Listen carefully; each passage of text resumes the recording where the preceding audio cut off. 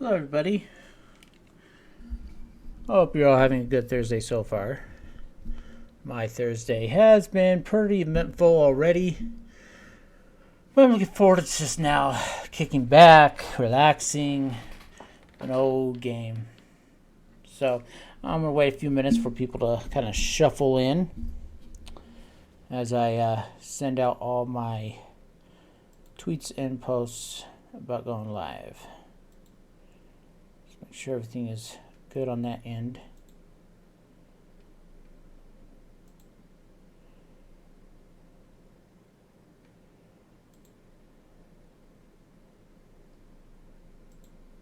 Okay, that all looks good.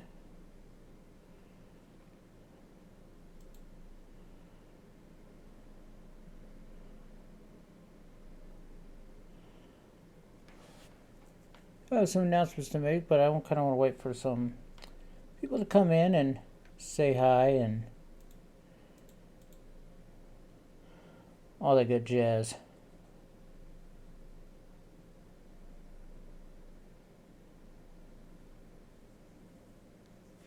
So I'm gonna take care of a few other things real quick, and I will be back to talk and start up the stream.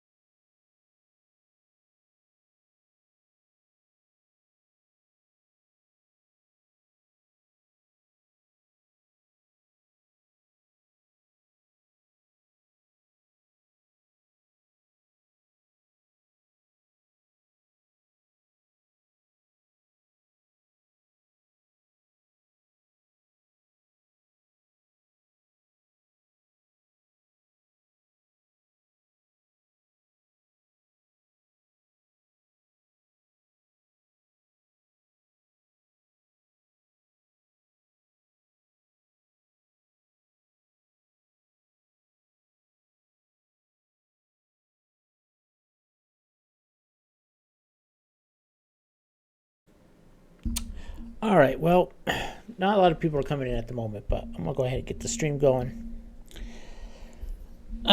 So I have a quick announcement to make. Thursdays are now going to be Throwback Thursdays. I'll be focusing on games that came out during my childhood and my teenage years. Any game made before 2002 will be considered. 2002 is when I turned 20, so I consider that more like my modern era. So my throwback time will be from 2002 back. I'll be playing games that I have played, games that I wanted to play, and games that came out during the time that I just kind of flew over my radar. I do have a huge list of games that I'll be doing for Throwback Thursdays soon. And I am going to get that set up on my Discord. By the way, I do now have a Discord. It's the Wolf's Den. I am going to... I have been still trying to work with things and stuff with it, so I need to find out how I can get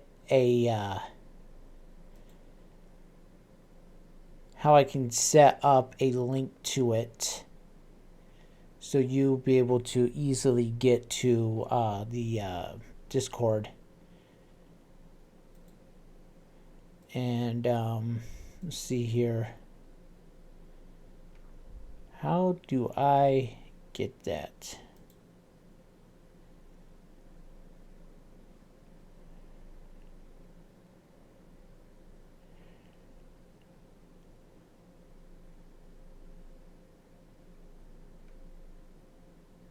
Yeah, I'm still really new with things, even with Discord. I haven't really used Discord all that often until just recently.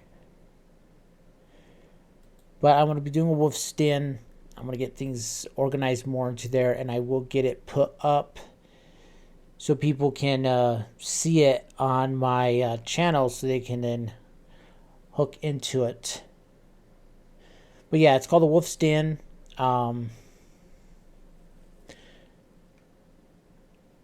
I'm going to have a list up on my Discord of games that I'm considering for Throwback Thursdays. If you have any game ideas, I do have on my Discord a games request page that you can place down games requests for me to play. It could even be modern stuff too on that. Doesn't necessarily mean I'll do it, but I will take a look at it and see if it's something I would like to do, or see if even I already have the game. I have a schedule up now, and I am going to put the schedule down on my Discord. But in the meantime, right now, I'm going to mention out the schedule I have right now on my Twitch page. Let's see here.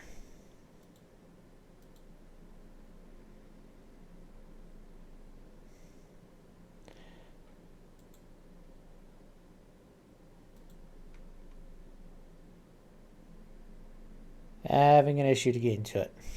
Just a second here, buddy.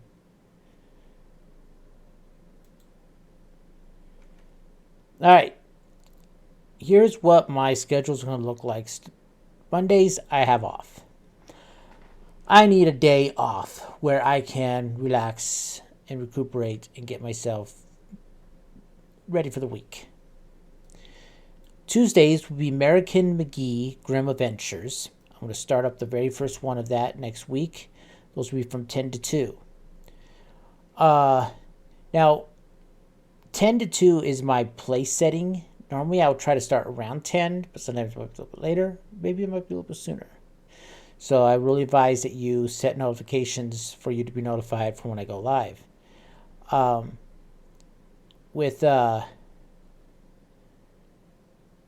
See. 2 o'clock will be my general end time. Sometimes I may end sooner, but very rarely. It'll most likely be a little bit later. Depends on how the day's going and what's going on later on in that day, that I may end at 2. Maybe I might end a little bit later. Depends on what I have planned. Wednesdays will be Mass Effect. Mass Effect Wednesdays. That will be from 10 to 2. On Thursdays, my Throwback Thursdays, Right now, Star Trek 25th Anniversary. We might get done with it today. I have already, I've not enough time that we still have 6 hours ahead of us to do this. So I might be able to finish it or get really close to finishing it. If I don't finish it, it will be the start of next week's Thursday. If we do finish it, we'll start up on Star Trek Judgment Rights, which is a sequel to it. After Star Trek Judgment Rights will be another Lucas Arts game that came out. Well, it's not another one. I want to send a play. I don't know what I'm thinking. All right. After that, I am going to take a break from Star Trek and bring in The Dig. It's a game that came out by Lucas Arts in the mid-1990s. And then after that, I'm going to jump into Star Trek Next Generation: A Final Unity. Yes, Star Trek Next Generation had their own adventures point and click. It's different graphical style though than the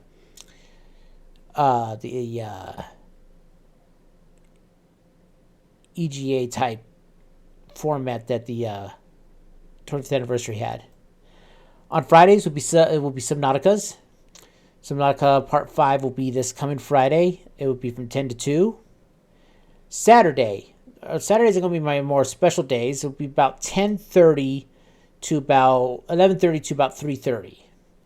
And this Saturday I have No Man's Sky that I want to start off with. The reason why I do 11:30 is because I do shopping on Saturday mornings, and sometimes they can run a little late depending on how I got out to the store, and how busy the stores were. Sometimes the stores can be downright terrible, especially on Saturday mornings. And then on Sundays, I'll have Grim Dawn, which really was a huge success last Sunday. I'm going to do some more of that. So on Sunday, from 10 to 3, I will also be doing Grim Dawn, and we will start up with part 2 of that this coming Sunday. All right, so I'm just going to wait a few more minutes here for some more people to come in.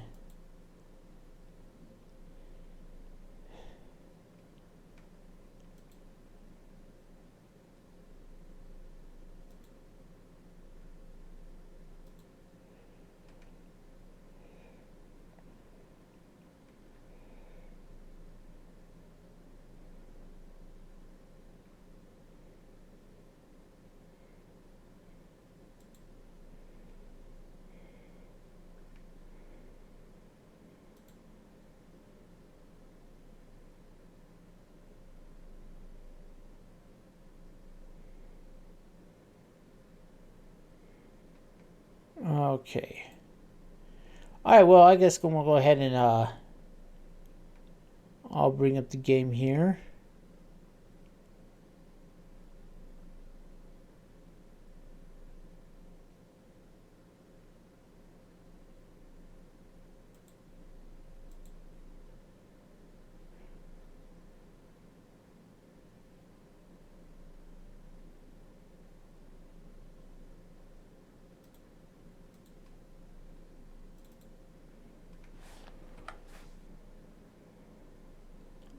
As I said on the thing, doing Throwback Thursdays, I'm going to indicate the dates that this game came out.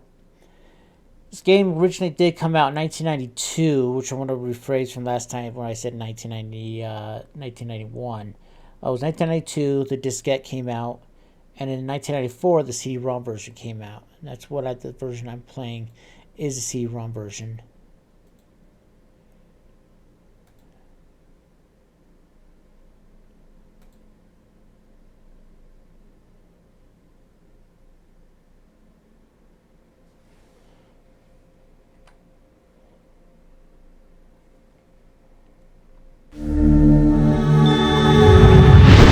Get through all that since we've already done all this. I really wish they would give you access to open up your save game from previously. Though the Enterprise's prime... Captain Patterson reports the Republic... Alright, let's go ahead and load. Alright, so where we last left off, Starfleet contacted us, says that Romulans have crossed the neutral zone and are now causing problems for one of the research stations called the Arc 7. So, let's go ahead and find out what Arc 7 is all about. Arc 7, a highly sophisticated arcology project looking into the origins of life in the universe. The project is being led by Dr. Carol Marcus, who, along with a crew of 17 members, is dedicated to unlocking the mystery of life. Further information is classified. So if you're familiar with Star Trek, Carl Marcus should be eyebrow raiser. Carl Marcus was in Star Trek 2, Wrath of Khan, and it seems like Carl Marcus and Kirk had a little fling because they had a son together. Marcus Carroll, the current chief of research on Station Arc 7. Carol Marcus is an expert in molecular biology, bioprotein development, cell mutation science, and radiation science. Dr. Marcus has been offered many posts in the Federation, but refuses to be involved in any project which may have a direct military application.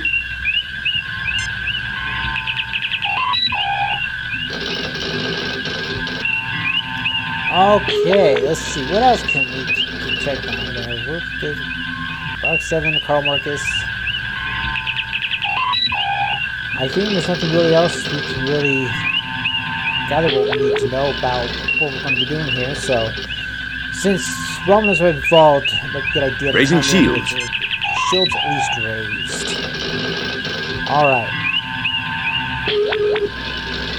Now I know Arc 7 for a fact is right here, because I play this game so often.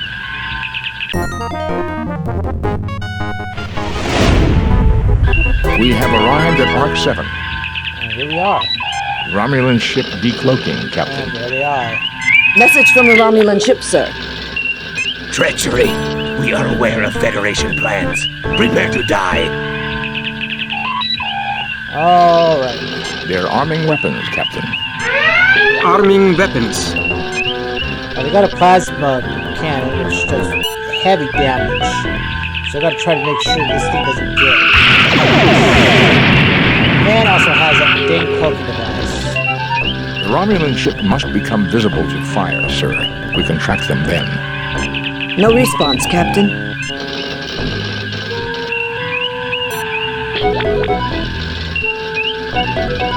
Ideas to kind of keep moving. There they are.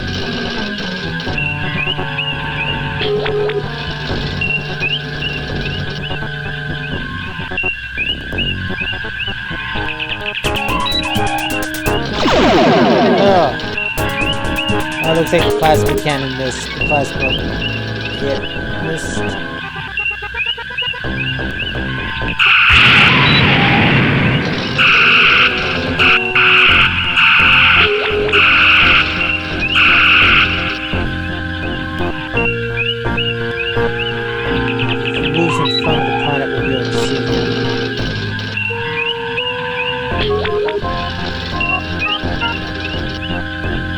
Also leaves me a sitting duck, so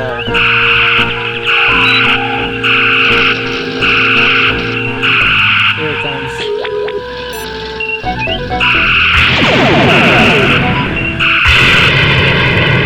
Eyes on it. Target analysis of. Okay, so we're getting some engine issues.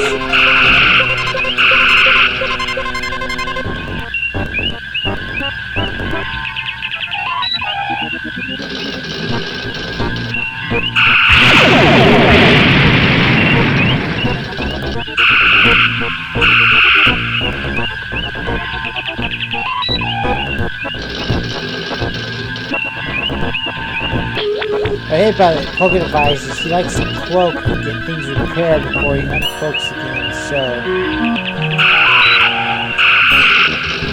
you see his engine issues are almost fixed.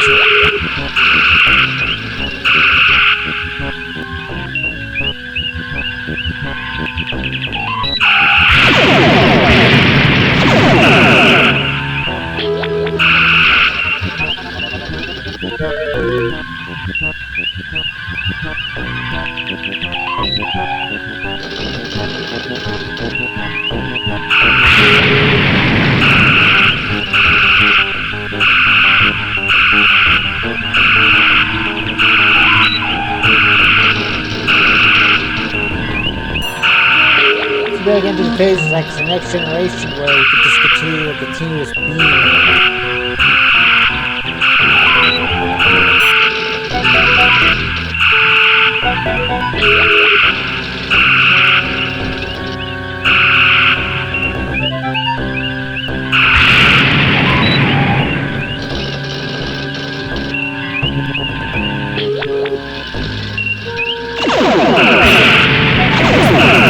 There you go. They activated a self-destruct device rather than be captured, Captain. Resuming course to Arc 7, Captain. Yeah, pretty good looking space station there. Captain, there is an auto beacon broadcasting from the station. Warning, warning. As per UFP Regulation 342-188564.3, Paragraph 3, this base is currently under a Class 3 biohazard alert. All personnel are ordered to stay away from this base unless they are part of a biohazard response team.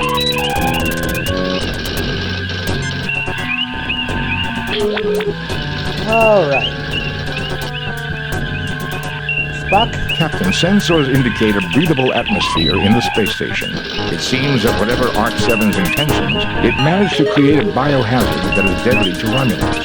17 humans and 10 Romulans are on the station. The humans are all in perfect health, so it seems we can beam over without any fear of contamination. Message from Arc-7, sir. I am Centurion Ardea Preax of the Romulan Empire. We have discovered your genocide factory here and have summoned help to destroy it. Our lives will not be sacrificed in vain. Alright, well, let's see, is there anything,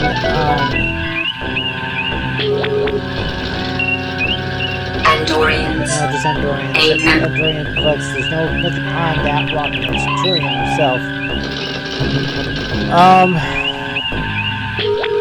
Yeah, well, we don't know any more about what else is going on here, so we can't really do a lot of research on finding out exactly what we need to do to solve the situation.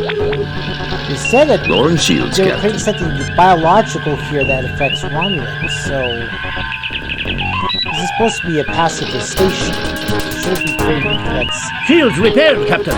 Well, thank you for that, Scotty. Okay, so, alright, let's go ahead and beam on down. Spock, come with me. Mr. Scott, you have the car.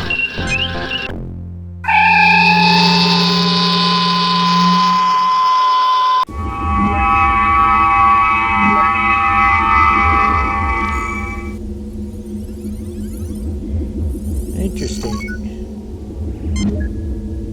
A Romulan bird of prey hovers menacingly on the view screen. You are on the bridge of the Arc-7.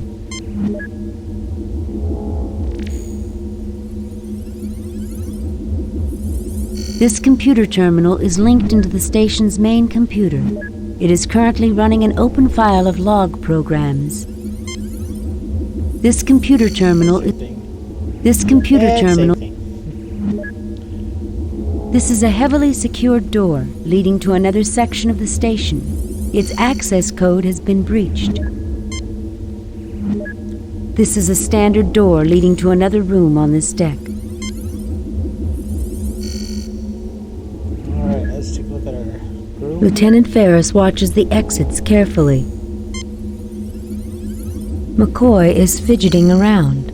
Likes to fidget. Spock is analyzing the surroundings. James Kirk watches the Romulan ship with concern. Alright, let's talk with everybody. This is a very dangerous situation, sir. We should proceed with caution. Nice view of the Romulan ship. How comforting. Nothing unusual here, Captain, though the station's computer may be able to tell us something. Strange that the bridge is empty. Stay sharp, everyone. The station's computer system might give us some answers.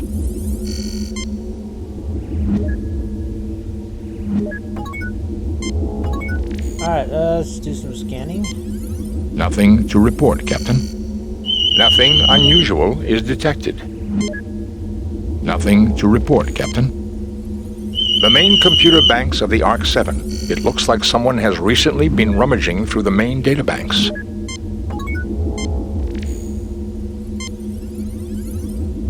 Alright, well, let's do Spock. Let's go ahead and... Dr. Marcus Log. Supplemental. Continued testing of the Ouroboros virus confirms its potential harmful effects on Romulan Vulcan humanoids. As soon as the spill has been cleaned up, we will sterilize both labs and purge the circulation system to make sure no traces of the virus will remain viable. Then all research files must be erased. We must leave no chance that this terrible accident will ever be repeated. Hey, Two-Headed Scroll, how are you doing today?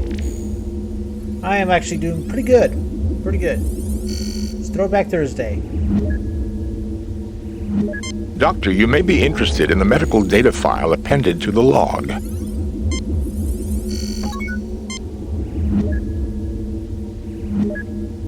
Now that's interesting. There's more here. All of Dr. Marcus' research data on the Ouroboros virus. Let me see. Virus growth patterns. Pneumococcal mimic affecting Romulan Vulcan genotype. Alveoli involvement in... Boy, Jim, this bug works fast. Is this really the time to catch up on your reading, Doctor? Now listen here, you pointy-eared... Gentlemen, I think we have more pressing problems. Jim, there is an appended medical database online. Also, it would be useful for me to experiment on how the virus grows in the presence of different gases. I'm sure the station has the necessary equipment. Alright, let's see. Is it airborne? Except for the Ouroboros virus, I'm not picking up anything unusual. All life signs are normal. The virus affects the Romulan Vulcan genotype, Jim. Spock is infected. Alright, well then, this... Please select subject file. Ouroboros virus. Ouroboros virus. Atypical growth patterns for L-type virus. Opportunistic pneumococcal mimic affecting Romulo-Vulcan genotype. Etiology: contact or airborne vector with alveoli microcollapse. Involvement immediately upon exposure. Dang. Tissue dehydration follows pneumal flooding. Mortality: 0.6 in 1.0 stardates. 1.0 within 2.0 stardates treatment, none. Named for the mythic world snake that swallows its own tail. Which means you can die 60% chance of dying within one star date, which is about like 1 day, and 100% mortality within 2 star dates, which is about 2 days. So this thing works fast and it is extremely deadly. Please select subject file. Ouroboros TLTDH gas. TLTDH gas. The chemical compound. Tantalum, bilithium, phthalo, dihydroxide, colorless, odorless, non-flammable, gaseous at 1 atm, and temperatures within the human norm. Early anesthetic among Vulcans and Romulans, in whom it produces laughter, feelings of exhilaration, euphoria, sometimes leading to unconsciousness. In post-industrial pre-space flight era, a social problem evolved when crude TLTDH became popular to cook up from non-conductive tantalithio compounds commonly used as electrical insulation. So basically people cooking it up in their own area to get themselves high. Please select subject file. Ouroboros virus TL nitrous oxide. Nitrous oxide. A colorless non-flammable compound. N2O. Gaseous at 1 atm, and temperatures within the human norm. Early anesthetic among humans, in whom it produces laughter, feelings of exhilaration, euphoria, sometimes leading to unconsciousness. Please select subject file. Ouroboros TL nitrous ammonia. Ammonia. A colorless pungent compound, NH3. A common byproduct of metabolism in carbon-based life forms. Liquid or gaseous at 1 atm. Compounds widely used in agricultural, medical, and industrial applications. all these things have it's an important issue except for nitrous oxide in this. Ammonia is a big hint with the part right here. It says medical.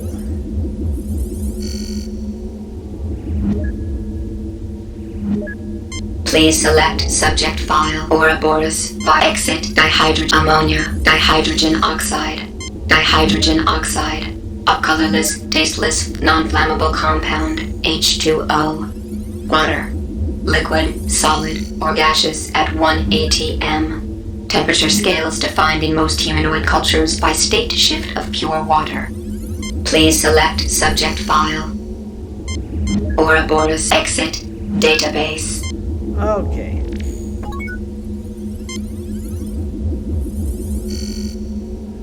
Alright, well, we could go through here, this door, or through this door. So let's go through here first.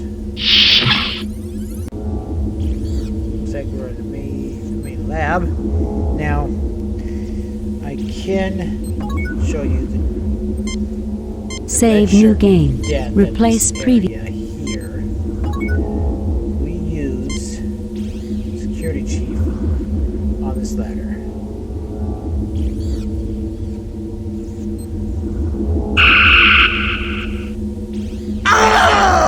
Now he screams after he's dead.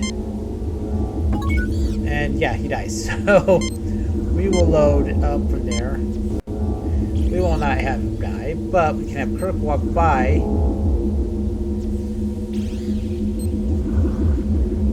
Watch out, sir. It looks like the Romulans have taken control of the lower decks.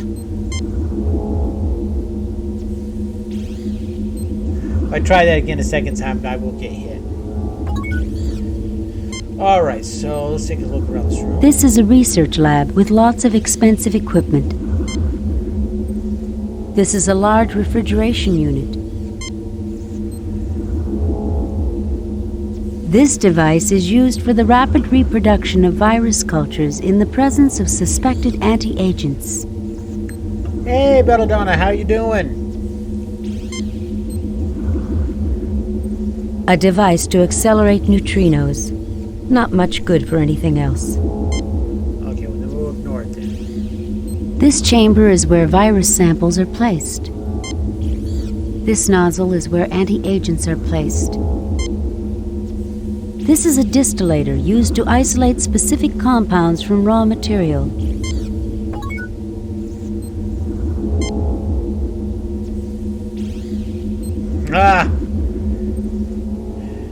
My days are going pretty good. Had a good interview, and now I'm back here to stream for the next, still about 6 more hours, so I'm feeling pretty good. I'm kind of looking forward to a long stream today.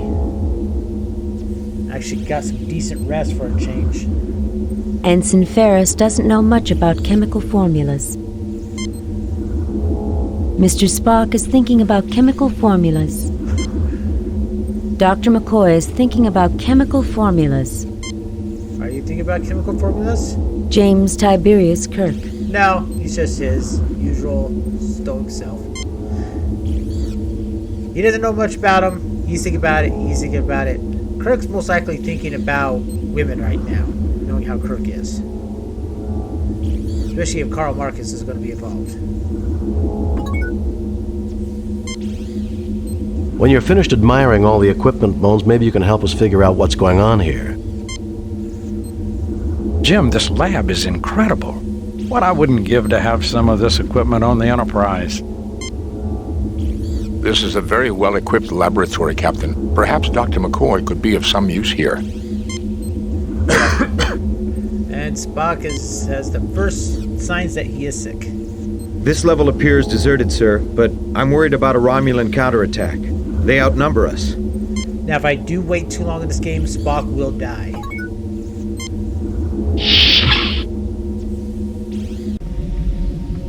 Alright, so where are we now at? Turbines of a Cochrane 500 class fusion drive, manufactured over a century ago on Alpha Centauri. I didn't realize that they use these old fusion reactors anymore. Actually, Doctor, as Mr. Scott would tell you, the Cochrane 500 is renowned for its reliability and perfectly suited for a station of this size. Hey, this thing's real old, isn't it?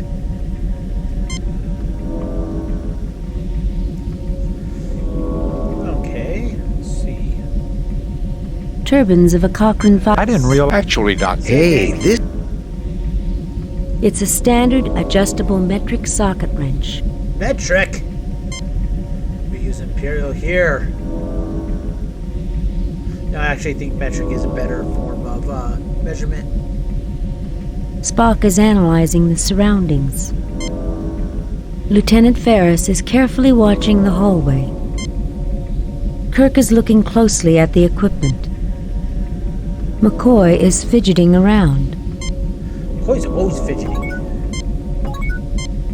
Oh, the station's fusion reactor. Very nice. What are we going to tour next? The ventilation system? At least all this equipment appears to be operating. Sir, I'll watch the door so we don't get cornered. Captain, the fusion reactor doesn't seem to have been tampered with. I suggest we leave the controls as they are. Alright, well, we can at least maybe scan it though. The fusion reactor is functioning at peak efficiency. There is no need to tamper with its current operation. Nothing to report, Captain. Nothing to report. Nothing to report. Nothing unusual is detected. Alright, well, let's see. Let's be on this storage closet here.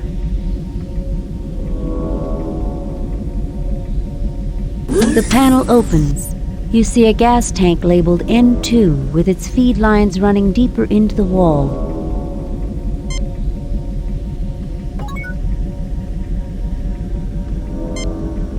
N2 gas tank.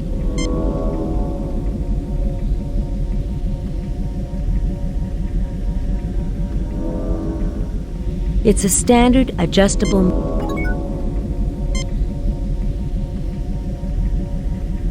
You pick up a large wrench. Oh yeah, sorry Belladonna about that.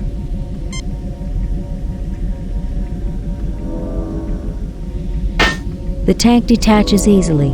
I guess this made it easier to replace the tank every so often, eh, Captain?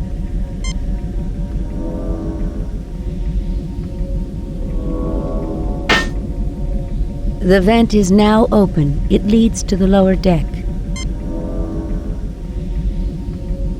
Okay, so, well, we detached the tank, but, The tank is too heavy to move by muscle alone. come on.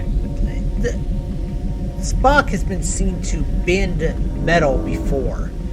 You think that he could pick this up and at least carry it a short distance away from the closet, but no, he himself is too weak to handle that tank. All right, let's can I Nothing to report. the ventilation shaft? There's nothing there requiring a ship's doctor. Well, you never know. This is a vent shaft that leads to the lower level. So, a funny thing in this, as you all know, ammonia is nasty smelling. Well, you could pour a liter of ammonia down this vent, and you hear all the Romulans down below cursing and screaming about the smell. Some of the funny things you can do in this game that just This is the engineering center for the ARC-7 space never station. think of doing. Alright, so I am going to rip open this access panel here. I'm going to show you a pet peeve of mine. The panel is open. You see vast quantities of dust and stripped insulation from wiring repairs made to the console in the past. All that wire installation there. Some of you know I'm an electrician by trade. That is a big pet peeve of mine. People leaving insulation behind. Clean up after yourselves. Pick up the insulation. Because it's just not right to leave all that insulation there. Dust, that happens. But insulation, you can easily pick that stuff up. It's not that hard to pick up insulation that you stripped off of wires. It's very easy. But anyway, we'll have Kirk pick up a handful of that stuff. You grab a handful of insulation. Even though in here, that doesn't look like insulation. It looks like bits of wire, because insulation is supposed to be, no wire is supposed to be in it. It's supposed to be just bits of plastic. But wiring repair jobs sometimes make a mess. This insulation was left over from someone who thought their repair is good enough. Exactly. Clean up after yourself. If you're an electrician, clean up after yourself, please. I don't want to have to clean up after your mess. Alright. Now let's start to get work on some stuff here. I forgot to scan all the equipment in this room. Let's do that now. A Hawking neutrino accelerator. It is one of the finest in production today. And Hawking is actually a particle that's used in measuring black holes. A Crygelion 2 basic compound distillator. Excellent piece of equipment for reducing complex materials to their basic compounds. Residue of a viral agent is still within the chamber. Nothing to report, Captain. There are multiple culture samples of the virus within the freezer, Captain. Alright, so let's go ahead and grab ourselves a virus. The freezer filter. unit is too large to take. Oh, I'm sorry, Belladonna. I remember the days when my mom had trouble with our sewing machine, so she just went to hand sewing too. It's what I was afraid of, Jim. I think Spock is getting worse. Crap. We gotta hurry up and fix him up. Alright, so let's grab one of these virus samples. You take the Ouroboros virus culture. And I know where we need to put it, but let's take a look at it. Looks like a hockey puck. There are many virus culture dishes, all of them labeled Ouroboros virus. Danger. Alright, let's go ahead and place this guy in here. I know what things I'm supposed to do since I played so many times, so I'll try to explain as I go along. Now, we're going to need TDH gas, which says can produce consciousness in Romulans and Vulcans. Well, we can make that stuff. And remember in the file we read, it said that sometimes people would cook up the gas in a crude state by using installation from wiring. And we have installation. You have distilled a quantity of polyberyl carbonate.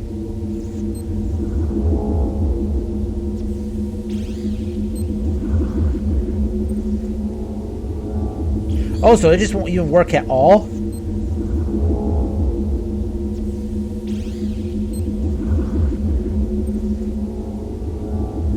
You have to say, okay, so yeah, we have in our inventory this little thing here. This container contains polyberyl carbonate produced from insulation. Alright, now we need to go here.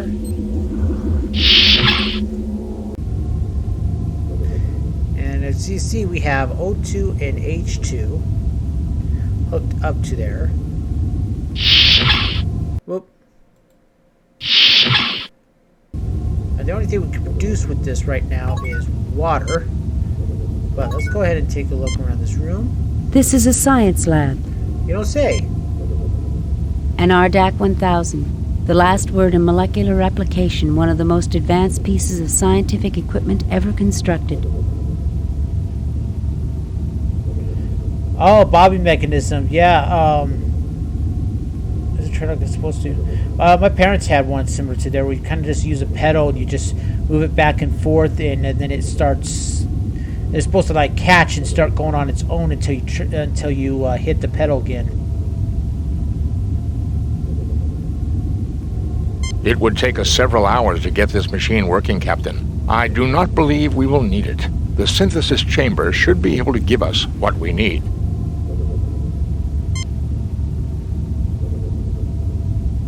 A gas tank marked H2. Yay! Victory! Da da da da da da. Yeah, I need to get sounds going.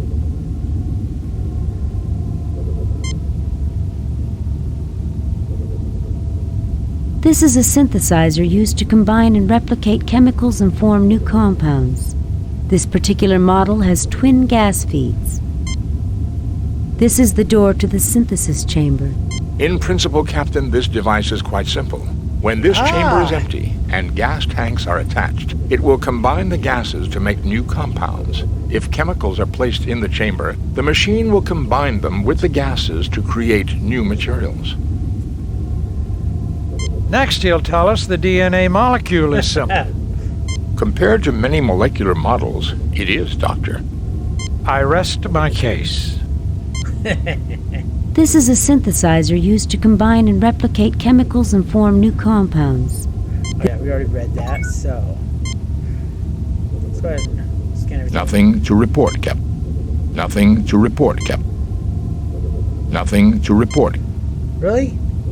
Nothing to report, Captain. Seriously? Nothing to report. Nothing to report. Okay, I guess he just has nothing to report.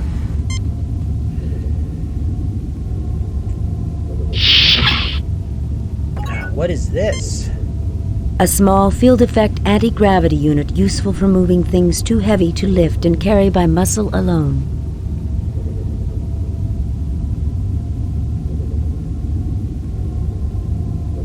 Yeah, my mom also kind of preferred push pedal too. She thought the electric ones moved too fast, and she was always afraid that she's going to sew half of her finger to the clothing. All right, so we have an anti-grav unit. You take the anti-grav unit. Yeah, give yourself a moment to breathe before you start working with it. Alright, let's go ahead and turn on the gas feed here and just make sure that this system is working right. Gas feed is on. So Spock, if you would do the honors.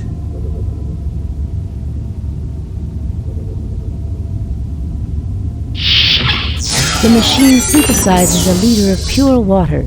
Oh, that sounds good. I forgot water. So I'll be right back before Mama Pam gets on my case about that. Be right back in just a few seconds.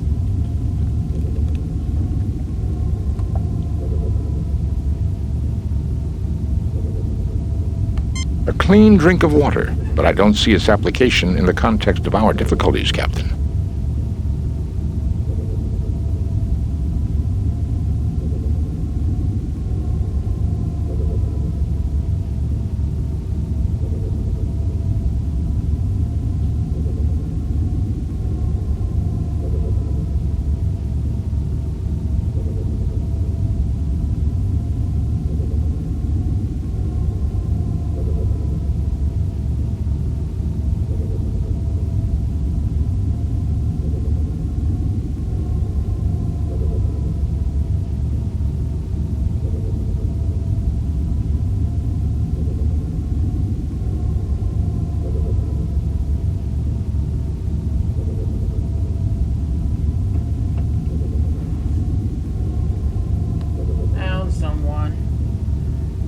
Say hi again to the internet.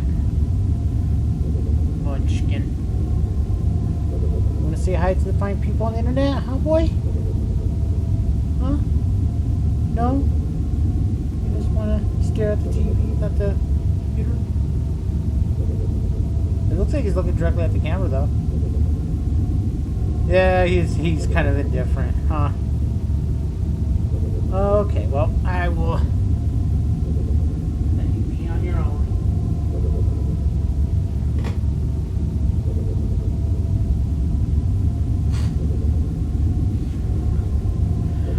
Okay.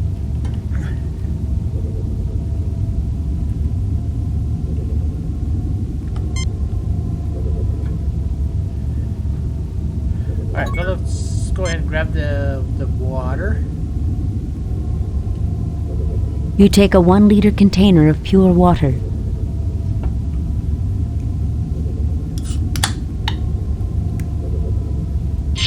Alright, so we know the synthesizer is working correctly, so let's go ahead and deactivate the gas feed. Gas feed is off. Alright, let's go grab that container or that container of nitrogen.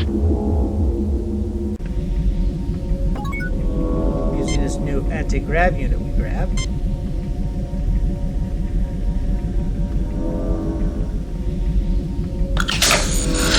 You attach the anti-grav unit to the gas tank. It can be moved freely. It sure beats hauling it around on our backs, sir. Keep that up. It's ensign and I'm well, is he an ensign or a lieutenant? Lieutenant Ferris is carefully watching the hallway. Okay, Lieutenant, you keep the attitude up, Lieutenant. I'm going to have you carry it actually on your back. I know I sound like I'm being mean to him, but I'm still kind of bitter that this game doesn't allow you to kill red shirts. Well, you can, but then you get penalized for it.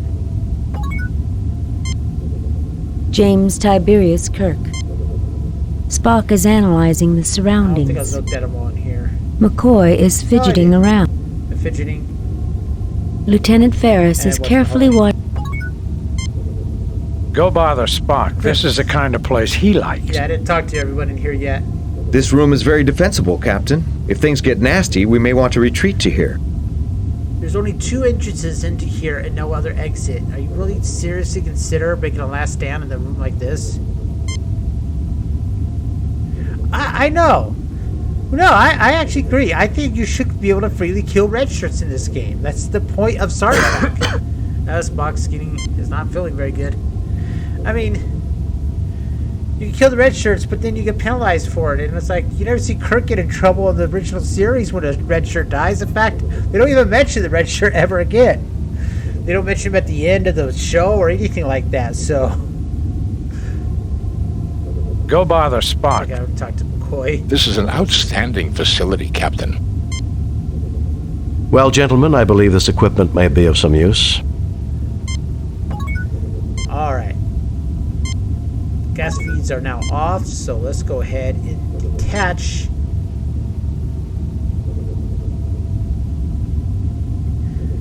Nothing happens. What was ammonia made from? Let me go look back at that file here.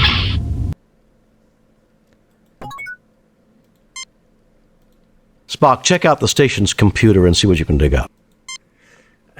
We already did that. I just wanted to take a look at ammonia again to see what the chemical components are of it.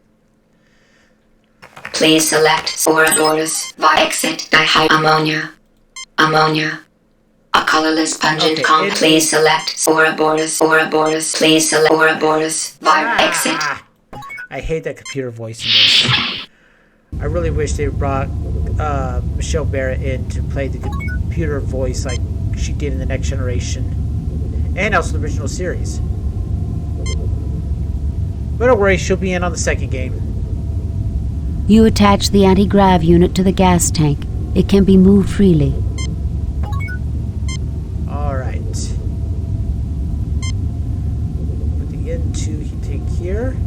You install the gas tank to the synthesizer's feed lines. Now let's turn on.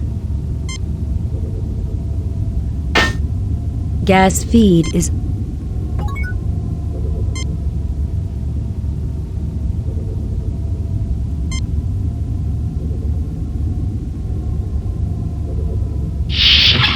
The machine synthesizes a liter of ammonia. I hope you don't want me to swap the deck with that, Captain. You know what? For making that quip like that, I'm going to have you actually swap the deck with it. I think we can... Oops. Kirk says I think we can store this away and not worry about it. But... no, I think maybe he needs to do some cleaning. You take a 1 liter container of ammonia. The red shirts do nothing else in any of these chapters. All of them are absolutely useless. Either they get hit with phaser fire, they get killed, or they just stand there and make stupid jokes. If you can tell, I'm kind of in a mood today. I'm happy, so I get a little, I don't know how to say it, snippy in little things. Not that I'm grumpy or anything, I feel good, so I'm just very talkative when I feel good. Alright, McCoy, let's see, does this work? Eureka, this is it, Jim. There's not much, but all I need to do is synthesize some more, and we're in business. All right. You retrieve the Ouroboros cure sample. Let's take a look at this. This is Dr. McCoy's cure for the Ouroboros toxin. All right. Now let's get Spock cured up here. All right, Dr. McCoy, do your magic.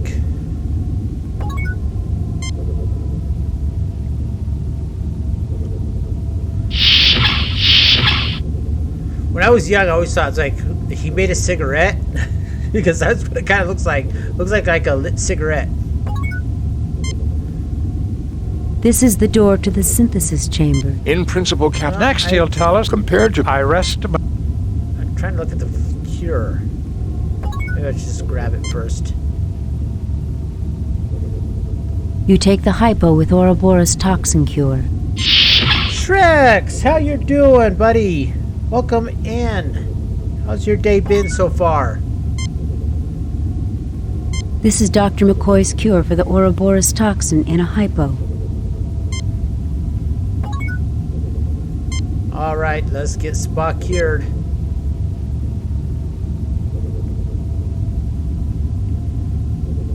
There, you're now cured.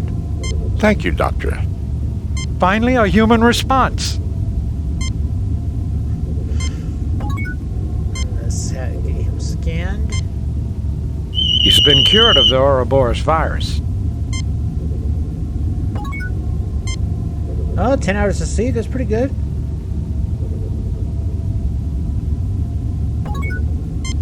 Sounds like you needed it. Good. Does he need any water? Nothing happens. Okay, I guess not. Alright, so let's go ahead and put this stuff into here.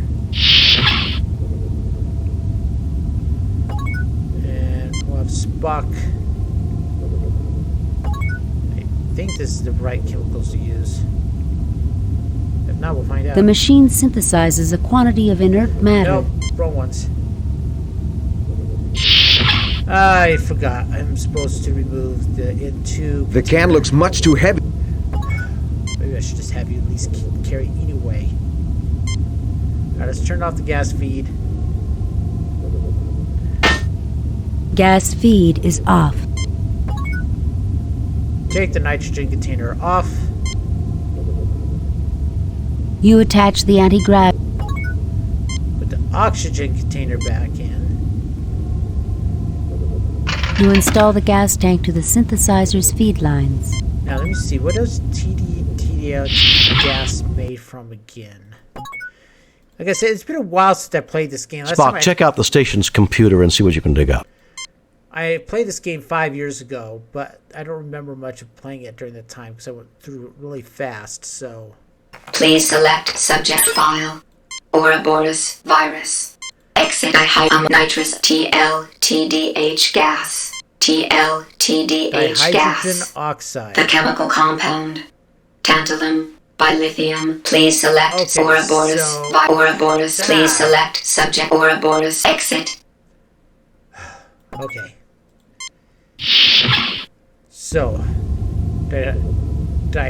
hydrogen oxide. Alright, so let's go make some more of that stuff. Luckily, Spock's cured now, so we don't have to worry about him dying suddenly on us.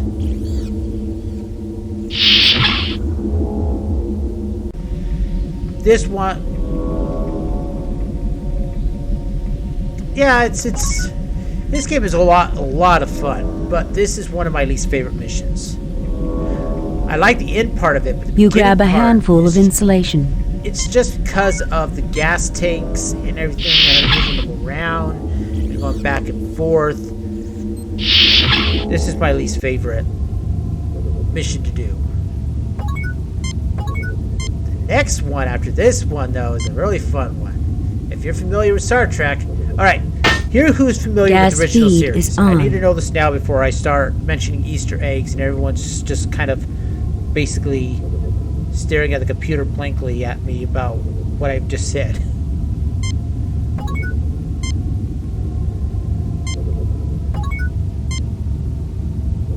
Oh yeah, I gotta make that stuff first.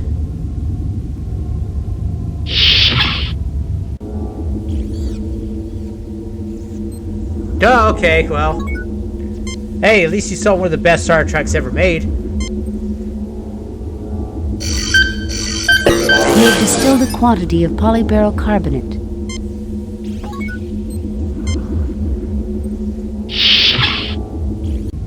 Well, the next one will have a hardcore fit in mud, which has plagued the crew in the original series twice already. In the original series, he is an interesting character.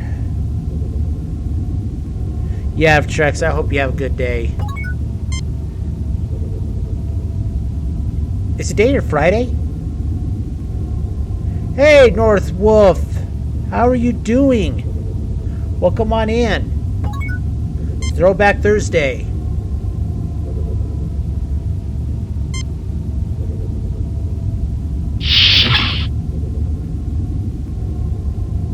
Alright, Spock. Maybe now we'll be able to create something that's worthwhile.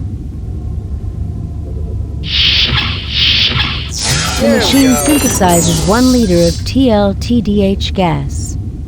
An unusual compound, Captain. It can induce laughter and feelings of exhilaration in some, much the way nitrous oxide affects humans. It doesn't affect Vulcans, of course. Actually, Doctor, both Romulans and Vulcans suffer its effects. Why, that's just dandy. Vulcan laughing gas. Please, Doctor, this is not a laughing matter. If I didn't get bad rating for it from Starfleet, I would actually open this container right here. Same with also creating nitrous oxide for the crew, for the rest of the crew. Because when you activate it, they start saying things. They'll like laugh, or they'll sing "I'm a little teapot, short and stout."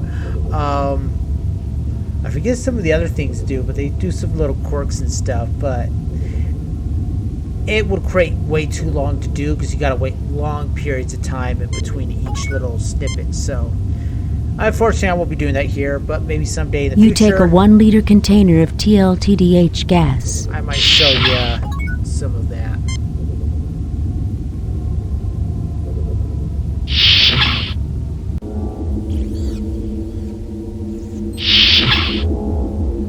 Alright, now we have this vent here that leads to the lower decks where all the Romulans are hanging out at, so...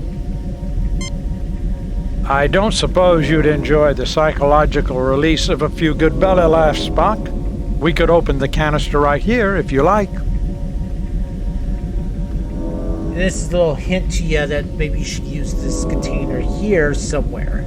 I would strongly recommend against it, Doctor. And we just pour this entire liter down this shaft. With a hiss, the Romulan laughing gas billows down the vent. You hear the muffled sounds through the vent of hearty Romulan laughter, followed by the dull thud of bodies hitting the deck.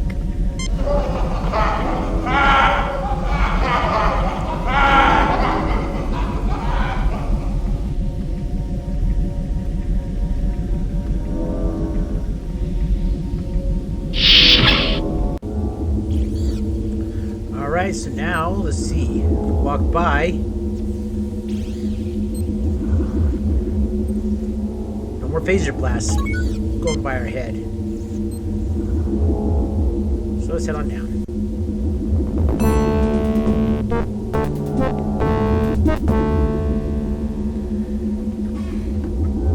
Excuse me.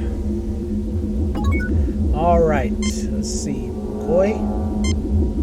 Jim, we've got to help these men before they die. They're all very severely sick. So, let's get them all taken care of.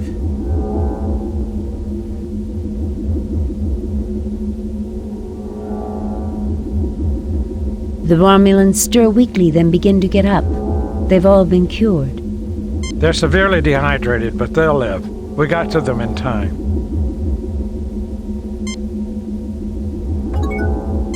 Alright, let's talk with them. I don't know if this should talk right now. It says they're severely dehydrated, so let's go ahead and give them all water. The Romulans drink thirstily and empty the container. Take it easy now. You'll feel better in a few minutes. Good thing we had the water available, Jim. I can do it. With both hands. My wife can do it if she forces them. My dad can do it. My mom can't. My brother has some issues with can only do it with one hand. We aren't barbarians, in spite of what some people think. Alright, do you want to talk with us? Now, it looks like this one here is pouting. He is confused. Looks like he's contemplating deep thoughts. And he just has a dirt face. Alright, let's go ahead and scan, make sure they're okay. The Romulans have been cured of the Ouroboros virus, but they're severely dehydrated and need some rest. Alright, where are we? This is the Ark 7's crew quarters. There are only Romulans here. Ensign Ferris is looking at the Romulans in case one of them decides to try something. I don't think they're going to try something. They look way too weak for that. Mr. Spock is his usual stoic self. James Kirk views the scene with concern. This Romulan is groggy, but conscious. Damn it, I'm a doctor, not a diplomat. This Romulan is groggy. Okay, so they're all the same here, but there's this door here. This door leads into another section of the base. It says restricted above it, so this is probably a very important room across here. Let's talk with all the crew. They'll be fine now, Jim. They just need some rest. Well, there's a first time for everything. First time for what? Being surrounded by Romulans and not at gunpoint. I have been in more comfortable situations, Captain. I know, Mr. Spock, but we'll get through this. These Romulans appear to be a negligible threat, sir. Alright, we need to go get some more water. For any other Romulans we might have to cure and give water to.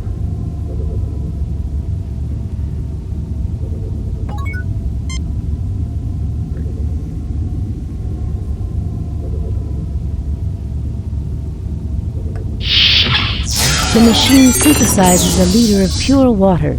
A clean drink of water, but I don't see its application in the context of our difficulties, Captain. Let's grab the liter of water. You take a 1-liter container of pure water. As I have some people here, I just want to mention again that my Throwback Thursdays will be any game that was made before 2002. So you see the games that were during my childhood and teen years, games that I grew up with, games that have changed who I am, and just games that I fondly remember when I was young.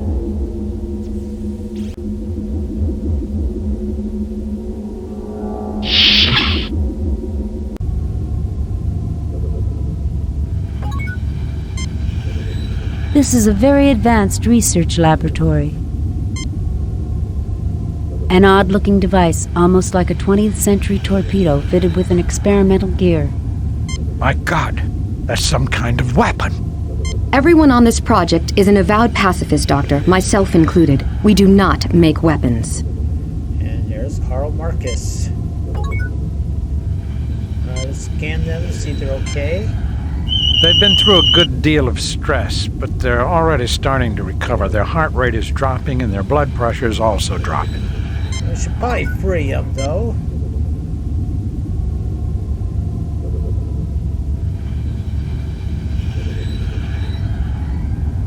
Thank God it's you, Jim. I'm so glad you came. And whoever they choose for voice acting Carl Marcus, so it's not very good. Thank you for saving our station, Jim. Hello, Carol. It's good to see you again. There was a time when I wouldn't have agreed with that statement. But I guess some things do get better with age. You always could put me in my place, couldn't you? That's the one thing I could never do. Your place was wandering the galaxy, and that's the one thing I could never give you.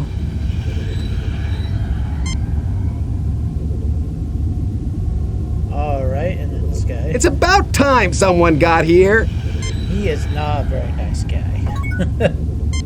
Dr. Anthony Cheever, the assistant of Dr. Marcus. Dr. Carol Marcus, head of this station's research team.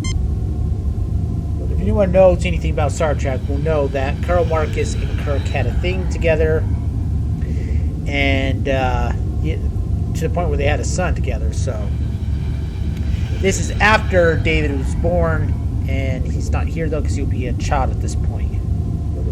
Some odd-looking equipment connected to the torpedo. What does this stuff do? What's going on here? We're conducting research into the origins of life in the universe. This is our equipment. We believe that, well, I guess you don't have the time. You can get the background in my doctoral thesis. This is actually the very early format of the Genesis project. If you remember from Star Trek Wrath of Khan, when they were looking at the file about Genesis, it said that the first part was done in a lab. This is the lab that they were starting to. This is very, very early Genesis project being worked on. Fascinating. This device contains over 10 million forms of life, patterns I have never seen before. We call this the cradle, Mr. Spock. One day I hope something wonderful would be produced here. Nothing to report, Captain. 16 is not bad.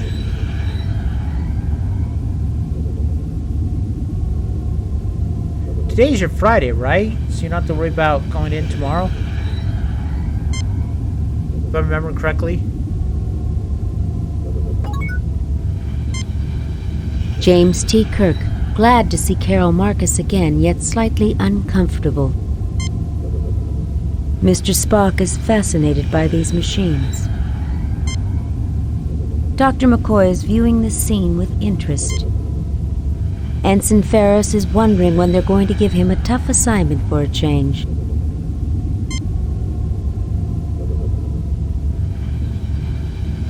This Romulan commander is unconscious. The hostages are scared but fine. The laughing gas did the trick, Jim, but the Romulan is still very, very sick. He's only got hours left. Okay, so we've got some time to talk with everybody. These Romulans appear to be a negligible threat, sir. Damn it, Jim, I'm a doctor, not a diplomat. These people will be fine. I've got to try to save the Romulans. Fascinating equipment. I believe I have seen this sort of equipment someplace before. We're testing the effect of radiation on combinations of simple and complex molecules. We're trying to see what new forms of life are developed and how they compare to our own early development. Fascinating. Then they accidentally created the Ouroboros virus, which affected Romulans and Vulcans. They tried to quickly destroy it, but then the Romulans found out about it and took it as a threat. Alright, so let's go ahead and cure this Romulan leader. The Romulan Preax stirs weakly, then begins to get up. He has been cured. He's severely dehydrated, but he'll live.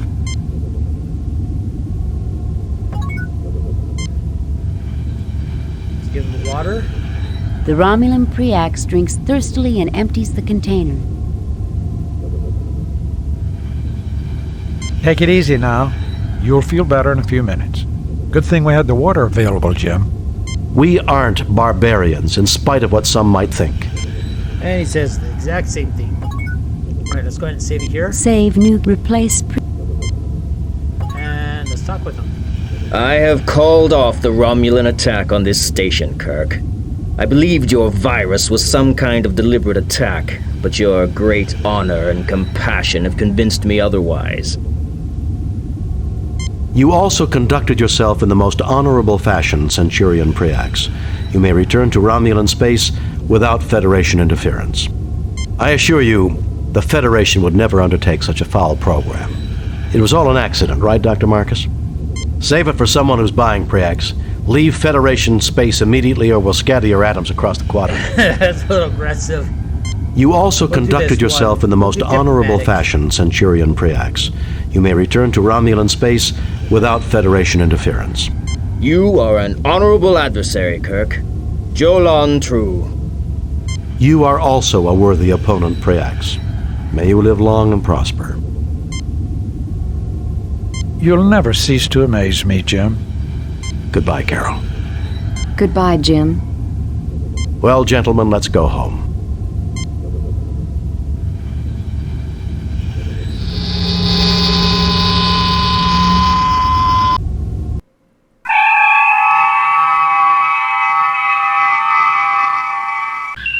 Message from Starfleet. On screen, Lieutenant. We have read your report on the problems at Arc 7 and evaluate your performance at 100%. You and your crew received 4 commendation points. A perfect mission, Jim. You are a model for all Starfleet. I wonder if I'll see Carol again. Well, if you don't, you can always drown your sorrow in some Romulan ale. That's illegal, Bones. Tell that to the Romulans, Jim. I found a whole case they brought on board the Arc 7. It'll never replace Scotch, Captain. No, it won't. That it won't, Mr. Scott.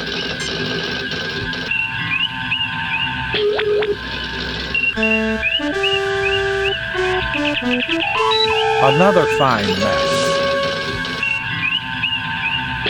Priority message from Starfleet. On screen, Lieutenant. We have reports of an undetermined number of Elasi pirate ships in your sector. You are ordered to proceed to the Harlequin star system immediately and investigate. Starfleet out. Alright. So, we're dealing with the Lassie pirates. Raising here. shields. Let's see if they have anything about the Harlequin system.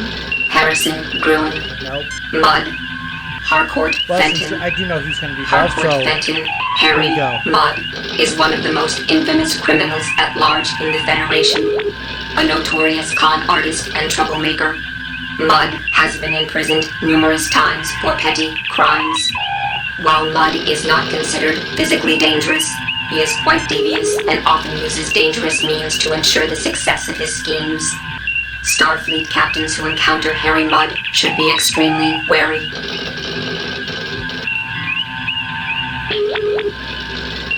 Harlequin, a Federation star system with 2 Class M worlds, both inhabited. Harlequin 3, Vardane, is an Earth colony that has been involved in controversy on more than one occasion. Harlequin 5, Aloysia, is a non-Federation world heavily influenced by Elasi pirates. Harappa, a star system whose 4th planet is the inhabited Class M world Chameleon. Chameleon has long been dominated by Elasi pirates, but lately has been struggling to break free of their influence. Okay, so... going to a area where Lassie pirates are known to be in. Yeah, we definitely want our shields up before we do this one. Let's take a look. Captain's We have log. 12 points. Got 100% on all our previous missions so far. Alright. We need to go here. I think that's right. No, it's not that one. That's one later. I hope it's right. We have arrived at Harlequin. 2 Elasi ships approaching fast, Captain. I'm also picking up an ion trail from a small ship, probably a scout. It left the sector just as we arrived. It appears likely that we interrupted the pirate attack on the scout. Message from the Elasi captain, sir. We'll show you what happens to those who come between us and our prey. Prepare to die! Pirates have retrofitted some kind of energy beam to their ships, Captain. It's very difficult to detect. Oh, great. are you doing? Aye, sir. Arming weapons. Okay, they got to jump on us pretty hard this time.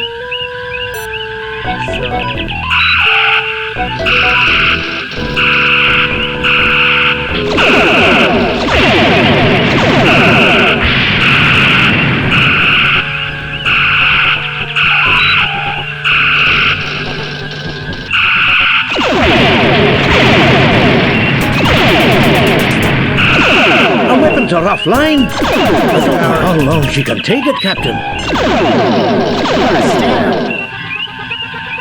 I'm not just bad on this. I guess they really got the jump on me this time.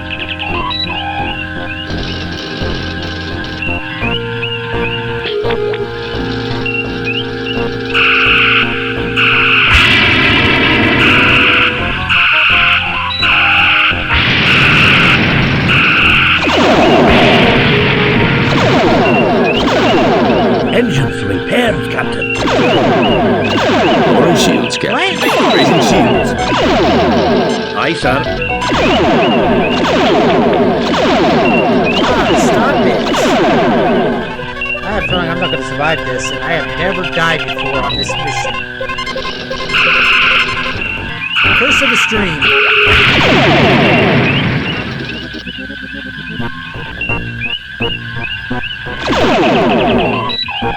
Come on, get off my case here.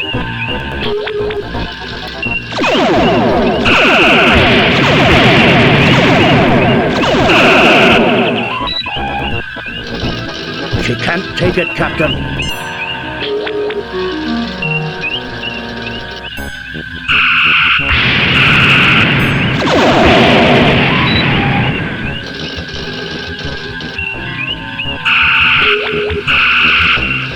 Way over there, so we're still going to take care of this guy.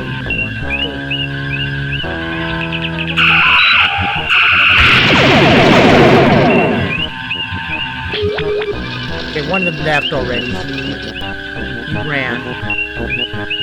So there's one last guy to take care of here. Damage on the hull. Aye, sir.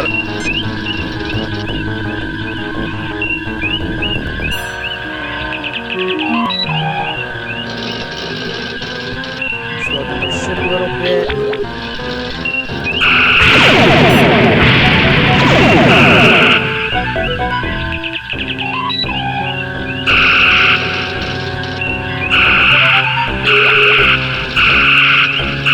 Looks like he's running. I'm gonna pay back. No, I'm not gonna catch him. The ion trail of the scout ship leads to the Harappan system, Captain.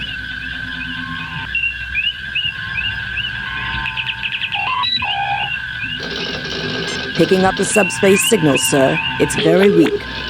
Patch it through, Lieutenant. Enterprise? Is that you, Kirk? Friend Kirk, I can't believe they sent you to rescue me. That sounds like...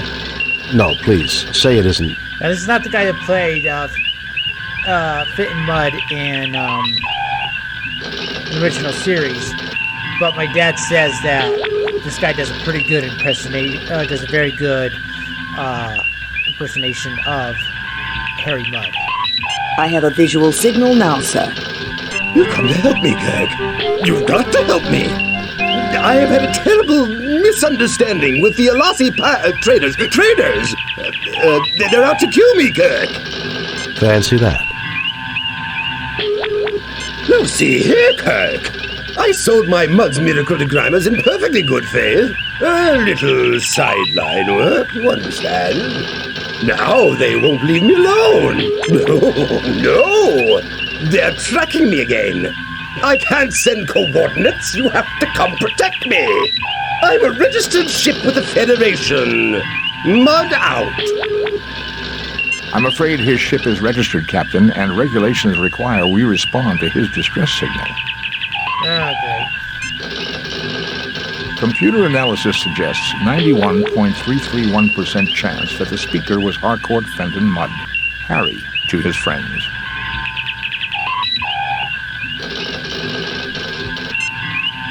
Starfleet confirms that we are to answer the distress signal and proceed to the Harapan system, Captain. No. I don't want to do this. Alright, well. Save new game place. Let's head to the system.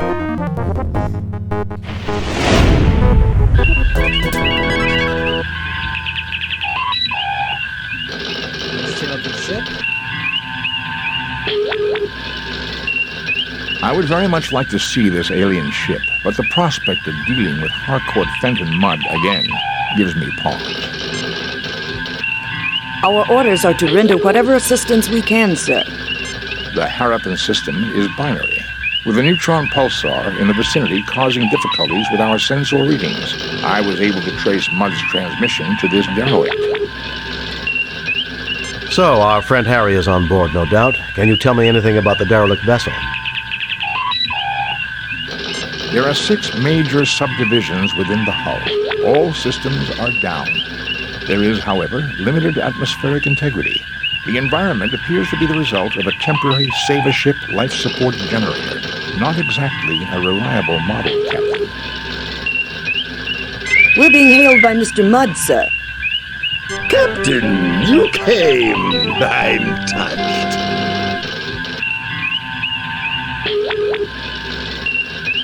Harry, I have to be touched in the head to have anything to do with you. How's your lovely wife, Stella? That was a dirty trick, Kirk. However, you'll be glad to know I let bygones be bygones. If the Enterprise will stand by and fend off any pirates, I'll just finish my salvage operations here and be out of your hair. At one point, Harry Mudd created androids, and one of them he modeled after his wife that he verbally abused because him and his wife have issues with each other. Before the end of the episode, Spock changed the programming on the wife android that would no longer respond to Mudd's responses. So, since Mudd made her be a nagger, so then he could yell at her to shut up, she starts nagging at him, and he can't shut it off, and as he tries to run away, the android chases after him. And that's what he means by, that was dirty trick you played on me, Kirk. Computer records document that you filed notice that there was no salvageable value here, and that the ship was a common passenger tug. Did I say no value? Minimal, Captain, minimal. I meant nothing looked promising when I filed the report. We both know my judgment isn't always perfect. I would say your judgment is never perfect, Harry.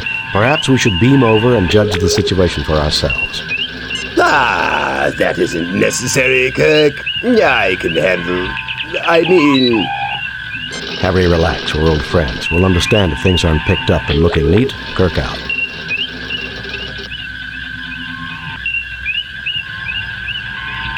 I'm trying to remember who plays his voice. Let me see.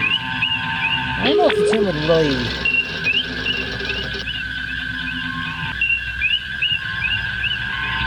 But I'm starting to kind of notice the voice sounding familiar too, not just because I played this before.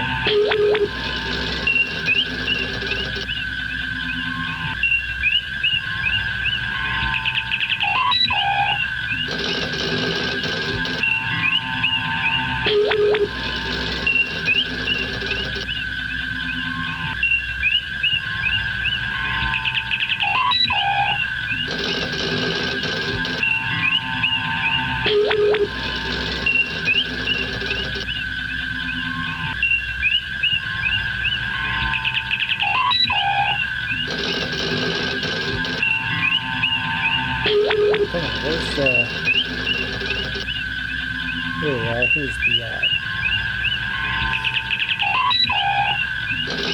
let's see.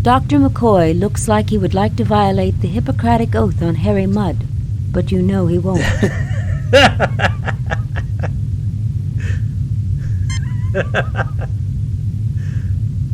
Lieutenant Buchard is standing around watching everyone else converse with Harry Mudd.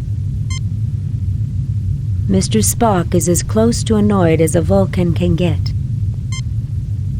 James T. Kirk looks rather exasperated right now. And this is when the Kirk will do his face palms when dealing with this guy. Harcourt Fenton. Whoops. Harcourt Fenton Mudd. Of course he's going to be honest and fair with you. Uh-huh. Jim, you can't seriously be thinking of helping Mudd after all he's done. Bones, Federation law is clear on this. Federation law protects everyone, even Harry Mudd. Yeah, and we all know how devoted I am to Federation law. Oh, yeah. Yeah. About as much as the Klingons are devoted to pacifism. Exactly. Given the past record of Harry Mudd, Captain, I strongly recommend that you do not trust him. Mr. Spock, whatever gave you that impression? I thought Vulcans were supposed to be logical. I am. Your record is that of a greedy, amoral, sociopathic fraud who preys upon human emotion, most notably gullibility. For once, Spock, I couldn't have said it better myself. Why, I've never been so insulted in all my life. So, you say you know how to break the gambling machines on Kurlon 4? It's a system that cost a gambler his life, boy. He crawled up to me and whispered it with his dying breath. And it can be yours for a mere 200 credits. Sorry, Mr. Mudd. My mother didn't raise any fools in her family. Starfleet! You're all the same. No sense of adventure. Why do I have the feeling that I'm about to have a bad day? Kirk, now that we're together... It was a rhetorical question, Harry.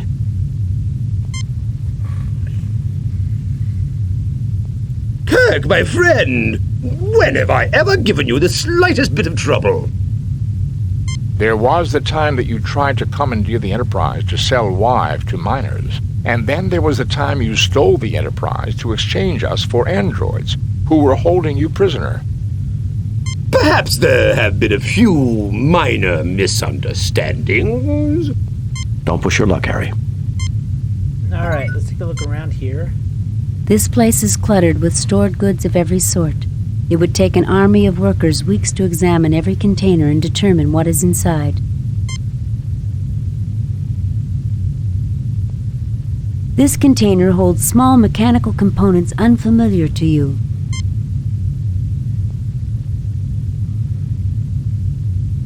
This container holds bricks of what might have been pre-processed food a long time ago. This place is cluttered with... This lens, about the size of one's thumbnail, magnifies like a fine optical glass. Odd-looking contraption small enough to hold in one hand. There are shiny, multi-sided spherical objects in this box. Let's see if Spock can scan any of this stuff. Nothing to report, Captain.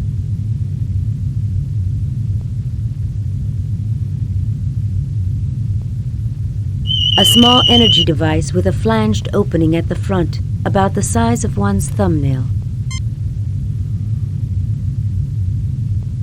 These are computer memory transfer media, probably designed for use with the alien computer system. Nothing to report, Captain. Very interesting thing about that, Trex. Kirk never says that exact line in the entire series. He like energize Scotty or beam us up or anything like that, but yeah, those, all four of those put together. Yeah, I know a lot of people mention it and stuff, and I still use the term too. I'm like, well, he doesn't say it in the show, but he at least says every single one of those four letters at some point. Just put them together then.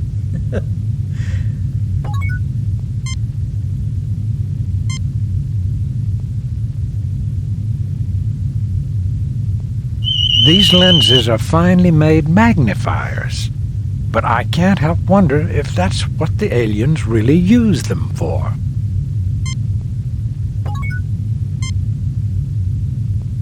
Alright, let's pick those up. Done. Let's grab one of these discs. Done. And let's grab one of these. Done. Done.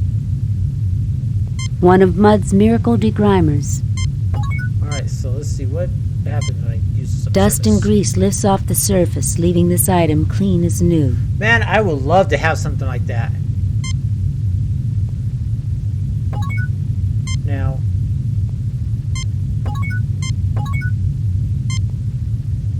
These lenses, about the size of one's thumbnail, magnify like fine optical glass. they're small, and there's a small opening on this. Can we put them both together? These two things fit together like they were made for each other. Now what does it do? Well, now I think we know why the Alassi pirates were so interested in finding out where Mudd was getting these. Basically like a, unlimited... Mudd's miracle degrimer with lenses attached. Sounds like they don't have a battery pack, so imagine you'd be able to use a phaser unlimited. Oh, down to 13 check-ins. That's good. That's good. Looks like you have some cancellations. Or is it that you already checked in 3 people?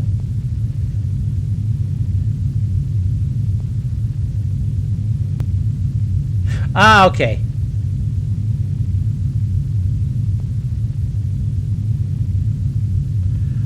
Alright, I think we've done everything we can in this room at the moment. So let's head downwards.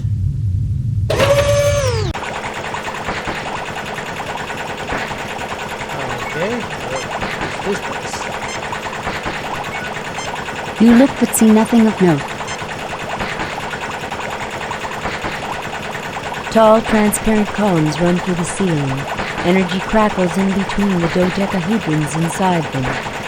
If you have to be bored on any day, Friday would be the best thing. Oh, and Resident Evil 2 tonight. Oh, I'll definitely be, I'll try to jump in on that when I go live, Shreks. I wouldn't mind watching some more of that. Especially now since we're going to be meeting Mr. X. You look but see nothing of note. A Save Ship emergency life support generator, generally used for temporary life support during evacuation of small damaged ships. Evidently, Mr. Mudd was unwilling to pay the price for a reliable salvage model. Of course. A salvage lock hatch, a common type used to link a derelict to the ship doing the salvaging. It appears that Harry Mudd managed to emplace this access hatch without significantly damaging the alien ship. Will wonders never cease? Sounds like he did do a little bit of a mess, though. Look at that pile of burnt metal. Or melted metal. You look but see nothing of note. This Save-A-Ship life support generator has seen a great deal of use. It was never a reliable model, being prone to break down without warning. It is, however, properly connected, with warning alarms for temperature, atmosphere, and radiation.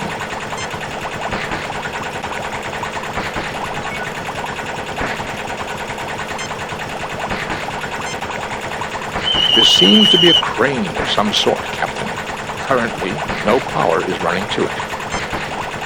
An unusual matter-antimatter engine, reminiscent of the designs created by the Hoopoon of Segamus 4. Lieutenant Bukert watches and says nothing. He's the strong, silent type. McCoy glances back and forth looking for a sign of Harry Mudd. James T. Kirk, exploring the unknown is one of the few pleasures that the burden of command allows him. Spock continues to examine the equipment with a scientist's eye. Unlike humans, I do not decrease my efficiency with meaningless dialogue.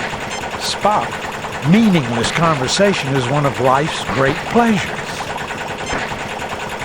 think sometimes it is. Just think of it, Spock. An advanced civilization with powerful technology and nearly unlimited knowledge, and yet all of that didn't save them. It is a sobering thought, Captain.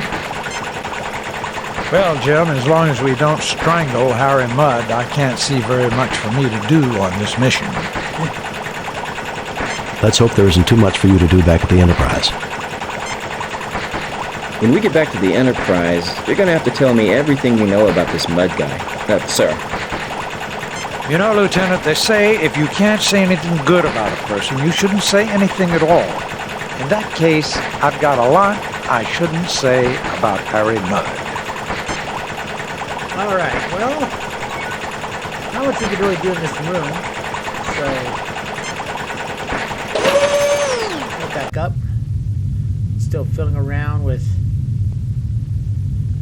whatever it is he's fiddling around with in there. Okay, so this looks interesting. All right, well, I am going to be taking a quick break here, so I'll be right back, everybody.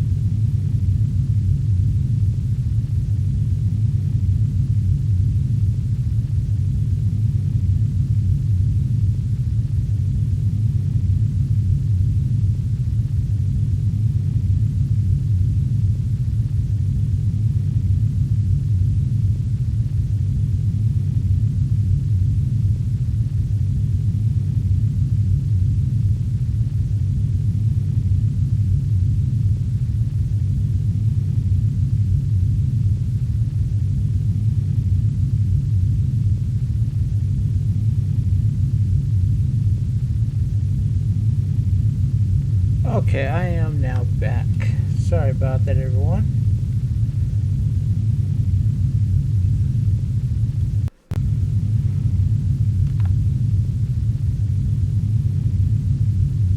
Okay.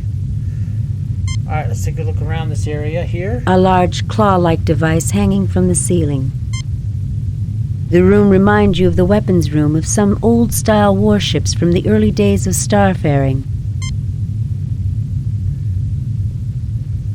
An elaborate piece of alien-looking machinery.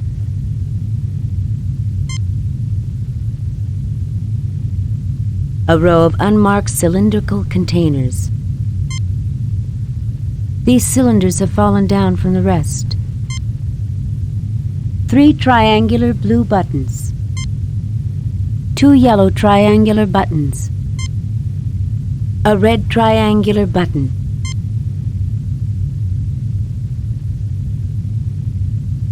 An elaborate piece of alien-looking machinery. Alright, well, let's take a look at James T. Kirk, dwarfed by the technology that surrounds him. McCoy is scowling, probably from your meeting with Harcourt Fenton Mudd. Most likely. Lieutenant Buchert waiting for a chance to perform his duty. Mr. Spock is looking forward to the moment that he can sit down at the main computer and analyze the findings of this mission. A most interesting technology, Captain. If the Alassie gets hold of this, they'll make Mudd seem like a perfect caretaker by comparison. I wonder what's happening on the Enterprise right now. Scotty will take good care of it, Jim. He has before. I know, Bones. I wonder where that Mudd has gone. I wouldn't let him out of my sight. Mind you, I'm not too crazy about having him in my sight either. It looks to me like these people knew how to defend themselves, Captain. That machinery in the middle of the room, however, is like nothing I recognize, and I thought I had seen just about everything. Alright, Spock, let's wait and see what your analysis is. A weapons delivery system. It appears to be an accessory tied directly to the alien equivalent of our ship's phasers and photon torpedoes. Unique, Captain. I believe these are self-referencing packed quantum cartridges. Power boosters! Oh, I've read about those, but they're just theoretical. Evidently, these are more than theoretical, Lieutenant Buchert. The energy initially released is infinitesimally small, but boosts itself until the power finally released is comparable to our photon torpedoes. The technical journals discussing the possibilities indicated it would create a weapon of greater range than those we have now, if not a greater punch. The machinery to deliver these cartridges would be an engineering feat as well, Captain. Buttons! We had to push buttons. Push the blue button.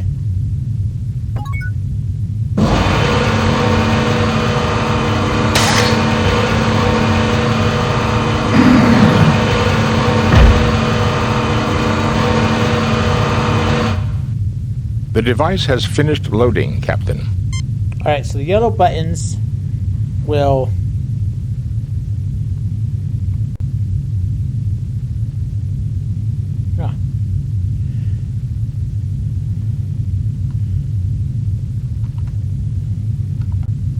There we go.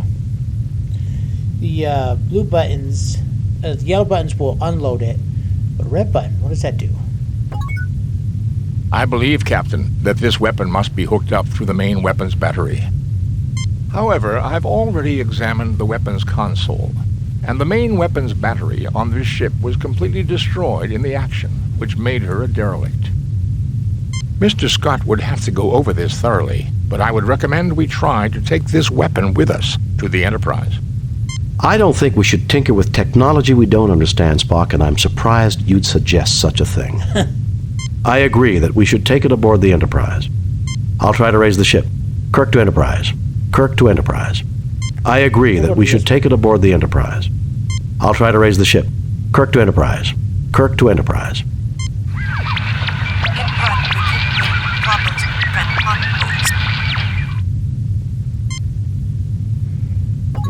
Let's try that again. Kirk to Enterprise.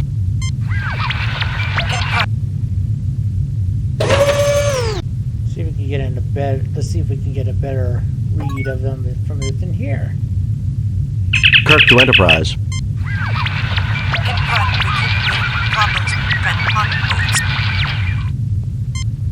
Well, they just said it was neutron star that's disrupting things, so apparently it was by the neutron star that's disrupting stuff. Let's hope Scotty gets it fixed soon.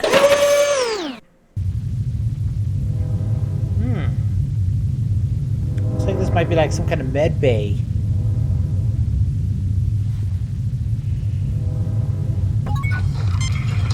You look but see nothing of note. Oh, shoot. Like, what is that? You look but see nothing of note. Really? Small containers of oddly colored liquids. This seems to be the main monitoring station for the beds. Above it is some sort of dispensary.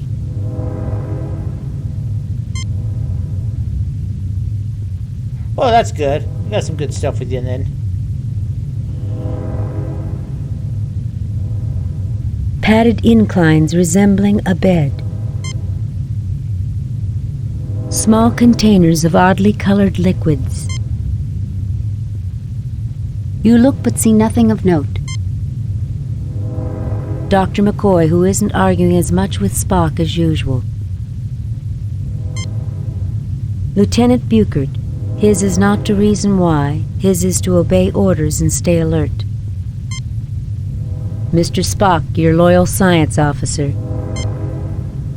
James Kirk, the paragon of a Starfleet captain, feels nothing like a paragon right now. I don't know if I would call Kirk a paragon. Are you religious, Jim? Is Harry Mudd a divine punishment for anything we did wrong? I can't think of anything we did that was that bad. Sometimes I wish I'd become an archaeology professor instead of a Starfleet captain. What's all these captains interested in archaeology as a hobby? Picard was the same way. You look troubled, Captain. Sorry if I was bothering you. I was just silently cursing the day I met Harry Mudd. Captain, count your blessings. We haven't met any salt vampires or deranged computers, blood-draining clouds, cell-imploding sirens, Greek gods, or any of the other things that people keep telling me about in security. There's not much I wouldn't do to not have to deal with Mudd.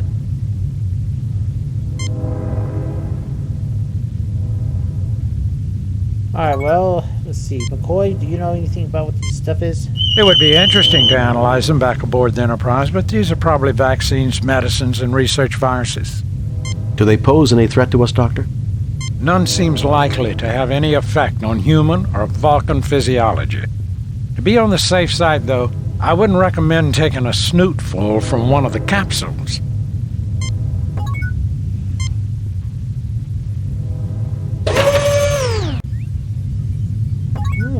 Looks like we... You look but see nothing. You see a plain gray screen. I'm trying to look at this big ball that's hanging up from the ceiling, but it doesn't allow me to access it.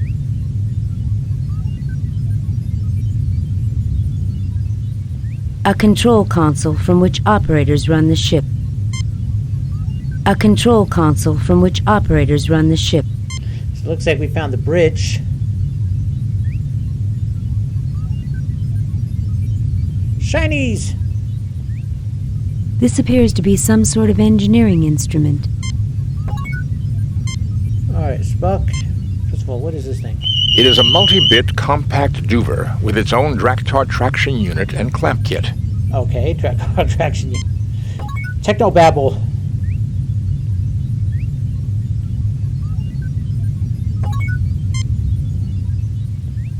A multi-purpose repair tool. So, Swiss Army knife.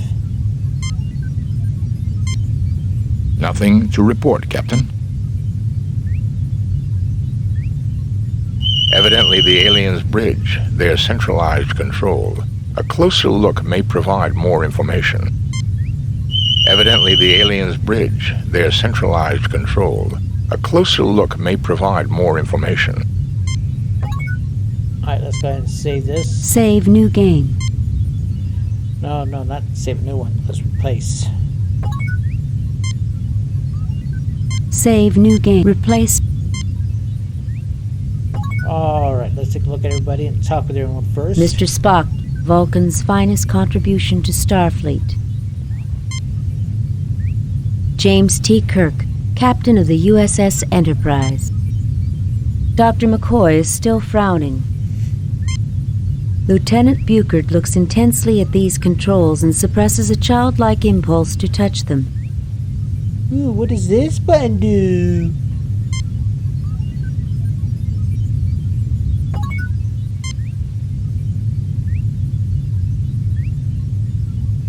We've done quite well so far, Captain. In spite of Harry Mudd. Speak of the devil. Where is that little angel? I'm speechless, Mr. Spock. Words cannot adequately describe this place. Boldly go where no man has gone before. We are here, Jim. This may have been their bridge, but this sure doesn't look like the Enterprise. Alright, I don't know why Kirk walked right up to where Spock was, but let's go ahead and have Spock. This is clearly the control center for the ship, Captain. I cannot deduce much information, but I do observe two things. Go on, Mr. Spock. This station definitely is configured differently from the one beside me. This shouldn't be surprising. After all, there are two stations. That may be, Doctor. But if you'll recall, all the Enterprise's different stations link into the same computer network bank, and... What else can you determine at this stage, Mr. Spock? These people have a fixation for the number 6, and even divisors and multiplicans thereof. 3s and 12s in particular. I believe this may be the necessary first clue to understanding the aliens.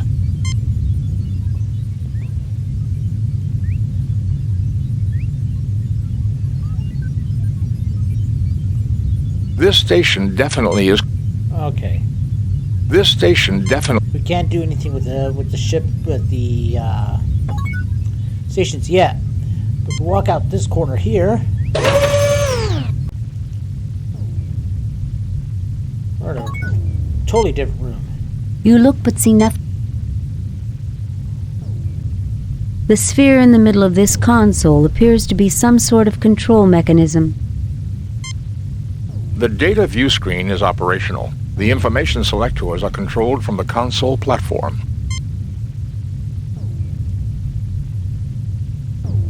You look but see nothing of note. Kirk is silently worried about what is happening back on the Enterprise. Sometimes you wonder if Spock will ever show emotion. McCoy is his usual crusty old self.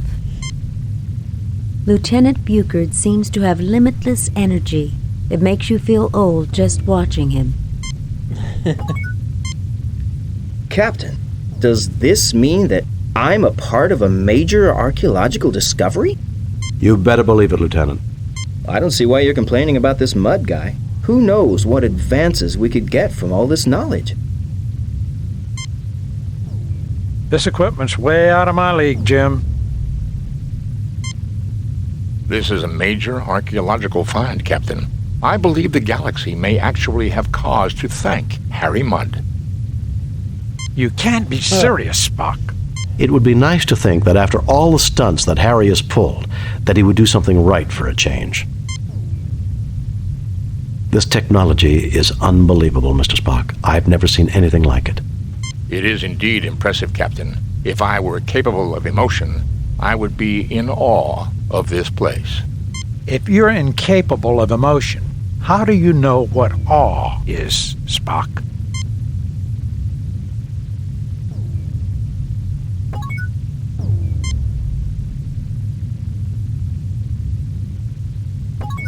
Alright, well, let's see. Let's have Spock scan this room. Nothing to report, Captain. This platform contains the control console for the ship's computer library. Data may be accessed by using this console. Alright, Spock. See what he can do. This seems to activate the ship's computer bank control node. Given the alien's predilection for multiples of 3, it may be possible to use our tricorders to decipher the information carried in these data banks. That would be quite a find, Jim. This is an alien race unknown to us, and they are certain to have knowledge new to us. Were the Universal Translator available, this would be simple. With the Enterprise out of range, that's not an option, Mr. Spock. What else can you do? Look, nowadays in the Next Generation, the Universal Translator is right in their comm badges, so they don't have to worry about having the Enterprise nearby. I believe if Dr. McCoy and I conjoin our two tricorders, we may be able to process enough sample data to get a basic understanding of the alien's computer system. This will completely tie up both our tricorders for an extended amount of time, however.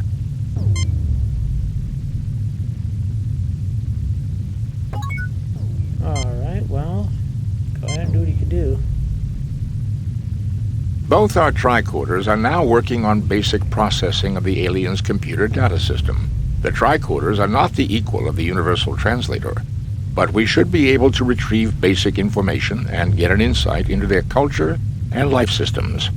I don't believe we could have gotten even this far had we not deduced their fixation on base 6 mathematics and aesthetics. The tricorders are again available for general use. The alien ship's computer data is now accessible from the ship's library.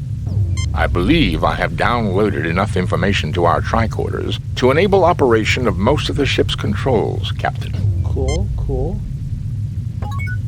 Alright, Spock. Not all topics will necessarily be available, Captain. Nor do I believe we can get full details on all data. The tricorders could only do so much processing. It would be worth our effort to locate the central databanks for delivery to the Korniforos Life Sciences University, I believe. To say nothing of fulfilling our mandate to seek out new life and new civilizations. I'm receiving data now, Captain. Most internal and external functions are controlled from the bridge. These include engineering, navigation, communications, and sensors. Weapons functions are controlled from the weapons room. I have found an entry on an experimental long-range weapon booster recently installed, named the Wyos weapon. It does not alter the power of the primary weapon systems, but it does increase the range at which those weapons are effective. I believe I can produce a picture of a member of their race, Captain. By all means, Spock. Look at their physiology, Jim. I think this explains the Lashaeans' fascination with 3s and 6s. It should be no surprise that physiology affects mind and behavior. I would say a 6-fingered, 6-eyed people would naturally develop their sciences and arts around base 6 numerical systems, just as I observed on the bridge. Medical knowledge is comprehensive and lifespan is extended considerably over archaic expectations with maintenance of quality of life. Interesting data here about the 6-eyed vision processing in the brain. Their eyesight must have been excellent and almost 300 degrees around. Okay, well, 6 fingers, 3 eyes on both sides, so yeah, a total of 6 eyes.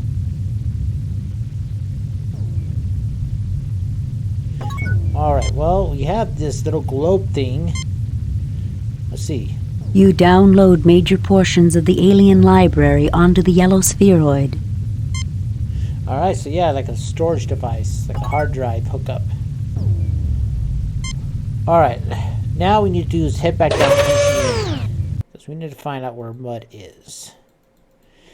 Now this is going to look a little weird. He's still here. Yeah, he's not supposed to be. In the CD-ROM version, he stays here, whereas in the floppy disk version that first came out, he will be gone at this point.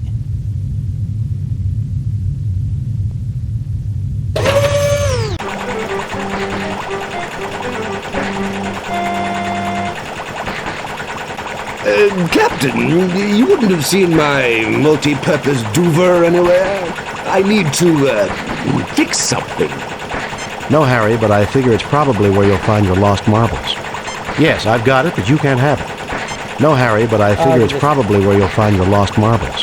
Yes, I've got it, but you can't have it. You really can be a headache, Captain. Maybe I can find a spare somewhere else. Good luck. Goodbye. Goodbye.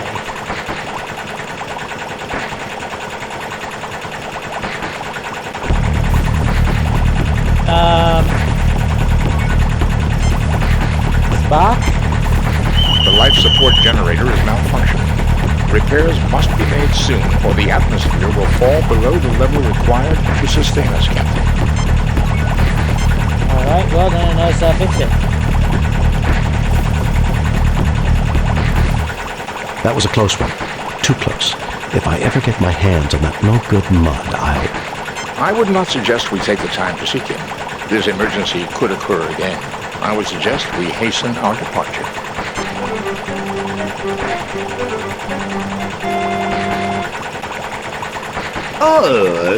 Was there a problem? He set that up to happen. He's trying to get us off the ship for some reason. Mud, I ought to... Sorry, no time to chat. I'm a busy man, you know.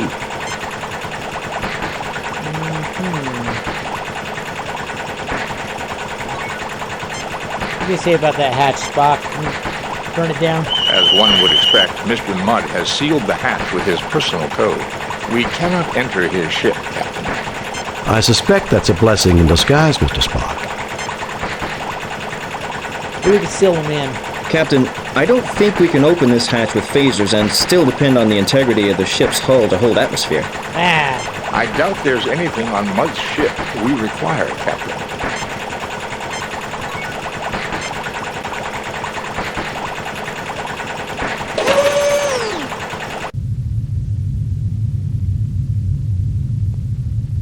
Oh, it's probably when I open up the Gold Boy. Or that when I click on something.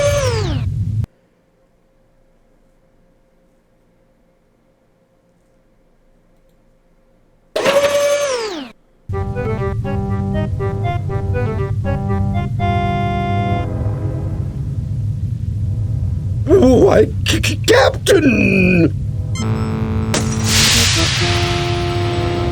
Oh boy. Jim, that doesn't look good at all. Harry, let me take a look at you and check whether that had some deleterious effect.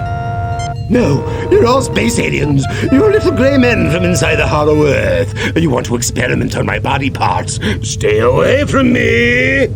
Deleterious effects. I guess I don't even need my tricorder to know that. You'll mind control me, kidnap my children, dissect my dog. If we can get him on one of the beds and get it active, I think he can be cured. Otherwise, he's likely to become increasingly violent.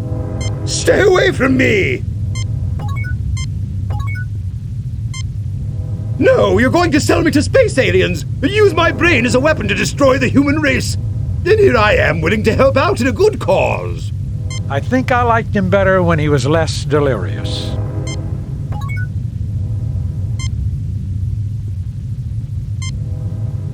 There's nothing there requiring... No, you're going to sell me to... I think I like... Harcourt Fenton Mudd, 3 of the most prominent psychologists in the galaxy, became famous by publishing case studies in sociopathy about him.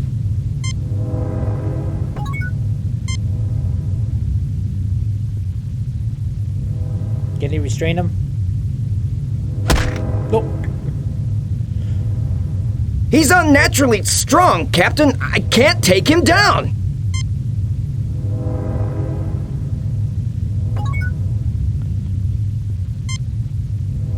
Spock, see if you can outflank him.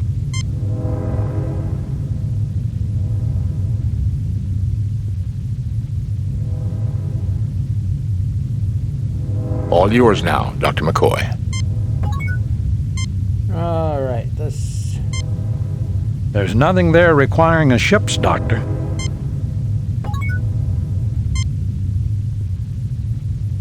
Let's take a sample from whatever he grabbed.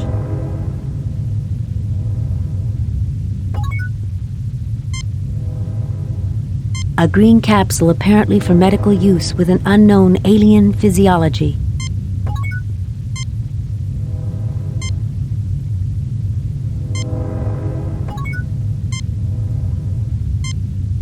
There's nothing there requiring... Well, let's put this in the computer system so we can Get it analyzed. The capsules slide into the machinery on the bed exactly as they're designed to. I'm telling the program, our physiology is not the same as the aliens' physiology. Don't want it to try to cure us of being human. That would be too much to hope for, would it not, Doctor? Cure the humanity out of me. Particularly when we're talking about Harry Mudd.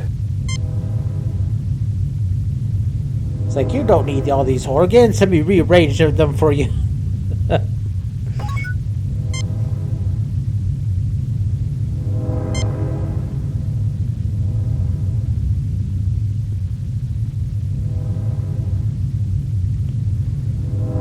Okay, Harry, you should start to feel better in a few minutes. Just lie there quietly until you feel like moving. Oh, give me something for this headache, Doc. A herd of Amari tree elephants landed behind my eyeballs and did a mating dance. Tree elephants? Okay. I can't talk to him right now, so... Okay. Alright, Spock, since we now know what we can do with these consoles, how about you go ahead and take a seat? This is the secondary station. With the limited understanding we now have of the library computer data, these controls can now be activated.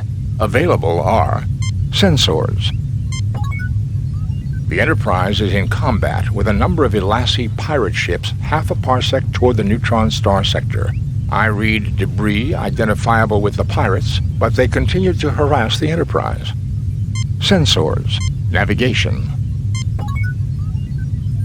The computer reports this ship is incapable of navigating anywhere at all without major repairs. We are definitely dead in space until the Enterprise returns, Captain. Sensors. Navigation. Engineering.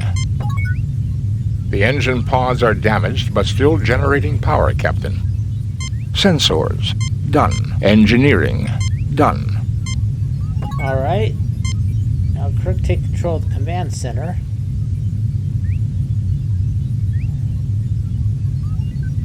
Thanks to the library computer... Communications. View screen. I guess the universe looks about like it did the last time we saw it. Communications. Scotty, report.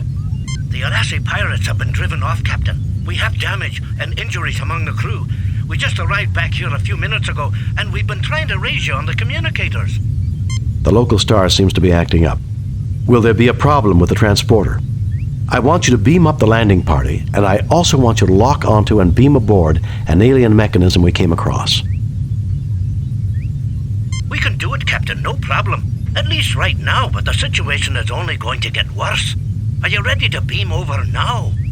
No, we want to look around some more. We'll call you on this channel when we're ready. Yes, bring us home, Mr. Scott. No, I need to have a word with Harry Mudd before we go. Captain Kirk, I was hoping to see you. I'm leaving soon and wanted to say thanks for the escort. Ta-ta! And I hope we never have to cross paths again, Captain. Don't rush off, Harry. There's still a few things we need to discuss. In such a hurry? And Stella said she was dropping everything to meet you here. Don't rush off, Harry. There's still a few things we need to discuss. Definitely, because he said this was the salvage was no value. There's a lot of value on this ship. You were selling high-technology weapons to terrorists and known criminals. Tell me why I shouldn't arrest you on the spot just on general principles. Because I am going to turn over a selection of samples to the Corniforus Life Sciences University. For free? Of course. One of everything I've found here. 5 of each. Captain! 2. 5. Remember, I could confiscate your entire stock as illegal goods. You might get it back through the courts in a few years. You drive a hard bargain, Captain. It's a deal. Haha. You have no idea what a great bargain it is, Mudd. I understand. No problem. Adieu, Captain. Bring us home, Mr. Scott.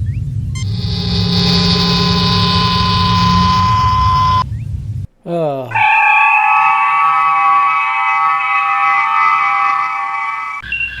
We have read your report on the problems at Harapan and evaluate your performance at 100%.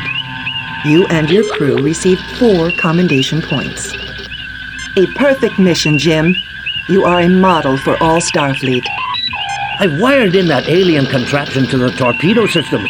It should boost the ship's firepower, Captain. Thank you, Mr. Scott. I only wish you could wire Harry Mudd to a photon torpedo. While you were away, Captain, I made some travel arrangements that I thought you would approve of. Travel arrangements? I think you'll be happy to know that I've arranged for Stella Mudd to meet her long-lost husband on Starbase 7, sir. Approved, Lieutenant. Take us out of here, Mr. Sulu. Next mission is my favorite.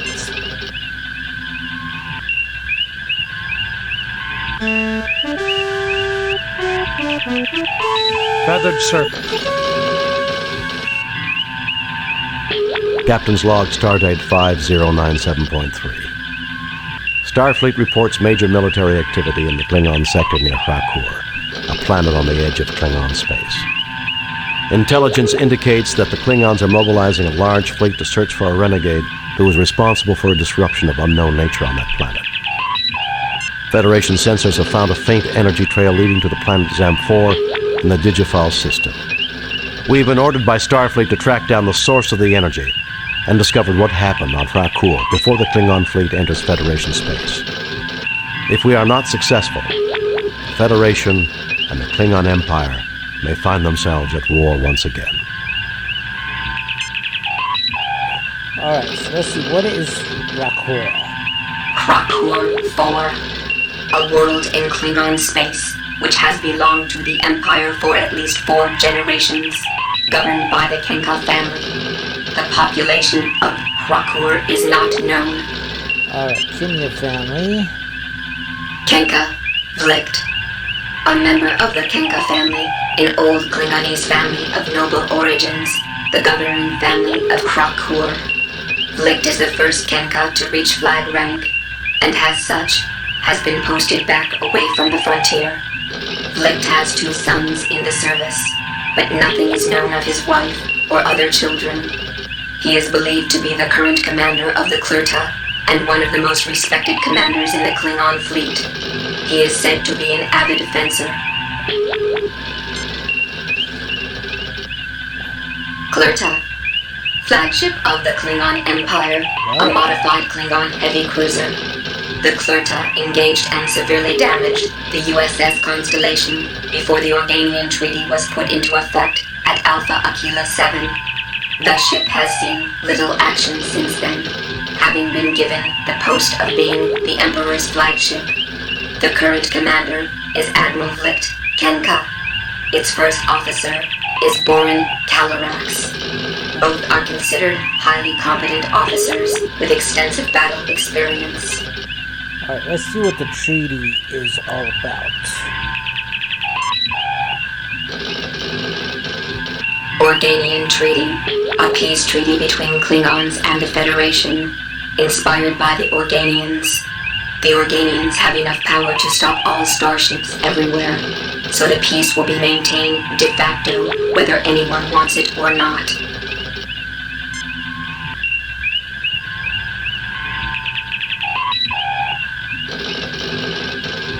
Okay, I think that's all. Zam-4, the 3rd planet in the Digifal system, a Class M world. See Digifal. Alright, let's look at Digifal.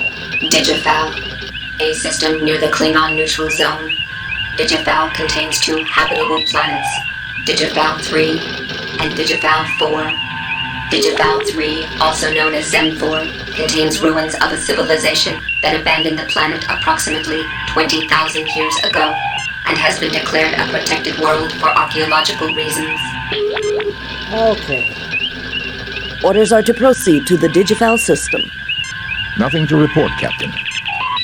Alright. I forget what Digifal is, so I'm going to have to look this up.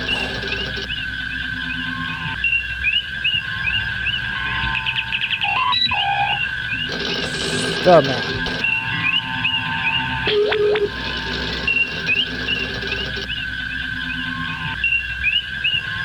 Digifal system is number 7. That is right here.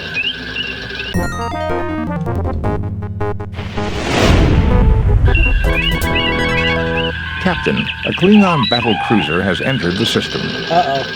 Open hailing frequencies. This is Captain James T. Kirk of the USS Enterprise. Klingon battlecruiser, you are in Federation space. You must leave immediately. I am Commander Taras of Anisla. We are in pursuit of a genocidal criminal. We are performing an act of mercy in removing him from your space.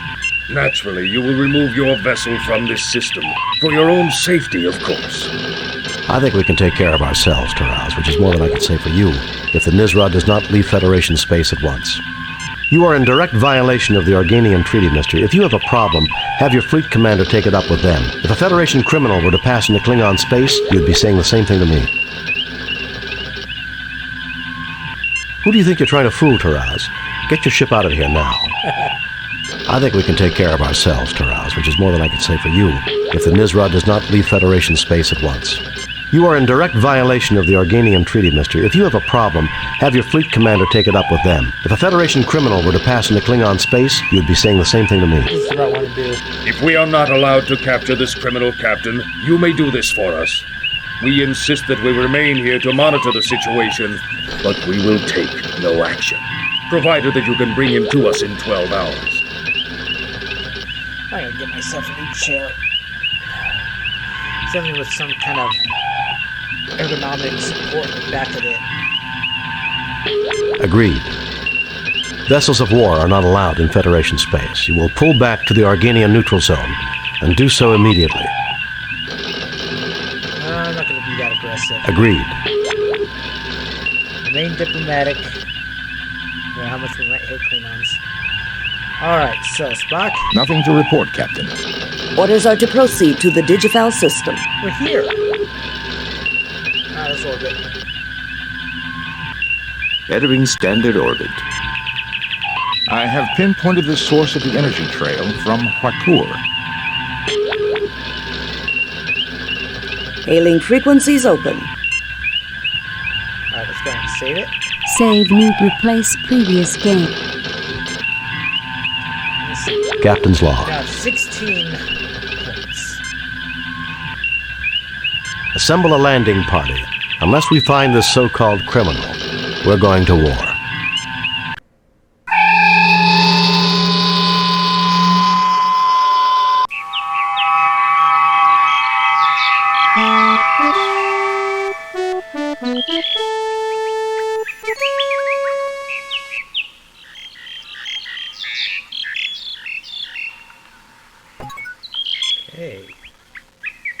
The moon of Digifal. Legend says that the gods of good and evil fortune live there and will glance back at those who look at them, and either a miracle or a catastrophe will soon befall those who gaze upon it. Who's legend? You see dense vegetation in all directions. It looks like the jungle has grown up into a small hut. Yoda? It looks like the jungle. The log appears sturdy enough to cross. You see dense vegetation in all directions. You see dense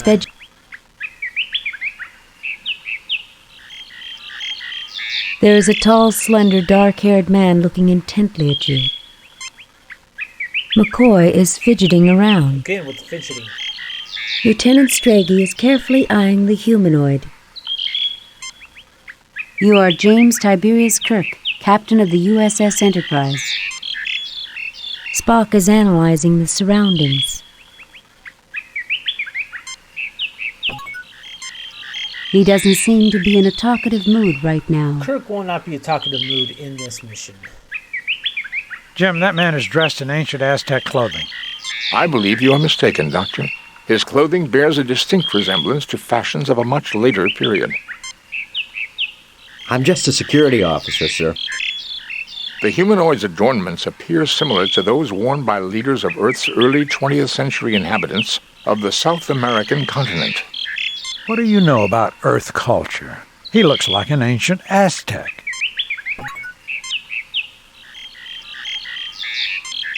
I am picking up multiple life forms in the surrounding region, Captain. Nothing to report. I am picking up I am picking up strange energy readings from the alien. Perhaps Dr. McCoy could provide better data.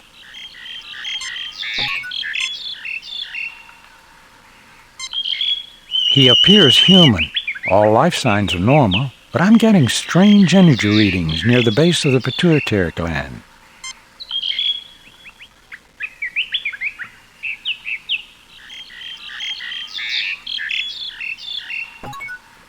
Well, let's talk with them.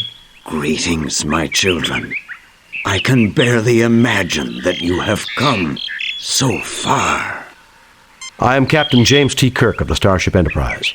Did you know the Klingons are looking for you? I'm Captain James T. Kirk of the Starship Enterprise. What did you do to get the Klingons so upset? We're not your children, and we don't appreciate this wild goose chase you forced us into. I am Captain James T. Kirk of the Starship Enterprise. Did you know the Klingons are looking for you? The Klingons? Amazing. This is the first time one of my missions has produced results so swiftly. Listen, mister. Any missions conducted within Klingon space fully jeopardize the peace. Damn right the results were swift. The Klingons have been raiding colonies looking for you. Listen, mister. Any missions conducted within Klingon space fully jeopardize the peace. Jeopardize the peace? Hardly. Peace is what I preach. I am Quetzalcoatl, as you well know from the proud history of your world. Quetzalcoatl? How fitting you would name yourself after one of the most bloody-handed gods in Earth's history. Bloody-handed? My people love peace. Your followers regularly sacrificed other believers to you after you left, offering you their still-beating hearts. Ha! You mean your followers loved pieces? They slaughtered other believers hoping you'd return. Your followers regularly sacrificed other believers to you after you left, offering you their still-beating hearts. Impossible. You must be lying. And then your followers were destroyed, because when white men arrived on that continent, they were believed to be you in your promised return. Your people perverted your teachings, then were destroyed by it. Foul, lying creatures! My gift was wasted upon you! Be gone!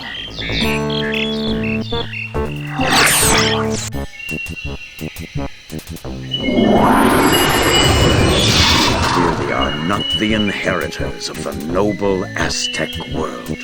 What you have said has greatly disturbed me. You should not lie so. You shall remain here until you have learned the error of angering Quetzalcoatl. Put that pop collar and get the dazzlement on him.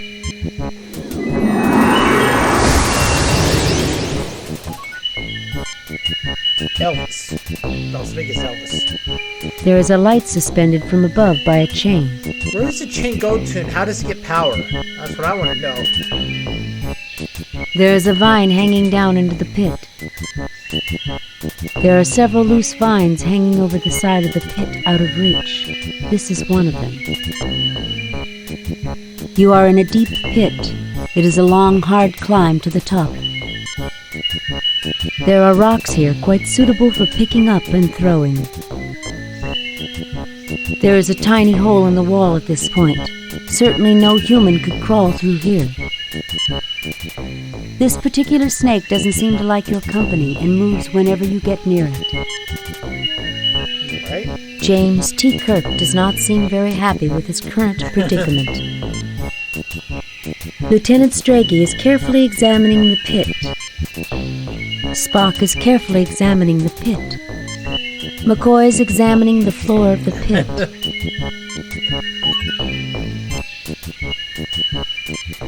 I'm picking up residual energy readings from the area where the alien's projection was. Nothing to report, Captain. This vine is not likely to support our weight by itself, Captain. You would have to find some way to reinforce it. It looks like a Zamphorian pit snake, a rather common species in this region, noted by galactic herpetologists for their quickness. It is not venomous or dangerous to humans. Well, that's good.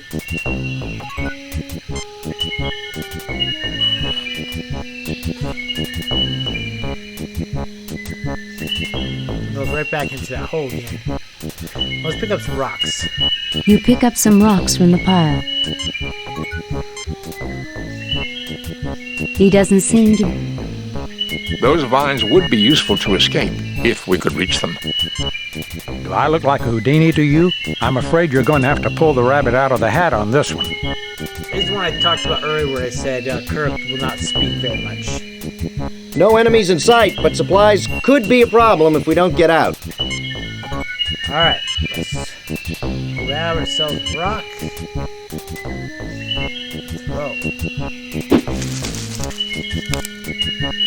Fascinating. It did appear to knock the vine down near to the point where one of us can reach it.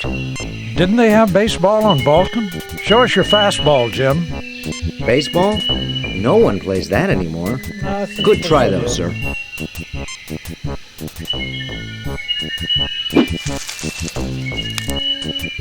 The probability of getting the vine on the second try was only 36.53%. Well done, Captain. Probability?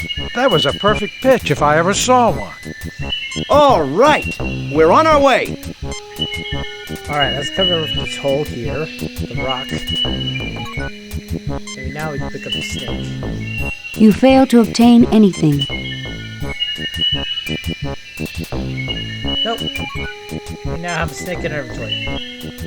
This snake is just waiting for a chance to sink its fangs into someone, especially young Starfleet security officers. Alright, Ensign, check that.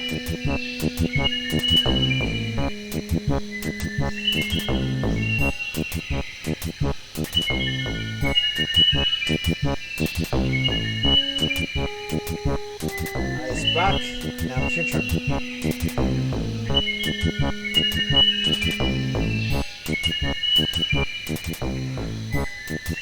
And we'll just be going down here. Alright.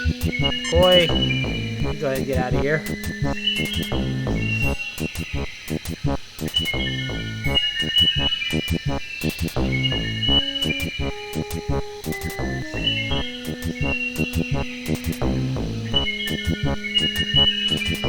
Alright, now it's Kirk's turn.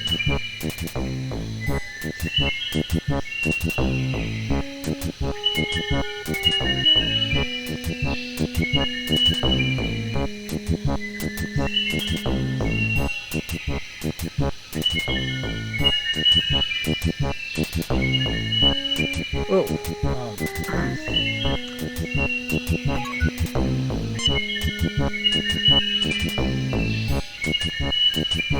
Wait.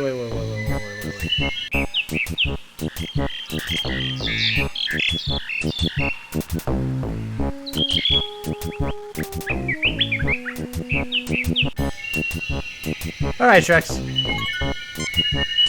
You are in a deep pit. Feral red eyes glare out of the dark at you.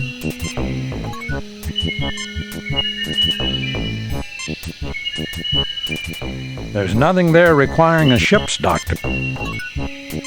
What about you, Spock? Can you detect what that is? Nothing to report, Captain. Okay.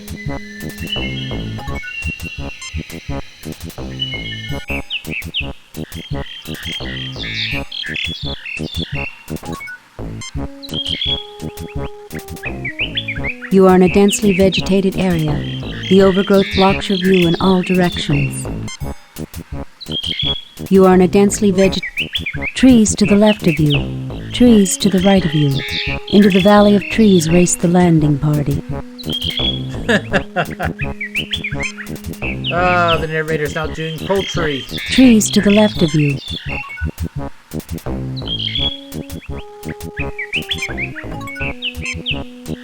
Spock is examining the surrounding terrain for signs of danger. Anything else would be illogical. Lieutenant Strachey appears fascinated by the vines hanging from the trees. McCoy is filled with premonitions of injury and death. Why else would they have brought... McCoy is filled with premonitions of injury and death. Why else would they have brought him along? Kirk is wondering what he said that made Quetzalcoatl so angry. Yeah, because he got pissed. Staying in this overgrown region could prove quite dangerous. I suggest we continue, Captain. That could be dangerous. I feel like someone is watching us, Captain. This jungle is sure lush, Jim.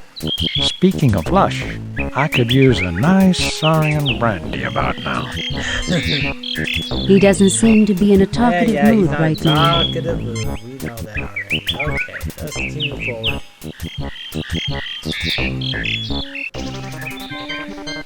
I am Tolokzak, priest of Quetzalcoatl. Only one who knows his ways may approach his holy ground.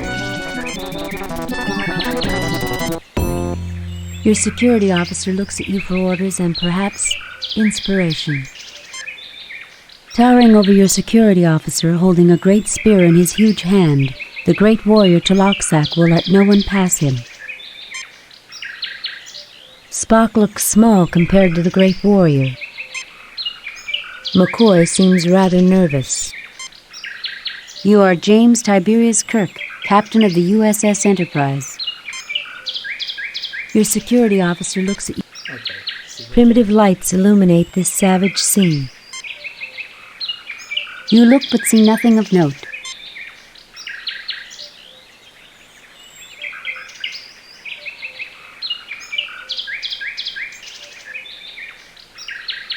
Alright, so let's see here. Nice planet. I kind of like it. Perhaps our host will be more reasonable now. I recommend trying to locate him, Captain. What do you think we're trying to do? Did you ever get the feeling that people don't like you? He doesn't seem to be in a talkative mood right now. Alright, so how's Spock's getting these lights? Fascinating. These lights are actually swarms of bioluminescent insects. I wonder how they are controlled. These lamps are made up of insects much like fireflies, Jim. Hang on, I gotta adjust the temperature in here. I am freezing.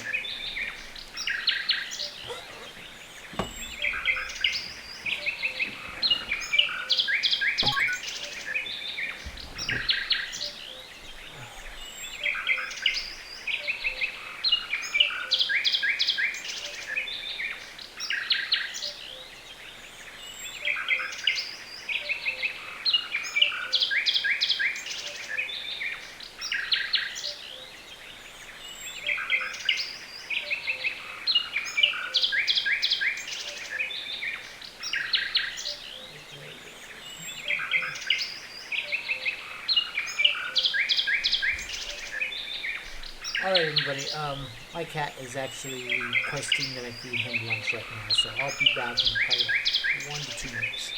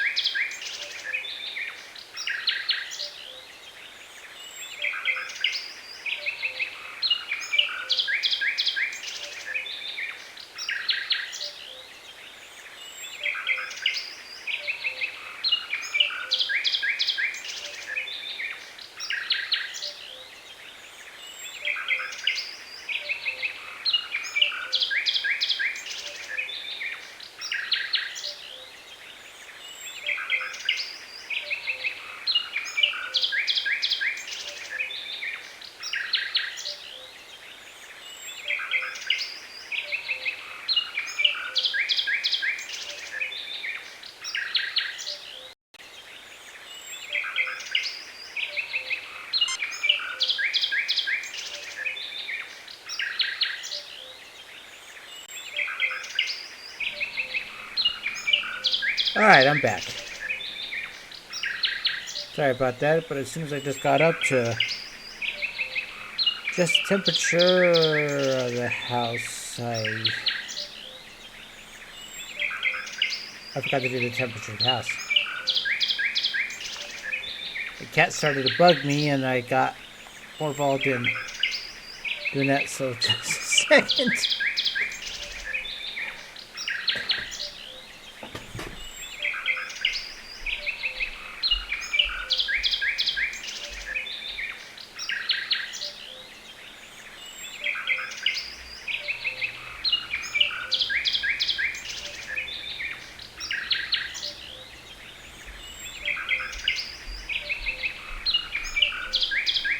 Okay, there we go. Oh, good. I'm glad Shrek's you down only to 10.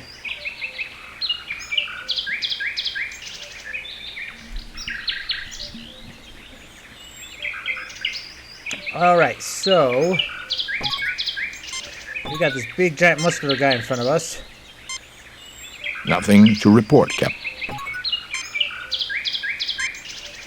Well, either this Aztec is a real flesh and blood human being, or I'm going to be retired as soon as I get back to the Enterprise. He's not letting us pass, though. Get back! You may not pass until you prove your worthiness.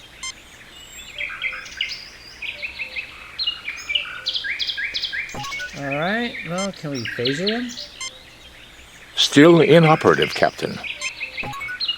Oh yeah, I forgot to do it. You tried to haze the Enterprise here. Still inoperative, Captain. Alright, you can now throw rocks at him to knock him out.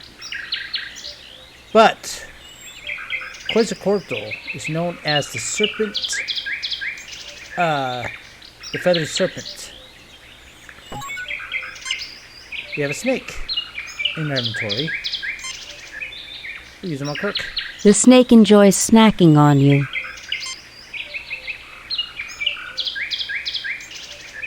Supposed to work. Oh, show him to him first. Indeed, you know the ways of Quetzalcoatl, but only a man of courage, one who will shed blood, will pass. Now, you can have your security officer do it for you, but we'll just do it for Kirk. Self-sacrifice is the noblest quality of humanity. You may go. Beware the monster in the water. You may have my knife to defend yourself.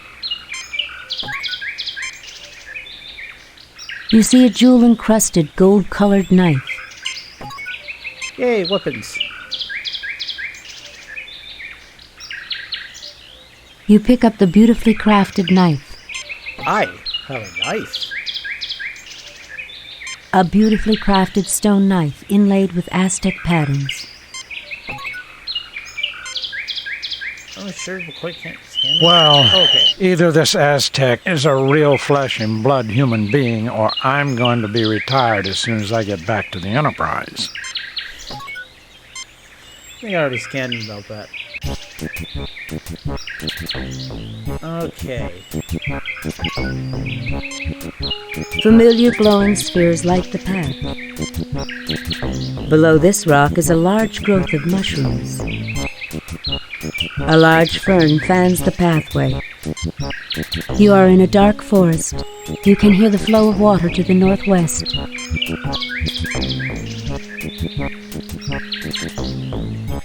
Trauzakian mushrooms. Their spores are highly toxic and are released if they are disturbed. It vaguely resembles the Terran Spanish bayonet. The edges of the leaf are razor sharp and secrete a poisonous resin. Small colonies of bioluminescent insects, Captain.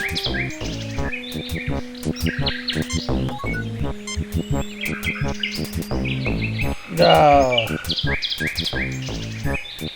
I hate third parties. A swarm of fireflies, Jim. Third parties are like the travel agencies and stuff, right? Shreks?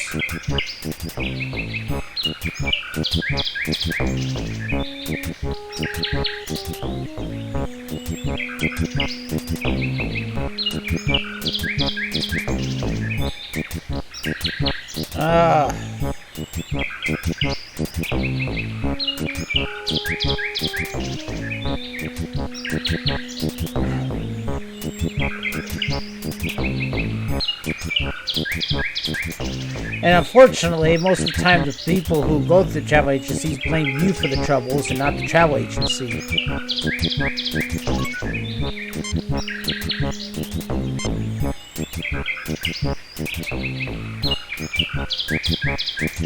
I would strongly recommend against touching these, Jim. They're highly toxic. There's nothing there requiring a ship's doctor. I'm sorry, Shreks. McCoy doesn't want to be bothered right now. Lieutenant Strachey smiles as he strolls down the path. Well, that's good.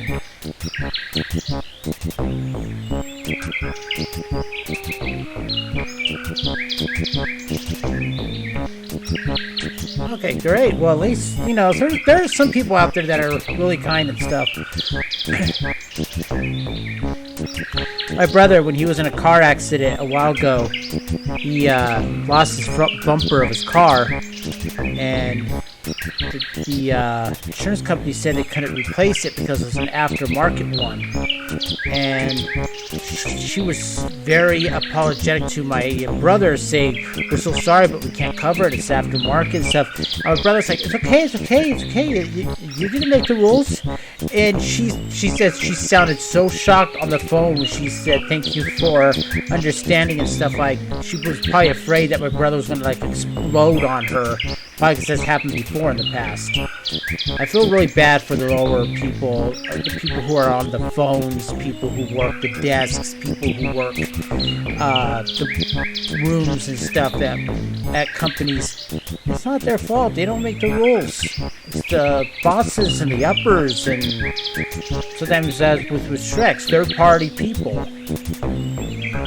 I just wish more people understand that.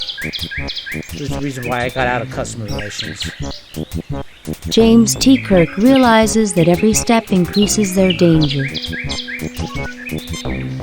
He doesn't seem to be in a talkative mood right now.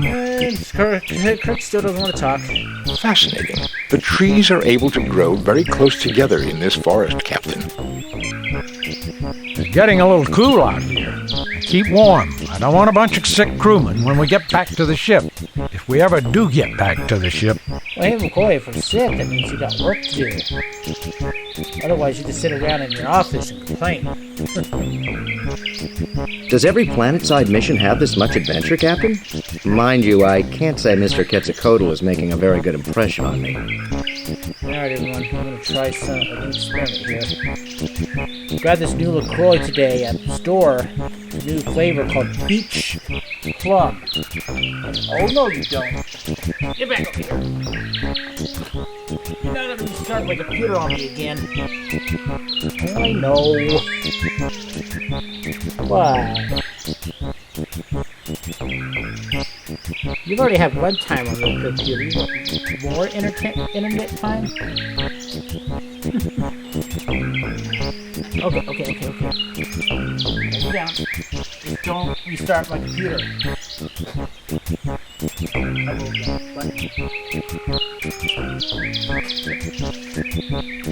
Done that before to me.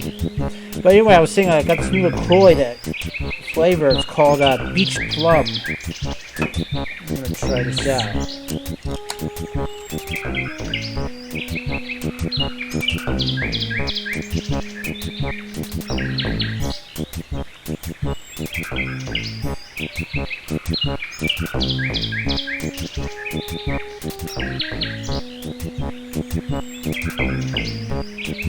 I can taste the plum a little bit, but it's weird aftertaste to it.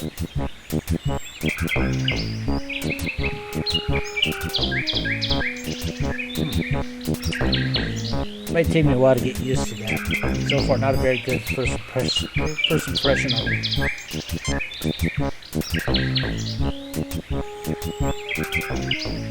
Alright.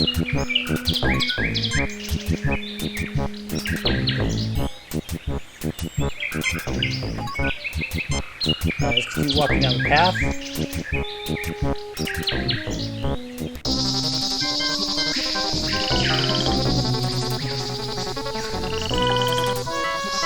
What is that? A pair of eyes are all that you can see of the rest of this creature. Most of it is hidden beneath the murky water. It's kind of like an alligator. You can see the red of the eye at times. The river water is too muddy to get an idea of its depth, or what may be beneath its surface. Okay, here's where we can do a red shirt deck. So, I'm going to save it. I'm going to show Save you. new game. Replace previous game. Alright, so, we can have the ensign across the path. He looks at you with a puzzled expression. No. I'll give it a try, Captain.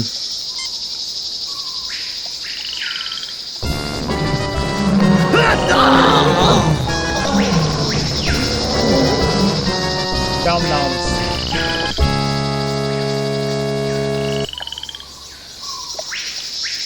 He did.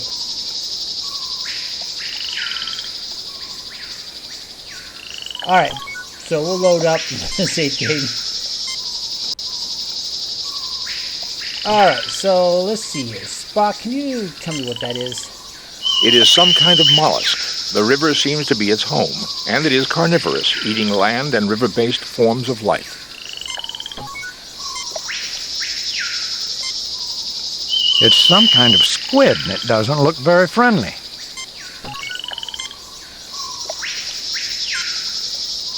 It appears that the leaves are slightly toxic. I would not recommend touching it for an extended amount of time, Captain. The tricorder registers a life form, a large marine creature lurking just below the surface of the water. Nothing to report, Captain. Nothing unusual here, Captain. Alright, There is a slow, muddy river blocking your path. A strong, thick log serves as a footbridge. The river is unmoving, and the heat and stillness are oppressive. You look but see nothing of note. The river water is too muddy to get an idea. This plant has a rather thick stem and prickly leaves. There seems to be a lit cave beyond the log. Yeah, you can see the cave and I think there's light coming from it. So that's where we should head. Captain Kirk is looking at the big creature in the water. I would be too. Lieutenant Strachey is looking at the big creature in the water. Dr. McCoy is looking at the big creature in the water. They're all... Mr. Spock is looking ahead to a cave opening on the other side of the log. And of course, he'll be looking a few steps ahead of everyone else.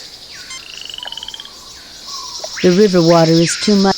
Alright, so let's see if we can take some of these leaves. The plant is tough. You will need something sharp to cut it.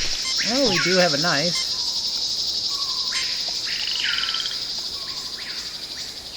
I don't know why the Aztec warrior thought this knife would be good against this thing. Alright, so let's grab... We have this leaf. Toss in the water.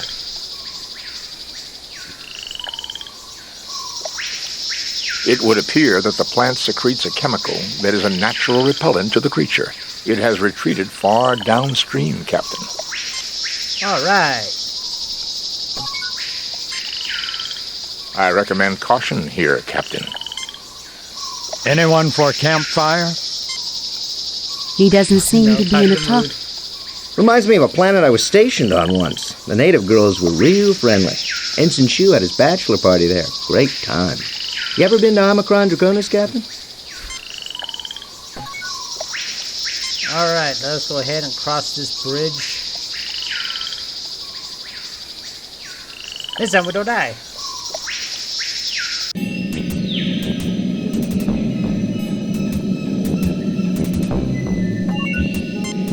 Stalactites descend from the ceiling. I should warn you, the stalactites could collapse quite easily.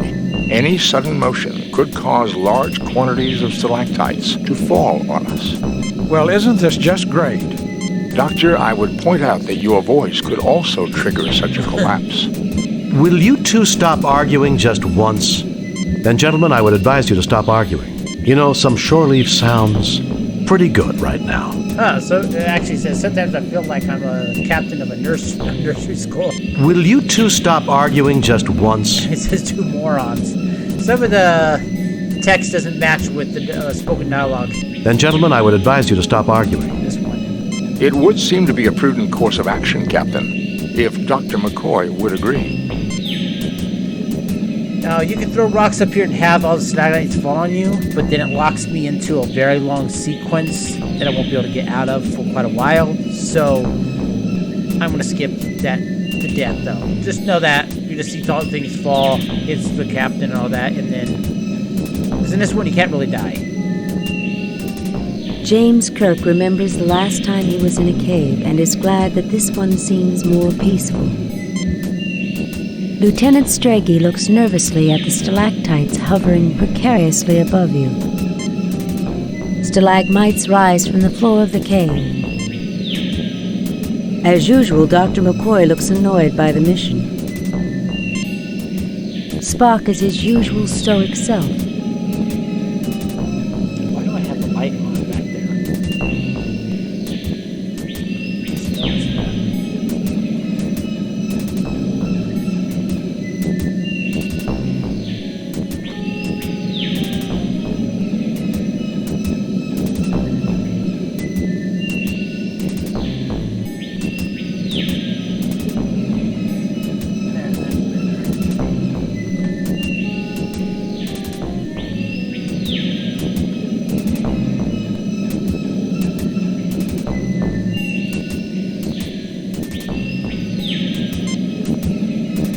Spock is his usual stoic self. As usual, Dr. McCoy looks annoyed by the mission. Of course he does. I've lost any appetite I may have had for squid, Jim. I would suggest we continue on, Captain. It would not be logical to endanger ourselves by remaining here. He doesn't seem to be in a talkative mood right now. Reminds me of some spelunking I did on Hades 4. Ever do any climbing, Captain? Have you ever made it up the face of Half Dome, Lieutenant? If we ever get back to Earth, 100 credits says I'll beat you.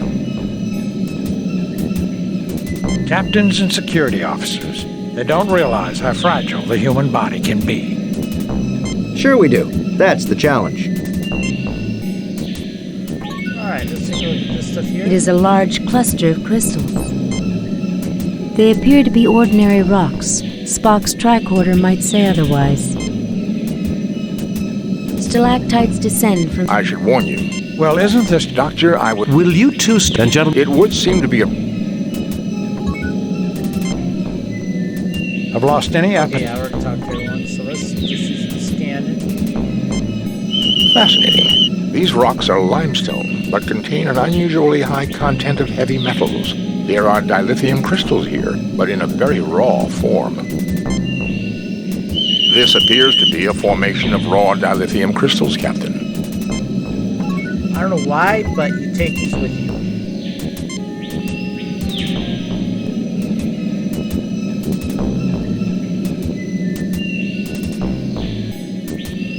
You have one dilithium crystal in raw form. A dilithium crystal in raw form. Alright, let's save here. We're going to be Save new game. Replace previous game. Lux system for probably a few good minutes.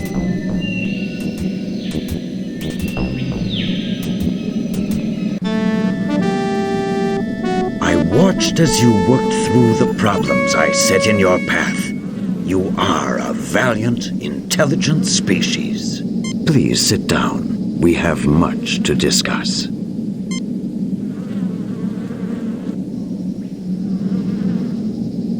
I've had it up to here with so-called superior beings terrorizing my crew because we're so primitive. Maybe you should see how primitive you are before you go around testing others. One thing first, if you're so peaceful, how come the Aztecs were so violent and aggressive? Yes, I guess we do. Go on. One thing first, if you're so peaceful, how come the Aztecs were so violent and aggressive?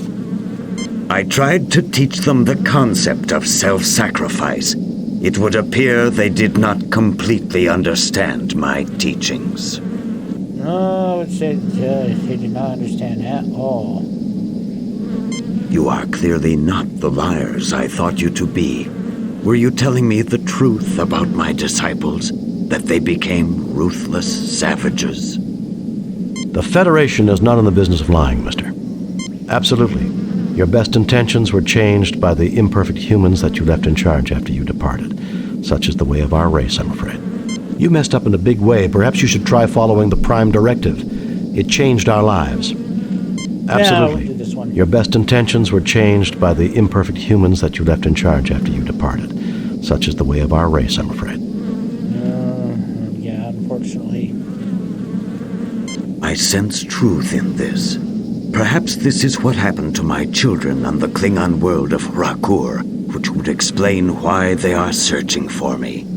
I have clearly abused the power that was given me long ago. You show great wisdom, sir, but your statement implies that you wish to change your condition. Indeed. If my mission of peace was overthrown, then I am no longer worthy of my power. Tell me, has your species made progress in the medical arts? We're a technologically advanced starfaring race. What do you think? That we wouldn't have made progress in medicine? With Dr. McCoy, I sometimes wonder, but yes, I would say we have made considerable advances. Yes, why do you ask? With Dr. McCoy, I sometimes wonder, but yes, I would say we have made considerable advances. Then I shall ask to make use of your advances. At the top of my spine is a gland not found in your species. This is the seat of my power. I wish you to remove it, thereby making me immortal. Jim, I'll try, but the physiology is completely alien. You've got to do it, Bones. If the Klingons realize he's no longer a threat to them, perhaps we can avoid a war. Scotty, 5 to beam up.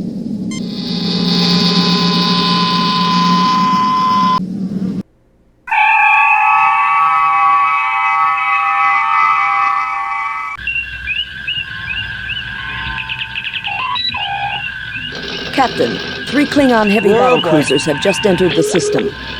Admiral Kenka is hailing us, sir. Federation starship, this is Admiral Blick Pinker of the Clearter. You harbor a criminal who has caused the destruction of the entire population of Rakkor. We are not prepared to negotiate. You will proceed to Rakkor, where a court of Cleon justice will be convened. If you refuse, we shall destroy you. Admiral Vlicht, the criminal of whom you speak is in the middle of a very delicate medical procedure. He cannot be handed over to anyone at this time. I cannot believe Quetzalcoatl's mission to Rakur would cause the deaths of the entire planet. Since when do Klingons give orders to Federation officers, Admiral? I realize it's difficult for a Klingon, but don't be a fool. Admiral Vlicht, the criminal of whom you speak is in the middle of a very delicate... His attempt to corrupt the Empire with his philosophy led to the destruction of all life on Rakkor. How could a philosophy of peace and non-violence cause the destruction of all life on Rakkor? Rakkor has been governed by my family for generations, but even they were corrupted by him. It was a matter of honor that his lies had to be silenced, no matter what the cost. Oh my god. It's a bit of genocide. My god, you killed your own people just because they acquired a philosophy that you disagreed with? So you killed them, your own family. You were responsible for their deaths, not Quetzalcoatl. You murdered them. You're insane. Tell me, how much do your commanders know about what you did? Or do you need to kill Quetzalcoatl to hide your own deeds? My God. So you killed them, your own family. You were responsible for their deaths, not Quetzalcoatl. It was that creature's fault. Had he not interfered in our affairs, the people of Rakkor would be alive. Clearly he is responsible. Message from Starfleet Command. I'll argue this with you later, Blake. Contact your superiors, Kirk. You may be surprised. I have bad news, Captain. The Organians have ruled that Quetzalcoatl's interference in Klingon affairs renders him subject to Klingon law. You are to turn your prisoner over to them at Rakur. Klingon law will permit you to observe or aid in his defense. But be very careful, Jim. Starfleet out. What do you have to say about this original series? I hate the Organians. They have no right for what they did.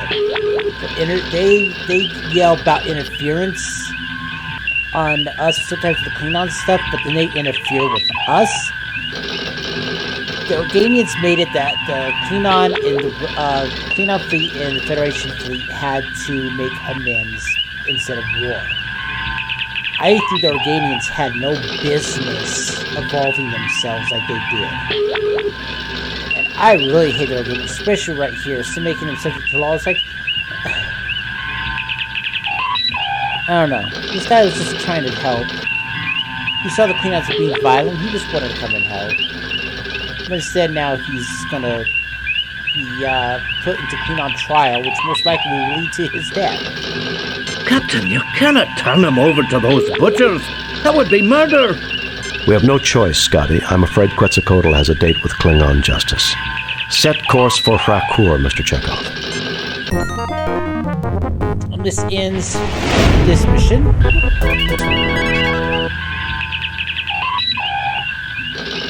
Captain's log.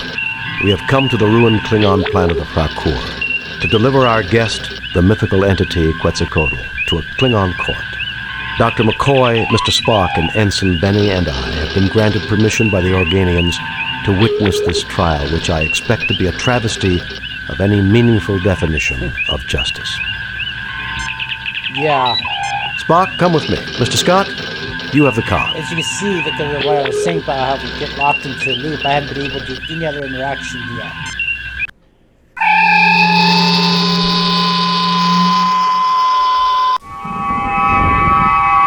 The prisoner and his witnesses will stand forth, so the trial may begin. This city was destroyed by heavy bombardment and intense doses of neutrino rays that killed all known forms of life on this planet. He even killed other life forms on this planet, not just Klingons, but all life. You look but see nothing of note. A Klingon guard. A big Klingon guard. A big Klingon guard with his disruptor ready to fire on anyone who gives him trouble. Admiral Vlicht, commander of the Klingon flagship Clerta. This is the famous seal of the Klingon Empire. This bench is marked with the symbol of the Klingon Court of High Justice, the two triangles of words and blood linked together.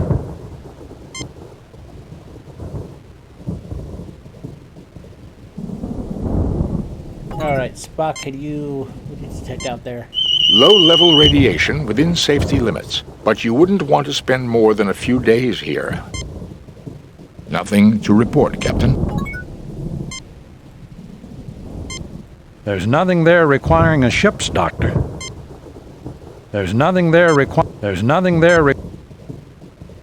He's still weak from the operation. Mr. Spock looks stoically at the Klingon bench. Expecting to win this case would be illogical. Your newfound friend looks rather frightened right now, and you don't blame him. Ensign Benny stares around the Klingon court, distrusting everything he sees. I would. Dr. McCoy glares angrily at Kirk. It is obvious he does not like seeing his patient handed over to the Klingons. He just worked to make sure he didn't die from the operating table, and then I'm just going to hand him off to people for him to get killed. James T. Kirk, trapped in a situation he cannot win, forced to watch a travesty of justice. Or is he? Yeah, it's like this is definitely going to be... There's no way to win this. Captain, I estimate the odds of this court acquitting Quetzalcoatl at 0.086%. It's no jury. There's no jury of his peers. I mean, this guy's probably going to be judge, prosecutor, and jury. And executioner, most likely, too. Awaiting your orders, sir. I'm frightened, Captain. But if I am to die, then I shall die well. He doesn't seem to be in a... Of course not talking to move. I've got nothing to say to you, Jim. How amusing. Federation weaklings. Who are you calling a weakling? I've had tougher girlfriends than you, pal. Ensign. But I did, sir. Lieutenant Hildebrandt is a third dan in karate. Toughest fighter I've ever known. You will act with the discipline of a Federation officer, Ensign, or you will return to the Enterprise. Do I make myself clear? Yes, sir. Ensign Beanie. Save new game. Replace previous. Alright. You will not speak unless the court requests it, Kirk. Okay, I'm sorry.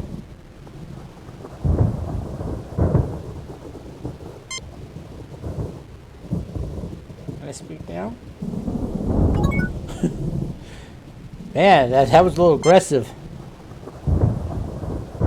So, Kirk, we finally meet. I had thought it would be in battle, but the universe holds many surprises. There's nothing less appealing than a gloating Klingon, Vlicht. Let's get this trial underway. Stick around, Vlicht. There are more surprises awaiting you. Why does every Klingon tell me they expected to meet me in battle? You really have a one-track mind. There's nothing less... Why does... Stick around, Vlicht. There are more surprises awaiting you. So be it! This begins the trial of the entity Quetzalcoatl, who is charged with impersonating a Klingon, stirring dissent, encouraging cowardice, and treason in the highest degree. Those are serious charges, Vlicht. Should he not be tried by a Klingon High Court? He has not demonstrated honor, Kirk. Only a proven warrior may be tried in High Court. Principles of honor are not applicable to his defense. I had a feeling that the Klingon Empire knows nothing about what he did, claiming that it was just this alien that destroyed life, not himself. I'm a warrior, Vlicht. I hereby intervene for him and demand the honors and responsibilities of a warrior's trial. And this trial is a mockery for the entire galaxy to see. Oh, well, I'm afraid you're on your own, Quetzalcoatl. And this trial is a mockery for the entire galaxy to see. Maybe this one.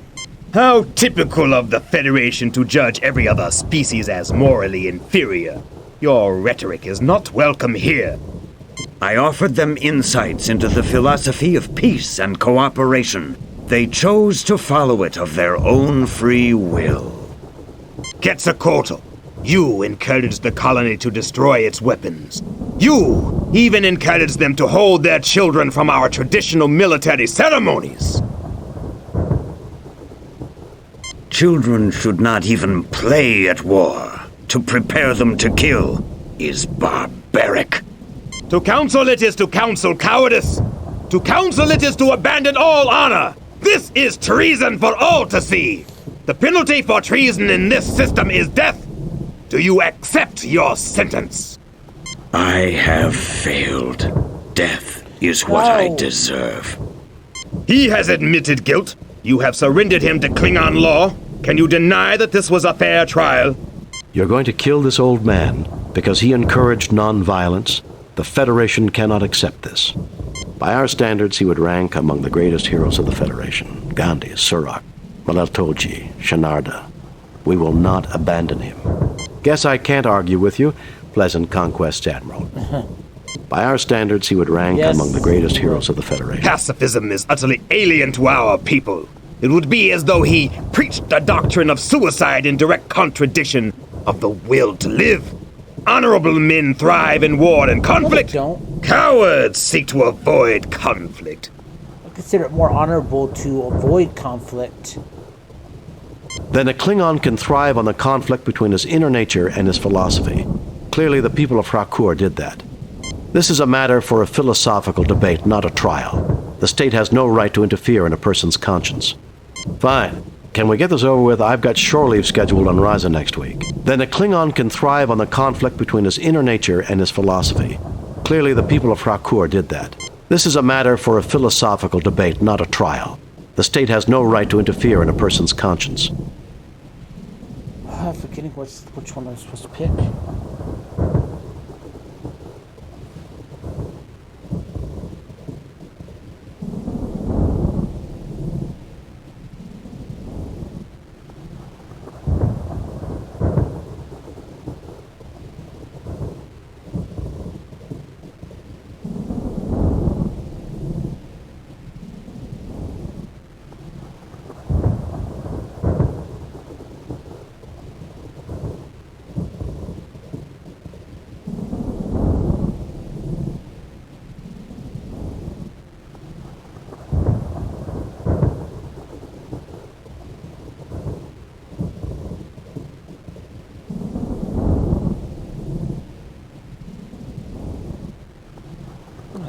on a second. I'm trying to look up a walk through real quick here. I forgot exactly which choices to do.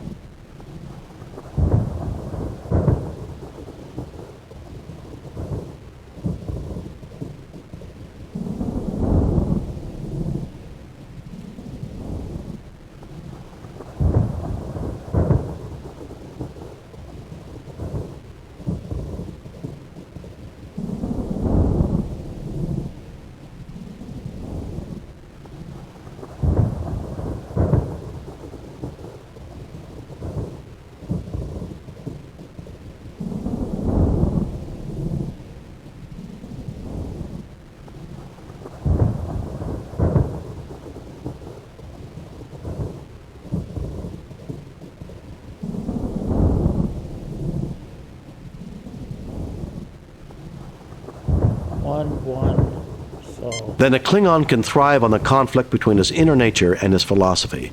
Clearly, the people of Frakur did that. The Klingon Empire will not tolerate dissent! Then the Klingon Empire is wrong. Oh! Only the greatest warriors of old could say such a thing and expect to live. Do you think yourself worthy enough to walk in their footsteps? Give me an opportunity. If I succeed, Quetzalcoatl goes free. If it means that I can prevent you from murdering an ancient and blameless creature, yes, and I'm prepared to back it up. I'm James T. Kirk. I'm more worthy than you'll ever be, and I have girlfriends on 50 planets who will vouch for that. Yeah, I'm gonna do this one. Ha ha! You have never encountered Klingon women, Captain, but that was the response of a true warrior. You have earned my respect. I shall give you and your companions a chance to defend the traitor. What is this place? Not much is known about Frakur, Ensign. This would appear to be some sort of a mining installation. That creature might be a native life form. A test of courage? That is the Klingon way. I somehow doubt that Vlicht intends for us to survive this, whatever the outcome. We're the only thing that stands between him and the killing of Quetzalcoatl that he can justify. Why should he worry about justification, Captain? He's a Klingon. Murder is as natural to them as breathing. That's not true, Ensign. However, I suspect that Vlicht's attack on Frakur exceeded his orders. He needs Quetzalcoatl as a scapegoat, and he needs a fair trial to avoid an inquiry of his own actions. A fair trial, huh? And our deaths will be the only way he can get it. Great! Alright, let's see here. Nothing to report, Captain. This creature is composed of electrical fields. I would not recommend approaching it. A metal projectile might disrupt its fields and render it harmless. So it's a life form. This rock has a high iron content. This wall was carved from the natural rock. These wooden rods are support beams that were not placed. Boy, can you, check anything? It does not register as a known life form. Okay. A field of static lightning. It seems to be moving in a purposeful manner. The floor is incomplete, made of unrefined natural rock. These wooden rods are support beams that were not placed. This section of wall was carved by some sort of plasma field. You look but see nothing of note. The floor is incomplete, made of unrefined natural rock. Captain, I have calculated the odds of surviving this at... Shut up, Spock. You've handled those Klingons well, sir. We've got them on the run now. Winston? How could you do it, Jim? I spent hours trying to save his life, and you just gave him away in seconds to the Klingons. Why do I have the feeling that I'm about to have a bad day? Your ever-dependable crewman, Ensign Benny. Your ever-emotional friend, Dr. McCoy. Your ever-logical friend, Spock. James T. Kirk, hero of the galaxy. Alright, let's grab ourselves a bean here.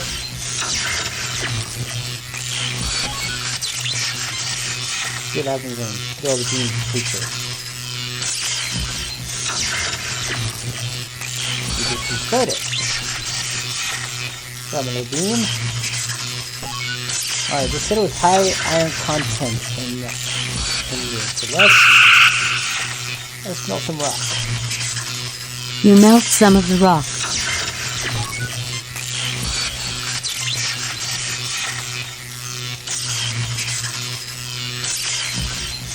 You coat the rod with molten iron. It hardens quickly. Alright, now let's try to see if we can actually use that in here. As I suspected, Captain, the creature is in stasis. Quiet. It should awaken in 3.48 days. I bet it'll be mad.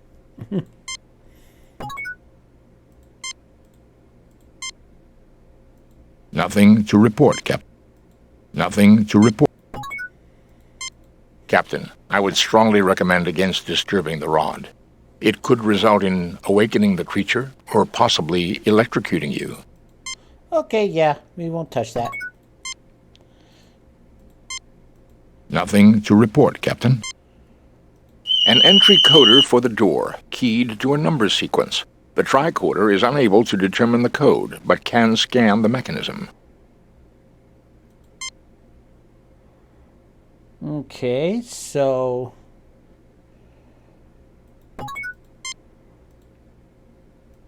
We do not know the code, Captain.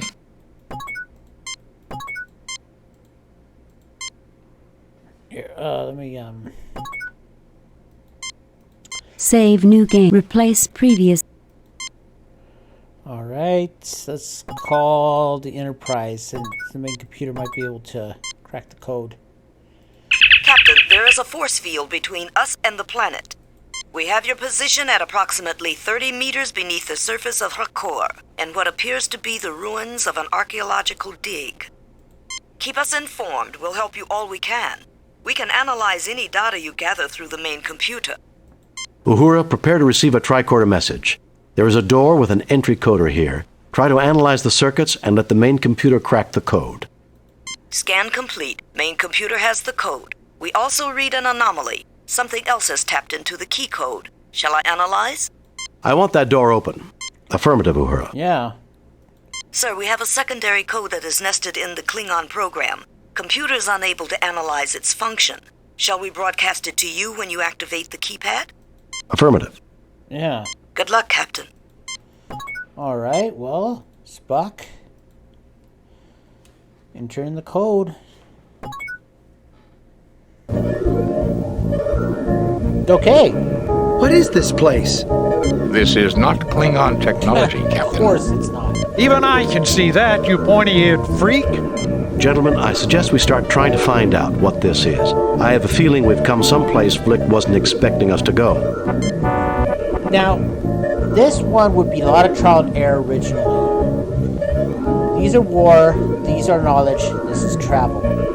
If you use these, you get teleported to the trial again, which will end in course because Corporal being killed.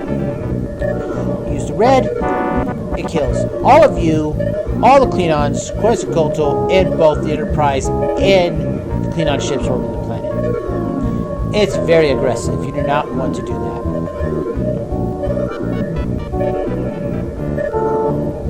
Not prime for neural interlink.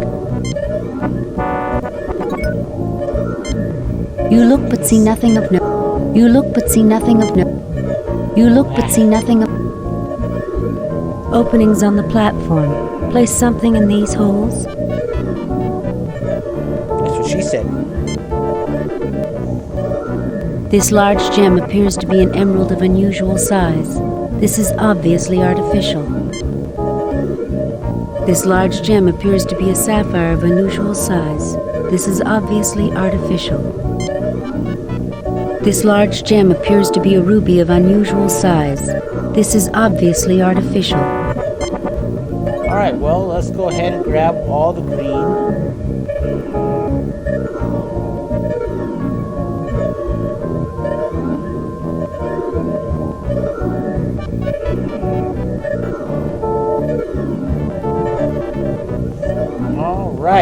So let's go ahead and place these gems on this pedestal here.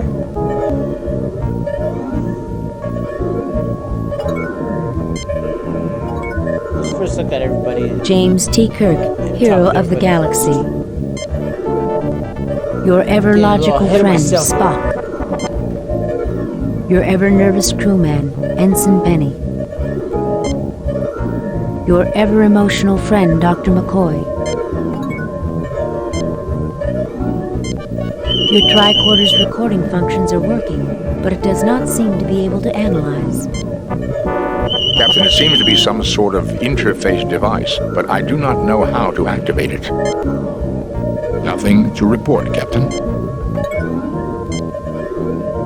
I suspect, Captain, that the machinery is activated by placing the gems in the proper slots. We should determine a system for this.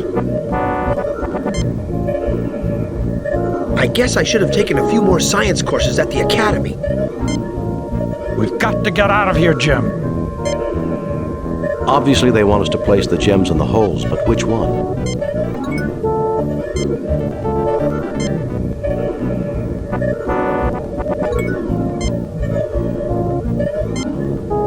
This is Bialbi, High Mentalic of Rakur. For defense, use the light of war. For information, use my light. For transportation, use the light of travel. Sequences are keyed by combinations of crystals. Integrator now active. Alright, let's save this. Save new game. Replace.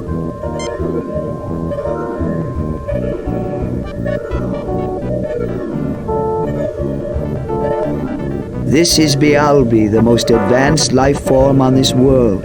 Thank you for informing us of the situation. It shall be resolved. Excuse me. Admiral Vlicht, this is the defensive system of Rakur. You have engaged in genocidal activities on this world. Have you anything to say before your sentence is passed? Kirk! This is your doing!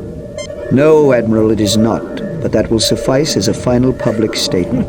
The sentence is banishment to you and all members of your crew who were involved in this action.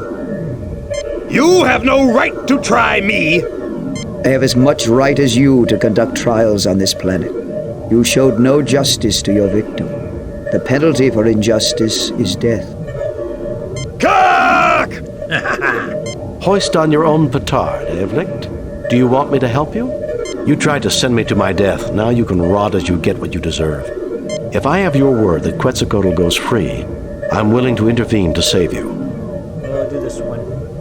Agreed. A life for a life is a just bargain, but his crimes are beyond count. I do not see what can be served by more killing. Idealism, an advanced concept. Naive, perhaps, but charming in its simplicity. Admiral Vlicht, the entity Quetzalcoatl shall be set free.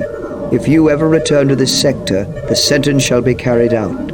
No Klingon vessel may ever return to this world. Very well. I agree to your terms. As for you, Captain, you may return. I find your social development most pleasing. I fear that politics will make it impossible. Your planet is in Klingon space, but I don't understand why the Klingons never detected you. Their archaeological digs did come close, Captain, but I am very elusive. I waited and monitored the situation and chose to reveal myself to you. Now you may go. Heed my warning, Vlicht. I shall not be merciful a second time. So it looks like they didn't leave this planet. They formed to a higher level of consciousness.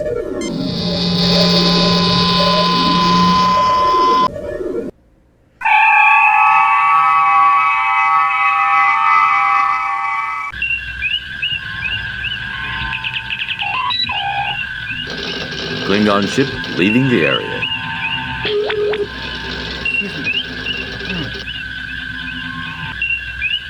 We will be setting course for Digifal. It's the closest thing to a home that Quetzalcoatl has. It would appear everything worked out for the best. Except for the people of Rakur, Mr. Spock. Except for the dead.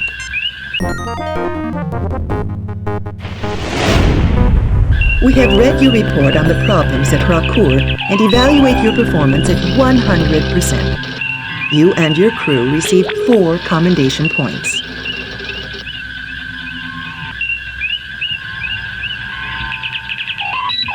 All right. A perfect mission, Jim.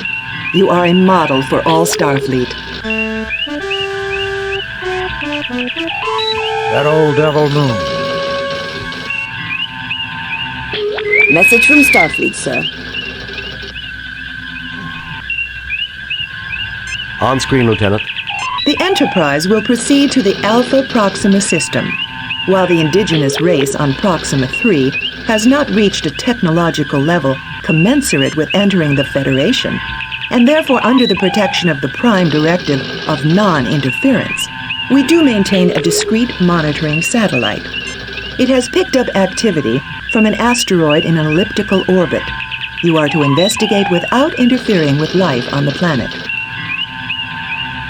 According to the library computer, the Alpha Proxima system has 5 planets and an asteroid belt. A large asteroid is heading towards the inner planets and should pass close by Proxima 3. It passes through the interior of the system once every 200 years. The people of Proxima 3 call it Scythe, the same name as their god of war. God of War, Mr. Spock? Isn't that a bit surprising from a people whose technology matches 20th century Earth? Considering the level of warfare during that century, I'm surprised that it is Earth that did not have a god of war. In any case, about a millennium ago, Proxima 3 suffered a globally devastating war. Blew themselves back to the Stone Age, Mr. Spock? Late Bronze Age, Ensign. They rebuilt their world in half the time it had taken to get there originally.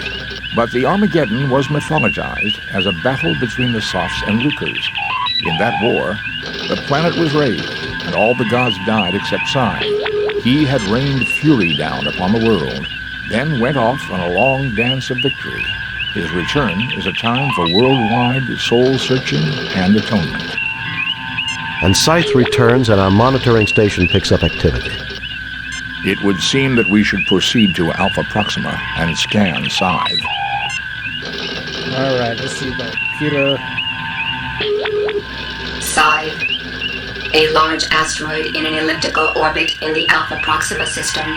Spectral analysis of its composition indicates that it has minimal atmosphere and that it was once a moon of the planet Proxtra, hurled out of its orbit by a catastrophe. The 17th letter of the Lucre alphabet is named Scythe, probably not by coincidence. Okay, so...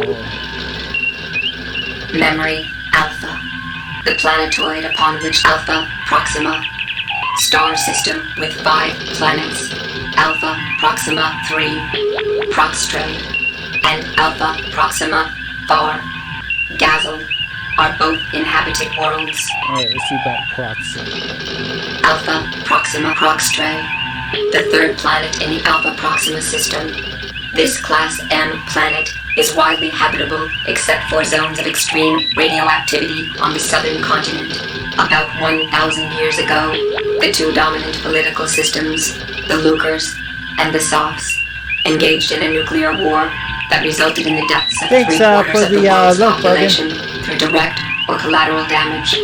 Proxtra's current civilization is non-spacefaring and does not have contact with the Federation.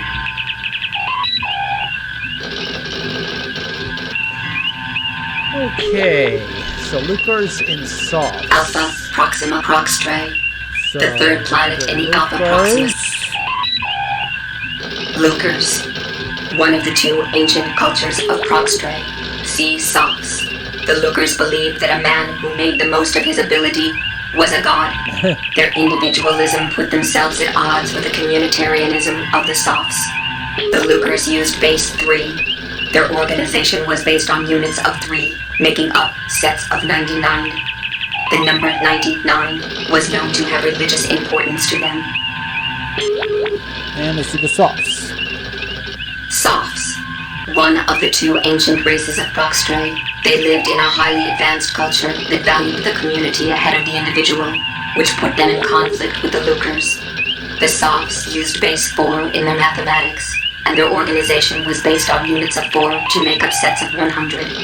Alright, so let's see about base 4 and 3. Baseball, Bird Star Base, Base 2, Base 3.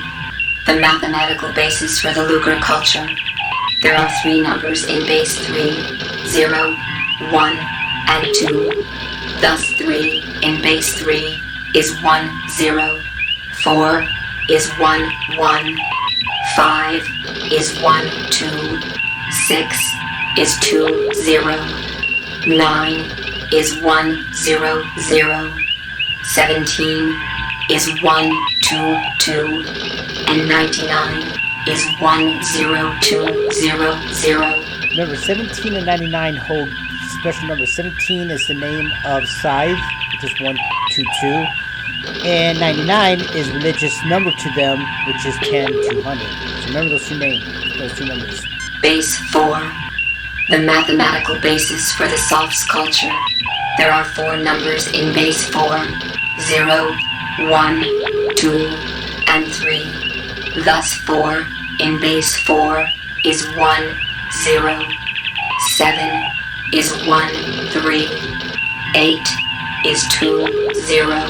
12 is 3, 0.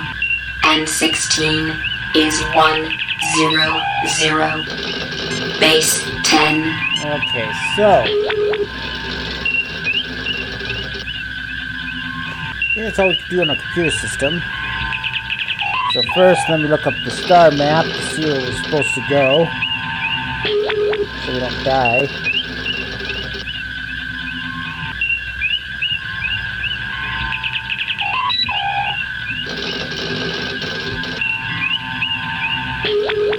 Let's see here.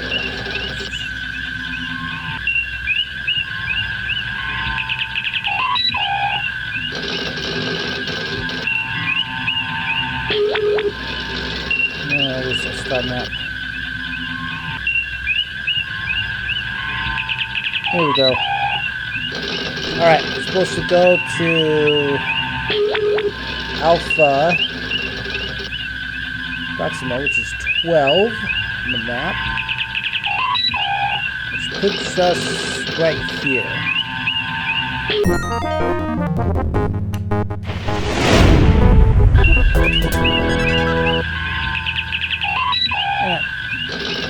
Wife texting. Ooh.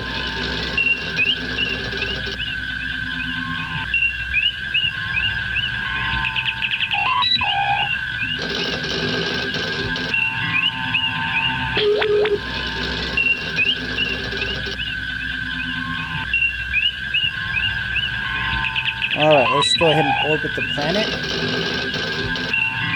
Entering standard orbit. A sensor scan of Scythe reveals surface features consistent with damage left by a nuclear attack. It would seem to have been a target during Proxima's war. Scythe rained fury down on the planet and then left on a dance of victory. A missile base, Captain? It would seem to make sense. Captain, I just monitored a narrow beam message from Scythe to Proxima 3. I don't have it all. I just caught a bit of the initial burst. I'm attempting a translation, but it appears to be a computer code. Any response from the planet? The Proxtrites will not have the equipment necessary to understand and reply to that code for another 25.6 years at their present rate of development. So something is down there.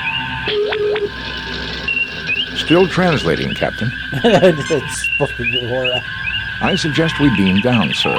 The surface is hostile, but survivable for a short time. Alright, let's go ahead and save this. Save new game. Replace previous.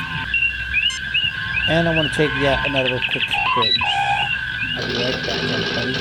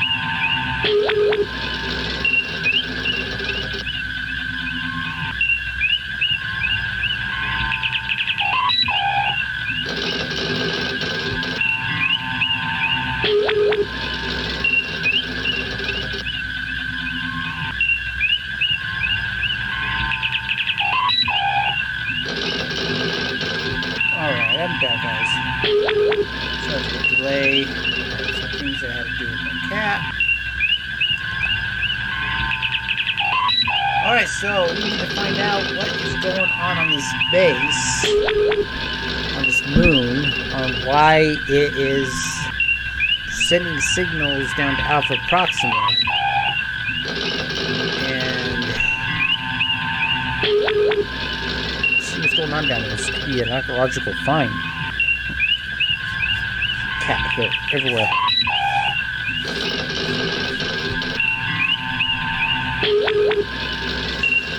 Okay.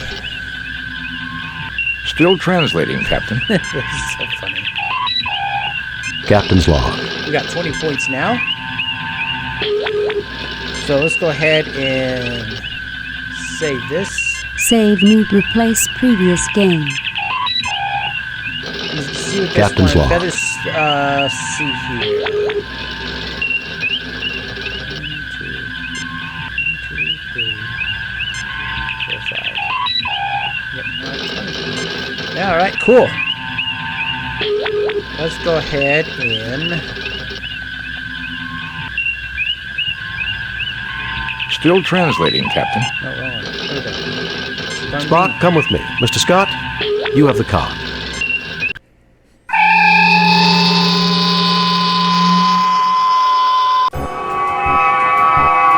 Captain, Mr. Scott wishes to speak with you. Mr. Scott? Aye, we've had some slight problems with the transporters. We didn't notice anything beaming down. Just a glitch in the main transporter program. Mr. Kyle is loading a backup and we're performing tests. The transporters will be down for about an hour. That will still give us plenty of time, Scotty. I know. I have the lads in engineering doing a complete overhaul of the ship's systems. Good, Mr. Scott. I'll keep you posted. Kirk out. Alright, let's save it here. This is the planet Proxtre, currently 600,000 kilometers from this moon. This moon has a thin but breathable atmosphere. These stones look like faces. These stones resemble those on Earth, on Easter Island. Stone monoliths of faces are a common artistic expression in evolving cultures. Like the faces on Vandu, too. Even the animal face art of the Orion post-decadence movement is similar. I never realized the Orions ever got past decadence. They hadn't the last time I was there. This looks like a heavy-duty security door built into the side of a hill on this moon. This moon has a thin... There are many rocks here. James T. Kirk worried about the safety of the people of Proxtre. Mr. Spock looks forward to examining the technology of this ancient culture. Ensign Mosier seems to be rather curious about the planet's technology. Dr. Leonard McCoy, knowing that they aren't likely to encounter any medical problems, is rather annoyed about being dragged yet again into the transporter.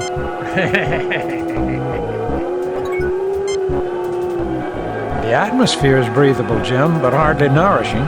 We should either get inside or go back to the ship. Area secure, Captain. Aside from the security door on what should be a lifeless planetoid, this place is unremarkable. He doesn't seem to be in a talkative mood right now.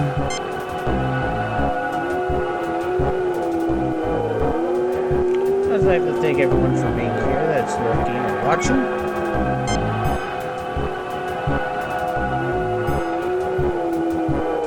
Alright, let's go ahead and scan this tricorder. There's nothing there required. It's what I was afraid of, Jim. The thin atmosphere of this moon doesn't provide enough protection from cosmic rays. We shouldn't stay here any more than a few hours. Alright, let's staff. I cannot get readings from this range, Captain. But if we do not hurry, there will be nothing left to get a reading on. Unremarkable except for low-grade power emanations from the door area. Unremarkable except for... The rocks have a high quantity of triphosphorus silver in them.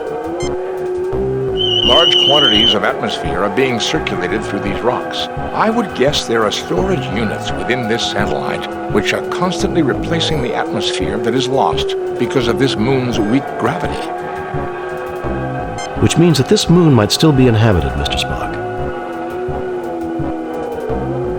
We have detected no signs of life, Captain, but the possibility does exist.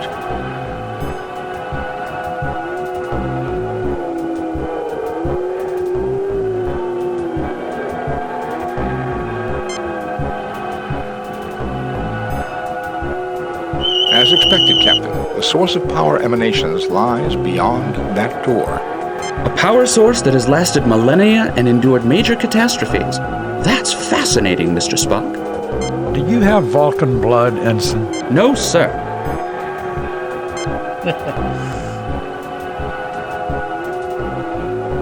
Alright, so... Unremarkable, except... Alright, so there's nothing else really for us to scan, look at, talk, or anything. Let's go ahead and pick up... You fail to obtain anything. Let's pick up some of these rocks. You retrieve a rock. Triphosphate silver in its raw form. Alright, let's go ahead and head on over to here.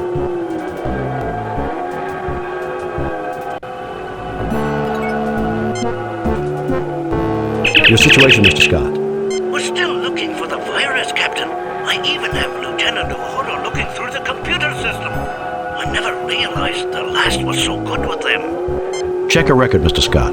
She was in the top 10% of her class in computer systems analysis. We'll find that virus soon, Captain, or I'm an Englishman. Just do your best, Scotty. Kirk out.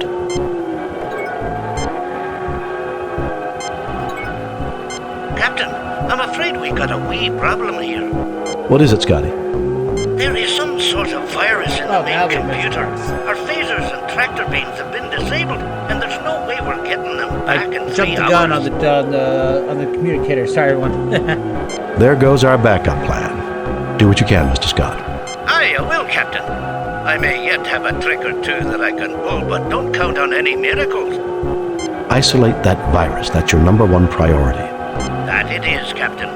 We'll keep you informed. Scott out. This heavy-duty door has taken numerous micrometeorite strikes but still appears solid. A lens sits above the doorway, but is it mere decoration? It looks like some sort of display panel.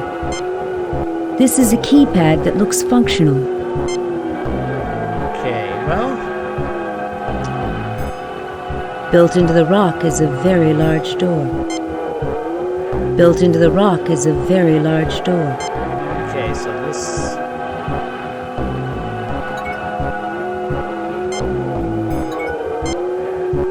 James T. Kirk, a man with a problem, a big problem that is getting bigger. It never ceases to amaze you how passive Spock can be, even in the presence of extraordinary wonders. Ensign Mosier is glad to be a member of this landing party, at least for now. There's no red shirt's death on this mission either. McCoy is examining himself for cosmic radiation sickness symptoms. Now, what's our situation here? No appreciable cosmic radiation damage. Yet. Alright, good. Well, we won't be able to phaser any outbound missiles. It appears that our mission has increased in importance. That was already important. We should stay inside as much as possible. We must try to protect ourselves from the cosmic radiation.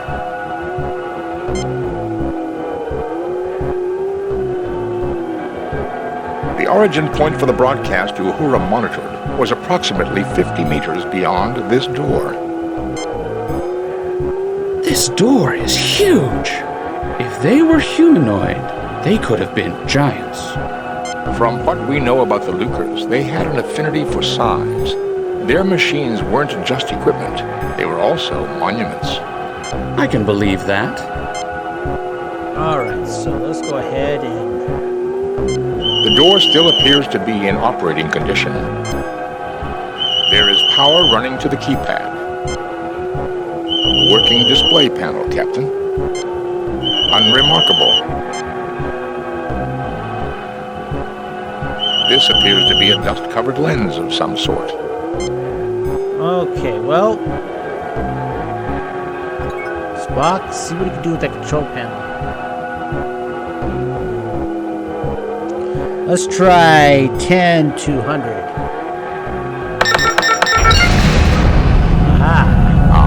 That worked.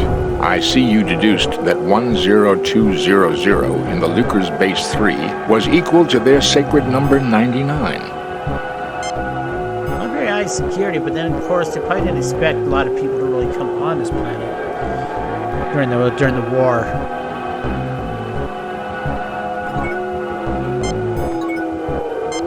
This appears to be some sort of security lock.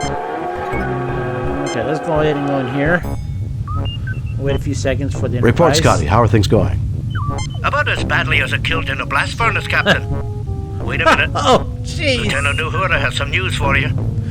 Bad as a kilt in a blast furnace. Oh, jeez, Scotty. Why? The virus came from our sensor sweep of the moon's computers. We believe we have analyzed the memory sectors it attacked.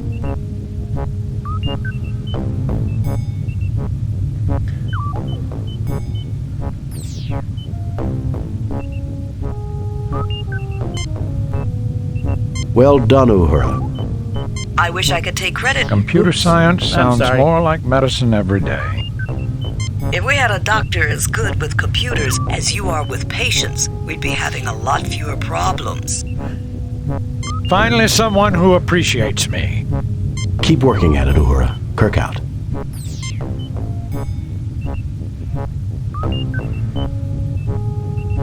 Alright, so let's go ahead and take a look at everything in this room. This looks like some kind of security lock with heavy-duty doors on both ends. A computer terminal. Each word in the Lucre language has 3 aspects: submissive, neutral, and aggressive, to supply connotation to their language. Kind of like Mandarin. Mandarin, they can, just due to your inflection and your tone. One word could have, you can tell, a famous saying is, with Mandarin, you can tell them that it's snowing outside or that you want to fight them, but it's the exact same words, just depending on how you say it. It's that's why it's such a hard language to learn. A keypad in base 3. But I do want to learn it, though. In fact, I want to learn other languages. I have a hard time learning even English. The door has some strange writing on it. This looks like some kind of security lock with heavy-duty doors on both ends.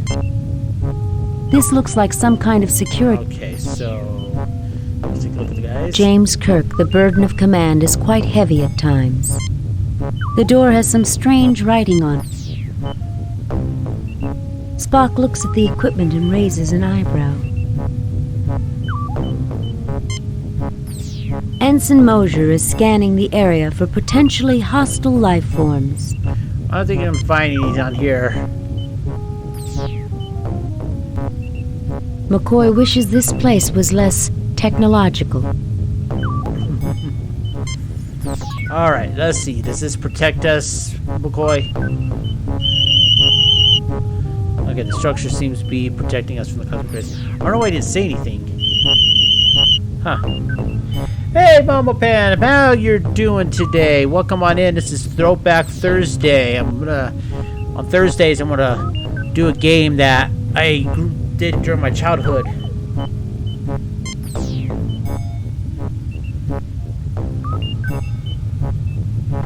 Alright, let's see here. The Lucres did not seem to have a problem with security. My tricorder is picking up large supplies of frozen oxygen, nitrogen, and carbon dioxide beneath the surface, enough to last many centuries. At least we won't have to worry about suffocating. We appear to be in some type of security lock. No defensive systems are apparent here, but considering the size of the doors, they probably don't need them. This place does seem to provide protection against cosmic rays. It is fun. It's a lot of fun. Especially with the fact that since I'm a huge Star Trek fan. I don't see why they bothered putting an atmosphere here, Captain. There hasn't even been bacteria here in centuries, let alone humanoids. Alright, so let's go ahead and scan this area. The interior of the security lock is unremarkable and well preserved. This door is similar to the one on the outside of the secure lock. except that it has not weathered over the years. Electrical panels indicate the keypad on the right controls the door. This keypad is fully functional and controls the door. Its entry code is in base 3. The interior of the... Same thing. A computer terminal, Captain. It uses the Lucre alphabet. I think I can decipher it.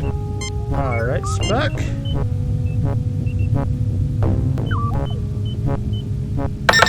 The console reports the following. Welcome to Orbital Missile Base. Codename, Scythe. This base has been operational for the past week. It has completed one successful fire mission. Estimation of success is at 22 over 100. 22%? That's very low. Hardly something to brag about. Doctor, in base 3, 22 divided by 100 is equivalent to 8 out of 9, or 88%. I would think that quite satisfactory, given this base's probable mission of destroying the soft forces on Proxtree. It says the base has been operational for a week, but this has been here for 1,000 years. If the Lucres built this base with a clock that told the time by measuring the moon's rotational speed, or the gravitational forces generated by Proxtree and the sun, the computer may have calculated only a week of time has passed since its first action. I might be able to learn more with another look at the console. There is a substantial amount of data here, but in summary, Scythe was created by the Lucres as a launching platform for missiles to keep the Softs subjugated to their influence. The Softs managed to infiltrate the base. However, their actions triggered Scythe's auto-attack mechanisms and initiated a holocaust that nearly annihilated the planet. One soft strike did, in fact, hit the moon and deflected it from its orbit. It has been dormant since then. So why has the base been activated again? Given the damage to the moon, its slow rotation and orbit, it has never realized the war is over. On this pass, for the first time, it has detected radio wave transmissions from Proxtree. Because it does not recognize them, it assumes the Softs are still active. Its transmission to the planet, I would assume, was some sort of a check beacon to see if it should continue its mission. Jim, let's return to the ship and blast this place to destroy its weapons. Doctor, this moon is a god to the people down there. If we destroy it, we will violate the Prime Directive. Spock is right, Bones. Spock, what are the chances that we could decode the transmission and send a stop code to the base? In trinary or decimal? Spock! Oh, I love Spock. 1.327 million to 1, provided the archaeological studies about Lucre's languages are correct. Our other option is to get into this base and see if we can bring the computers down.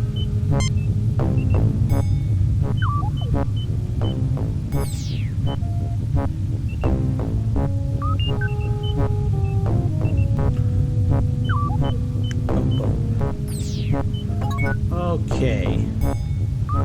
Alright, Spock. Let's open up this door. 122.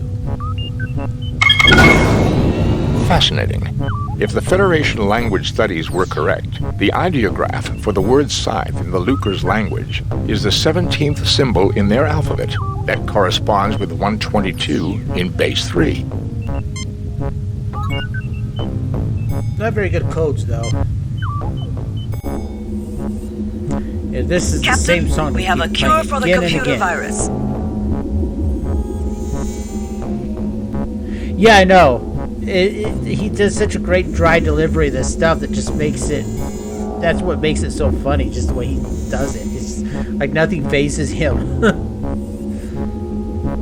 Well done, Uhura.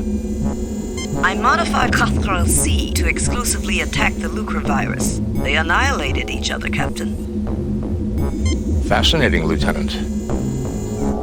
The Klingons aren't going to be happy to learn that they helped us. How about the phasers and tractor beams?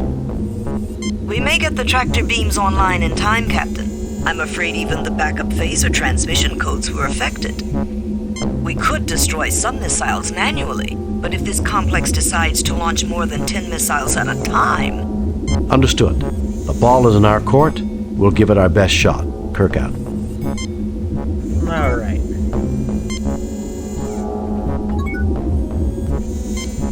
You are in a corridor that connects to 3 other chambers. James Kirk seems relieved by the good news from his ship. So far, this mission has been boring from a medical standpoint. Aside from the cosmic radiation earlier. Spock, deep in thought, analyzes the Lucre computers. As soon as this mission is over, Ensign Mosher is going to write his sister, who serves on board Pegasus Science Station, and gloat about everything he's seen. I saw cool stuff. You're just on a boring little station. There are a few stress fractures on this beam, but it still looks to be quite sturdy.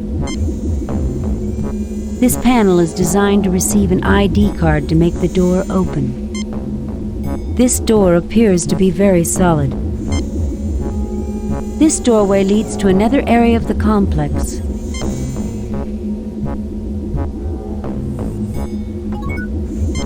At least the Enterprise is safe. Unless the computers decide to send more powerful viruses to the Enterprise. You ever heard of Jinx Spock? Then we're just going to have to prevent that. When I retire from Starfleet, I'm going to write one heck of an autobiography. Fascinating, Doctor. I look forward to reading it. But that way I can finally get someone to listen to me. Please allow me to concentrate, Captain. No. I want to talk to you. This machinery is incredible. Are all your landing missions this much fun? I might never leave this place. Okay, we can just leave you here. That's fine with me. Nothing to report, Captain. Circuits and atmosphere pumps are hidden in the walls. This panel has a slot in it rather than a keypad. The slot bears traces of triphosphorus silver, and power is currently running to it. I am recording the pattern of this lock into my tricorder. Okay. This door is made from remarkably dense alloys. Even our most powerful phaser rifle or welder would not be able to penetrate it. The thing must be almost as tough as a starship hull. Indeed, Ensign, and considerably thinner. A remarkable achievement in metallurgical engineering. Okay, well, looks like we're not going to be able to get through there very easily. Nothing to report. Although centuries old, these lights still provide illumination for this complex. This place is about 1,000 years old and it's still running. Alright, so detected triphosphorus silver in it, which is what these rocks are made from. So if we can somehow get these rocks to look like the key card that we might be able to get through these doors here. So let's see what's in this other room over here.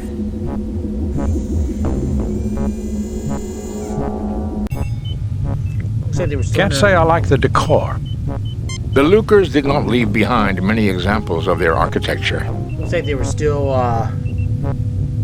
progressing through the base when they got attacked. I can see why. This is an ancient laser drill. Captain, with the 3K AG content of the surface rocks and the tricorder scan of the pattern inside the lock, I believe the laser drill can be used to fashion the ID card needed to open the sealed door in the other chamber. Okay. A closed box sits on the floor. This room looks like it was once used for some type of mining operation. Ensign Mosher scouts for signs of trouble, as well as glancing at the great-looking laser drill. James T. Kirk, captain of the USS Enterprise. It's gonna go through my head for the rest of the Dr. day. McCoy again wonders why he even came along. Mr. Spock puzzles over the illogical design of some of these circuits. This is a laser drill control panel. These are display panels for the laser drill. You look but see nothing of note. Alright, well, let's see. What's in here?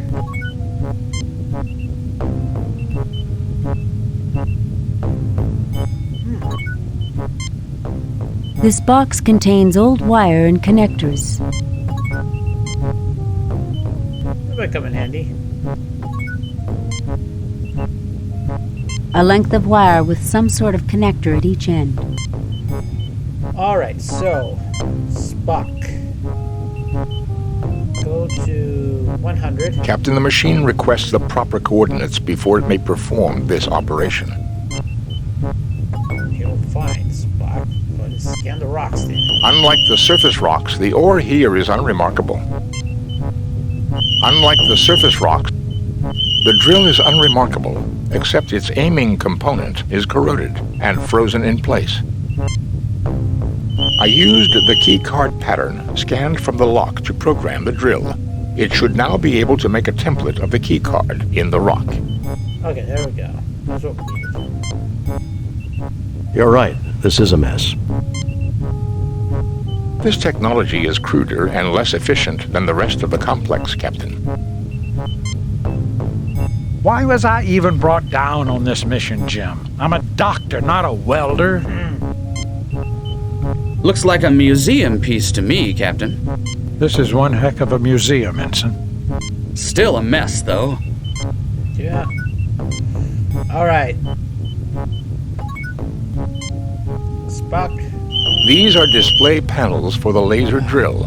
They are Yes, still... I know. I want you to shoot the laser. There you go. Alright, now we can place these rocks on the template.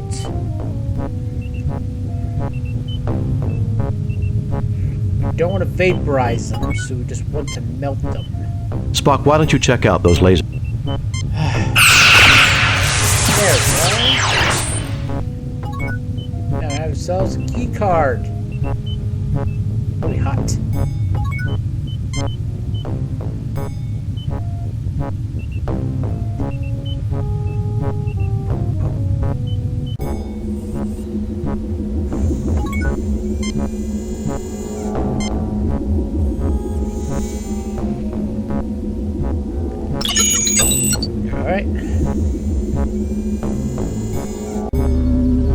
This appears to be the brain of Scythe. There are two identical but isolated computers that communicate with a third, which controls the launch of missiles.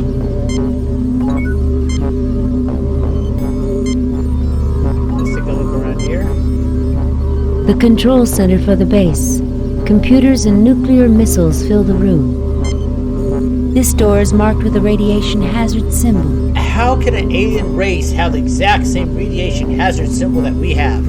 It's not like a universally, like a thing that's throughout the entire galaxy. This is one of my other nitpicks about this game. Is how would they have the same radiation symbol that we'll have? The control center for the base. This computer is marked with the first letter of the Lucre alphabet. This computer is marked with the last letter of the Lucre alphabet. Alpha and Omega. Missiles of death and destruction. The Lucre believed that you could never have enough of them. Alright, Spock, scan these. So what are we looking at here? A crude uranium-235 nuclear device with lithium-beryllium shells to increase heavy particle fallout. So they're even meant to kill afterwards. Readings indicate an extremely high radiation level beyond those doors. It would be fatal to proceed beyond them. Well, I want to have radiation poisoning. This computer directly controls the missile launch system. There is no way to interface with it directly, but the other two computers are accessible. This computer is functional and performing an average 0.75 million operations per second. This computer is functional and performing an average 1.2 million operations per second. Alright, Spock. Access computer, see what you can find out. Welcome to Side Operations Center. Omega Unit. Estimated time to optimal launch range is 1.31 hours adjusted.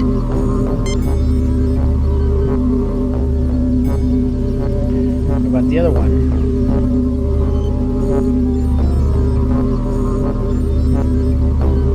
Welcome to Side Operations Center, Alpha Unit. Estimated time to optimal launch range is 3.21 hours adjusted. Captain, something is wrong with the computers. They may be twins, but they are not identical. It appears they are out of sync, Captain. I have to assume the Alpha unit has a virus, which is using up an incredible amount of computing time. Similar to the virus that the Enterprise had. I wonder if it was something that the Softs left behind when they attacked the base. It prevented from launching the missiles again. They report different optimum launch times, which is right. Given the elliptical orbit and the range at which they will pass Proxtree, the Omega unit is correct, but the window is very narrow. A variation of minutes will mean the missiles run out of fuel and fall harmlessly into the sun. Can you reprogram the Lucas computer to give us that time, Mr. Spock? Reprogramming an old alien computer is not simple, Captain. The odds against success are 10,221 to 1 against. Too bad all Omega here couldn't just take a sick day and miss the firing. Because the two machines are isolated, the virus did not spread from one to the other. But we had that wire with connectors. If we could only bridge them.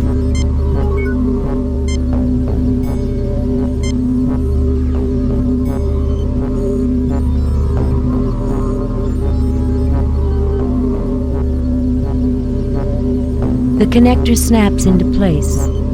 Alright, Spock.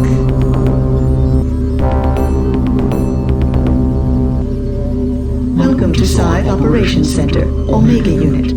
Estimated time to optimal launch range is 1.54 hours adjusted. Alright. The launched missiles will run out of fuel before they reach Proxtree. They will drift into the sun and burn up. Alright, we saved Nuclear Armageddon on a planet. Kirk to Enterprise, how are the transporters, Scotty? They're operational again, Captain. We're ready to bring you back at any time. Bring us home.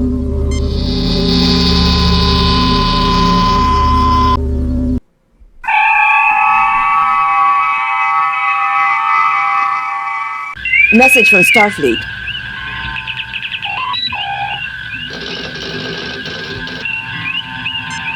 On screen, Lieutenant. We have read your report on the problems at Proxima 3 and evaluate your performance at 100%. You and your crew received 4 commendation points. A perfect mission, Jim. You are a model for all Starfleet. Hard to believe that Earth came so close to the brink itself. Vulcans, too.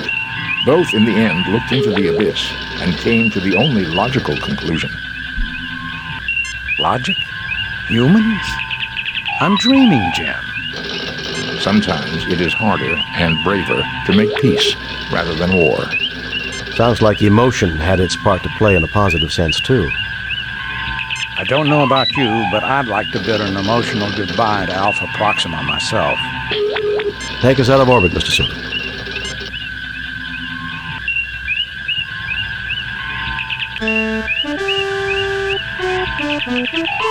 Vengeance. Captain's log. We are arriving at the last known position of the USS Republic, which reported that it was under attack 12 hours ago. This is a depressing. Captain, the ship's sensors have picked up what appears to be a starship. Minimal life support, minimal engine power, and only 2 life forms, one on the bridge, the other in sickbay. Both appear to be gravely injured. It is the Republic.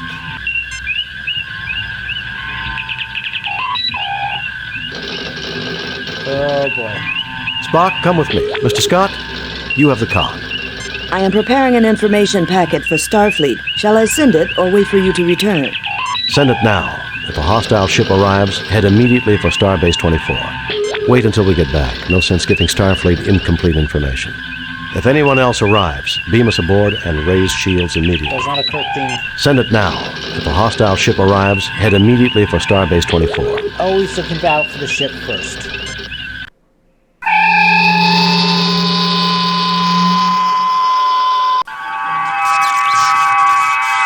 My God, Jim, what kind of butcher would do something like this? I don't know, Bones. We're too far from the Klingon and Romulan borders for it to be one of their ships. Enterprise to Captain Kirk. Kirk here. What is it, Scotty? We picked up a distress signal. It appears a trading vessel is having a wee bit of trouble with their warp drive. What condition is the Republic in? It's a mess, Scotty. Life support's functioning, but that's about it. I've done a primary scan of the Republic's systems. Main and auxiliary power is out. Life support is stable. I also read that communications are operable. Originally, this mission in the original Dissect version would have you only go to two places, the bridge and the sick bay, and talk to one survivor that unfortunately she dies too. Then you beam back up and final boss battle happens. And see, ROM version, they made this mission about 3 times longer, and I love it. I love how they did this last mission. They made it a lot more interactive. You do a lot more, and it was just a lot of fun to go through this. Basically, trying to bring the ship back to at least somewhat operable condition. Should we beam you back, Captain? Do the sensors read any other ships in the sector? Besides the trade vessel, this sector is clear, sir. Mr. Scott, we will continue here. Assist the trade ship and return here. If we need assistance, we'll contact you. Now, I've noticed that, if you might have been watching this all the way through, you've probably noticed that Uhura, Chekhov, and Sulu have very little lines. In fact, Chekhov has the least amount of lines of all of them. Then it's Sulu, then Uhura, then Scotty. In the sequel, Judgment Rights, they get a lot more dialogue. And there won't be just always the same 4-man crew. Most time it will be these 3, but there will occasionally be someone else, not just a red shirt, but like maybe one mission will have Kirk, Scotty, and Chekhov. Another one will have Kirk, Sulu,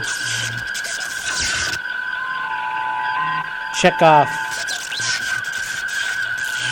I forget who else. But yeah, you'll have different team members that will be interactive in the next one. This one is just basically these 3 that are the primary action of the game and dialogue. But in the next one, everyone has more of a even disposition of responsibility and lines to do. You sure you'll be all right, Captain? Yes, Scotty, just don't take too long. Kirk out. Well, gentlemen, let's see if we can re-establish power. Jim, don't forget, there's another survivor on board. We've got to find him. Alright, first of all, let's look around. The view screen is not functioning. No, I don't know what to say. You are on what's left of the bridge of the USS Republic. Main computer banks. They appear to have been damaged. Main computer banks. A common tritanium-duranium support beam which has snapped away from the hull. These are the helm controls for the Republic. They are currently inactive. This person is dead. Here is the body of Captain Patterson of the Republic. He didn't die without a fight. The Republic was the ship that you did the mock battle with in the very beginning of the game. This person is dead.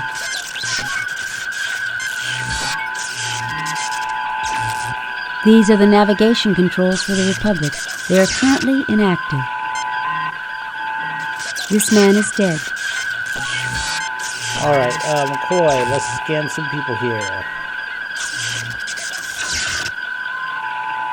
We're too late. This man must have died just a few moments ago. Can you bring him back? Punctured lung, nerve damage, brain damage, fractured arm and ribs. It's a miracle he lasted as long as he did. He's not coming back, Jim. Hey, Enzo, how you doing? How's your Thursday been so far? They're dead, Jim. All of them. There is nothing at the moment from... Tricorder readings indicate that the ship is running on minimal battery power. Only life support and essential systems are currently running. Tricorder readings Captain, records indicate that this ship was attacked by a Constitution-class starship. Any idea of which one it was? I am reading a record of the transponder signal, NCC-1701. It's the Enterprise, Captain.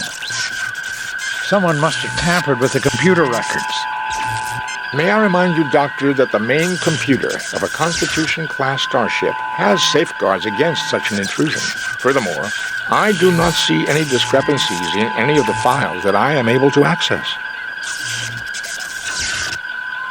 Oh, I know. I love King's Quest and Police Quest. The ones I really played a lot too when I was growing up was Space Quest. But yeah, this is a similar aspect of point-and-click adventure game. It was originally created in 1992, and then I'm playing the CD-ROM version, which came out in 1994. Which brings the entire cast of the original series of Star Trek in for recording their voices in this game, which is, I say, a great touch. They're just going to grab people that can do a good impersonation of them. This is a standard tritanium-duranium support beam. Tricorder readings indicate that although it has experienced enough tensile stress to push it from one side of its mooring, it has not elastically deformed beyond its ability to support a compressive load. Yeah, I'm gonna, for my channel, I'm gonna devote Thursdays to a Throwback Thursday where I play a game from my childhood. Thanks for the dissertation, Spock. Anything made before 2002.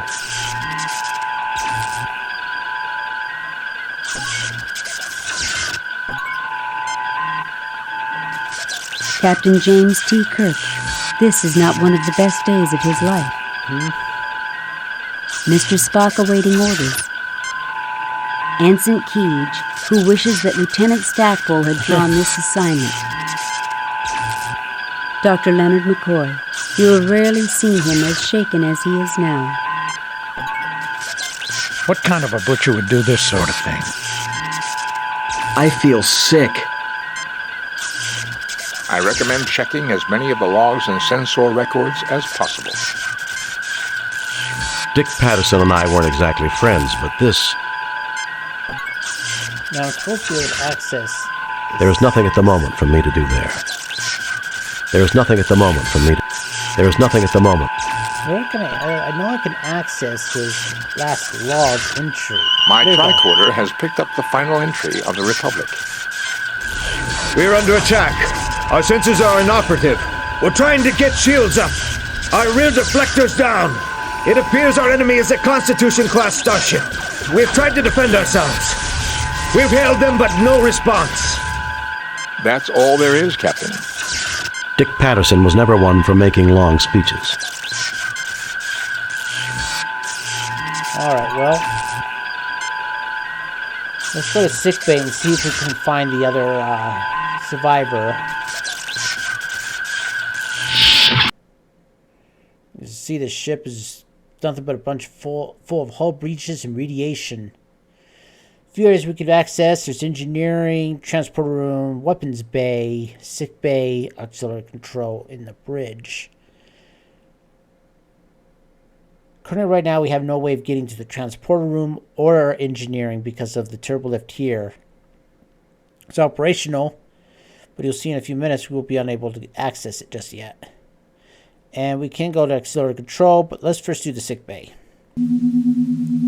And yeah, there's a pile of junk. There is a twisted mess of wire and metal falling from the gaping hole in the ceiling. It is blocking access to Turbolift 2. One of the many battered corridors of the USS Republic. It has seen better days, much better days.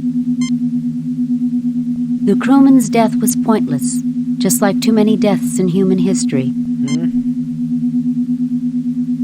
This is a length of heavy-duty insulated power cable. If we try to remove the rubble...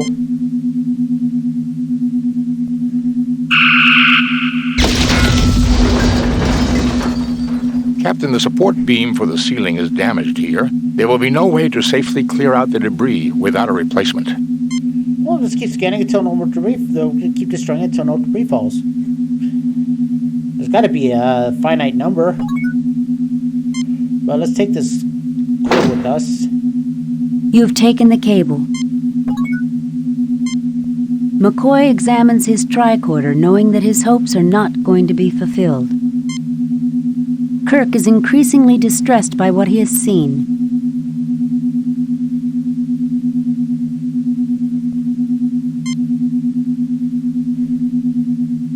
McCoy examines his tricorder, knowing that his hopes are not going to be fulfilled. Oh yeah, I looked at him. Keech struggles with emotions he never knew he had. Spock says nothing, but this tragedy stirs something in his Vulcan soul.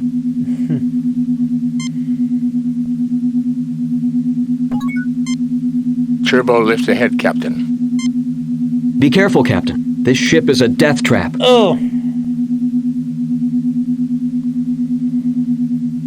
Phrasing, Ensign, please. A poor choice of words, Ensign. Yeah. Damn this tricorder. Why couldn't one of them be alive? I wish I were a poet. I wish I had the words to match how this makes me feel. These people were Starfleet officers, giving their lives to explore the cosmos. I wish I knew some eulogy that did them justice. Alright, let's go ahead and here into the sick bay.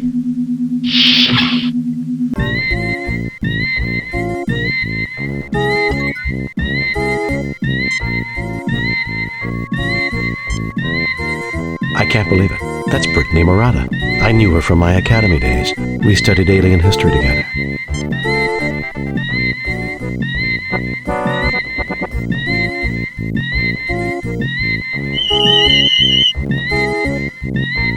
She's suffering from severe trauma and internal bleeding. I'll see what I can do. Do what you can, Bones. I need to find out what happened here. She's in bad shape, Jim. I've tried to stabilize her, but it doesn't look good. No! You won't get us! Murata, what happened? They said it was the Enterprise. They had visual confirmation. What about the Enterprise? You killed us, Jim. We were friends for you. I trusted you. It wasn't the Enterprise, Murata. There's nothing more I can do.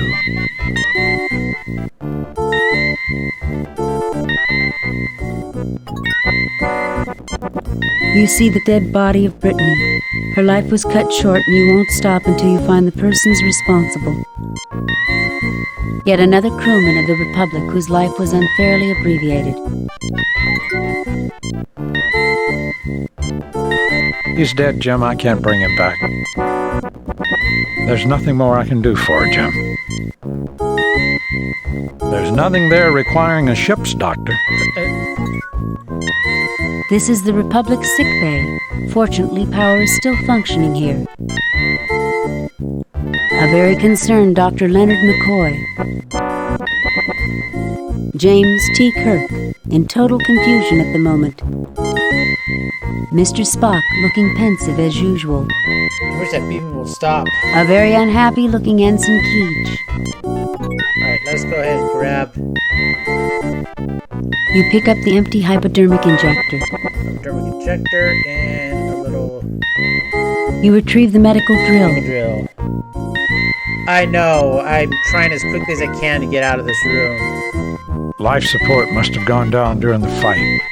Most of the people died from shock before the backup systems came online. Let me see something if I can. I still talk? No. Ah, dang.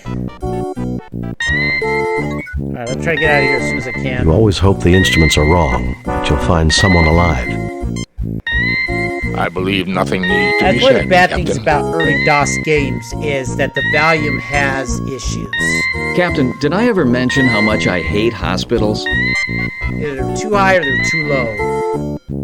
Alright, this is all I can do in here, so let's go ahead and get out of here before I drive myself insane. Well, gentlemen, let's see if we can re-establish power. Alright, well, let's go to auxiliary control. That'll be the best place to go, since the bridge is smashed.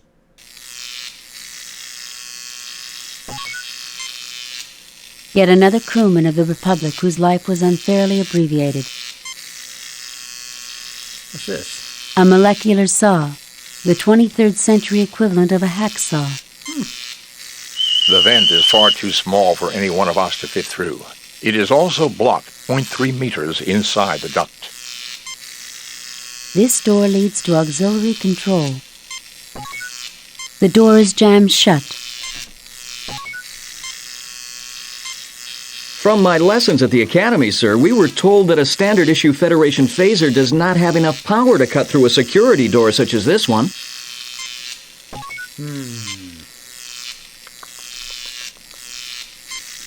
Well,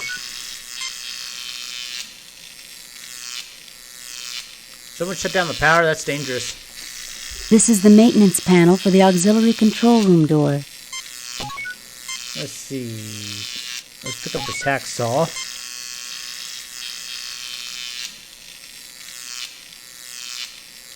You retrieve the molecular saw. Let's see here.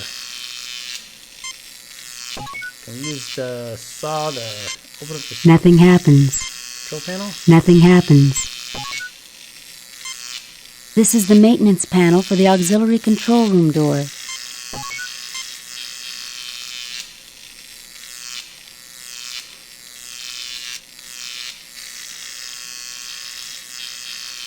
The panel has been fastened shut with some kind of sealant.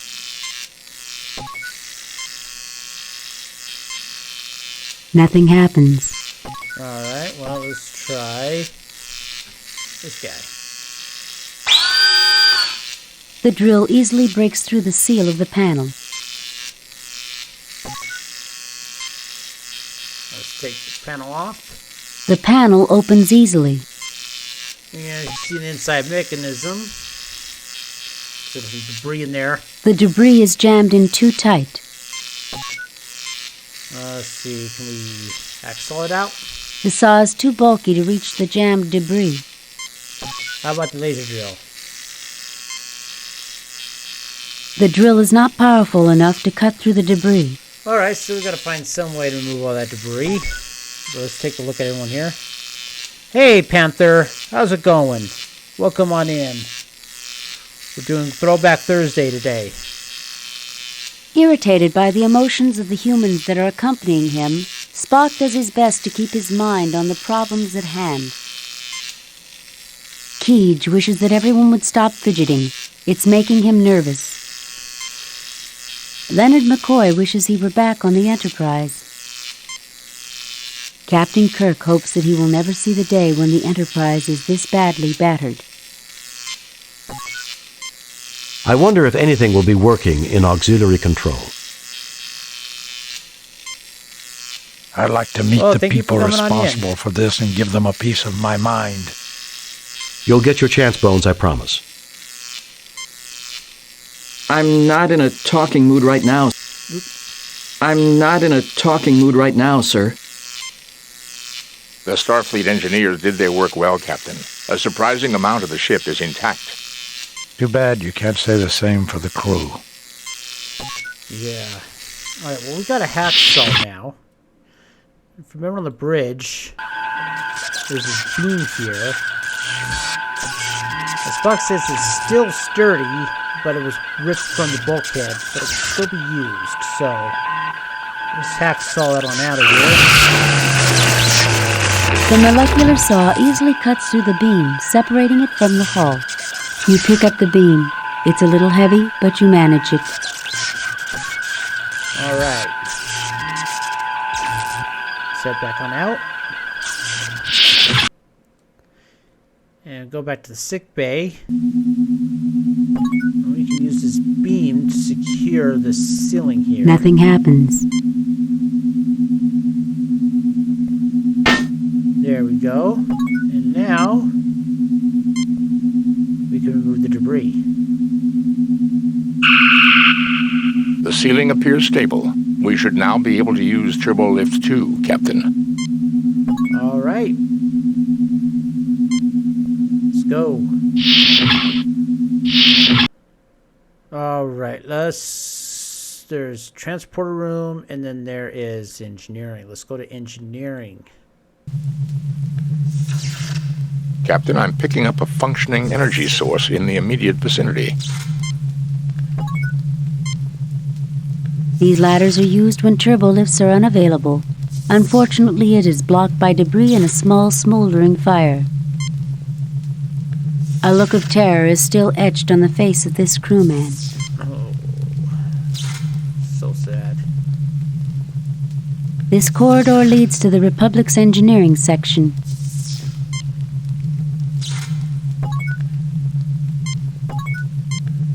A resolute Mr. Spock. A rather large pile of debris. A sad but determined James T. Kirk. Ensign Keege, learning that Starfleet isn't always very pleasant. Dr. McCoy avoids the glances of his crewmates.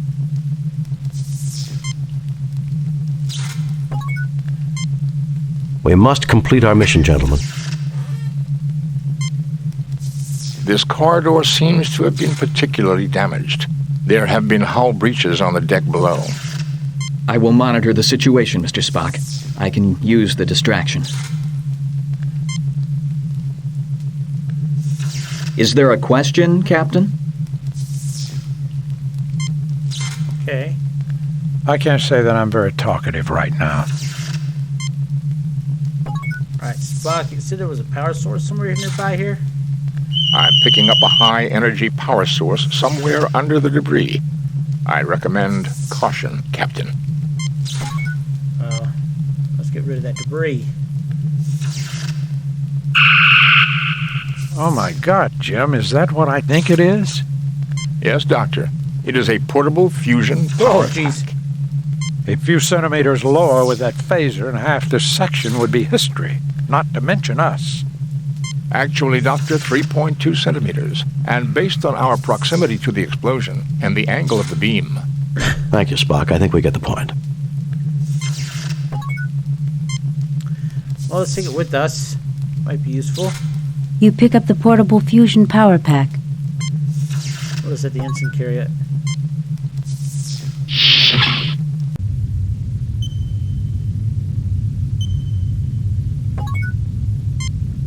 These are the impulse engines for the Republic.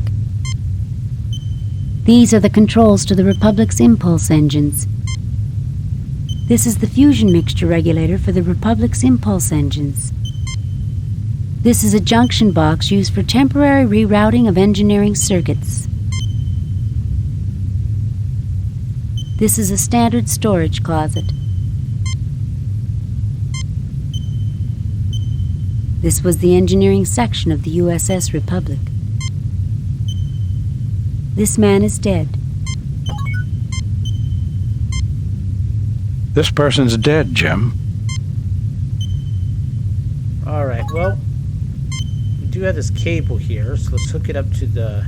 Nothing happens. Nothing happens. Oh, come on. There we go. You connect a length of cable between the regulator circuits and the junction box. Let's see. Let's have Spock scan this area. The impulse engines are intact, Captain. We could use the fusion reactors from the impulse engines to restore power, but the lines have been severed to the power regulator. Can we reroute the power lines? We should be able to, Captain, if we can find a suitable supply of power cable.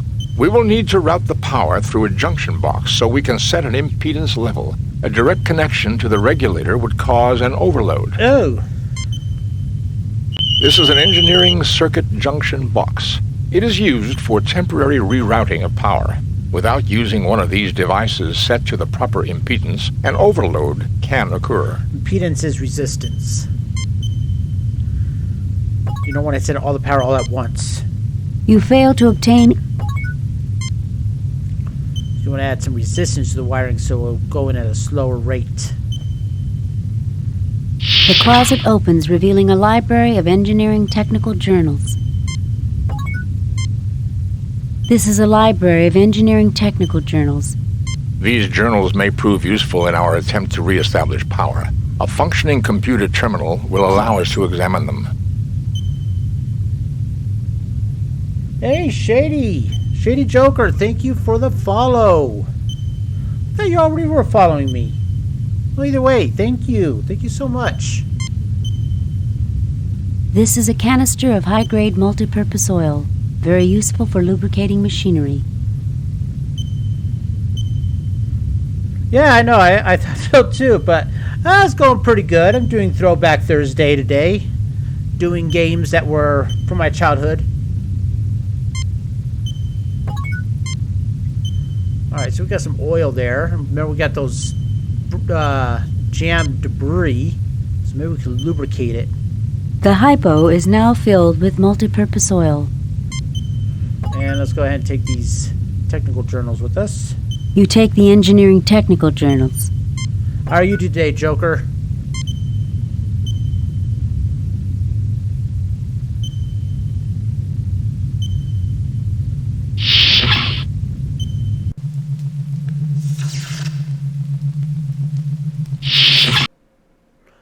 Alright, let's go to the transport room real quick before we do anything else.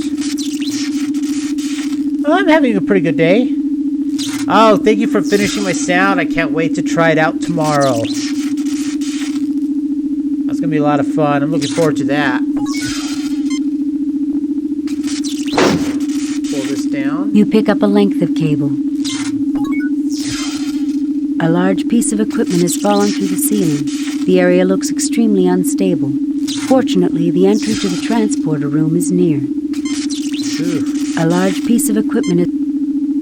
This man is dead. Yeah, it sure looks dead. Mr. Spock. Ensign Keege. Leonard McCoy. Maybe they're running out of descriptions for them. James T. Kirk. This corridor leads to the transporter room. Alright, let's go ahead and scan this area. It appears to be a section from a coolant exhaust port. I would not recommend too close of an inspection, Captain. The floor could collapse from our added weight.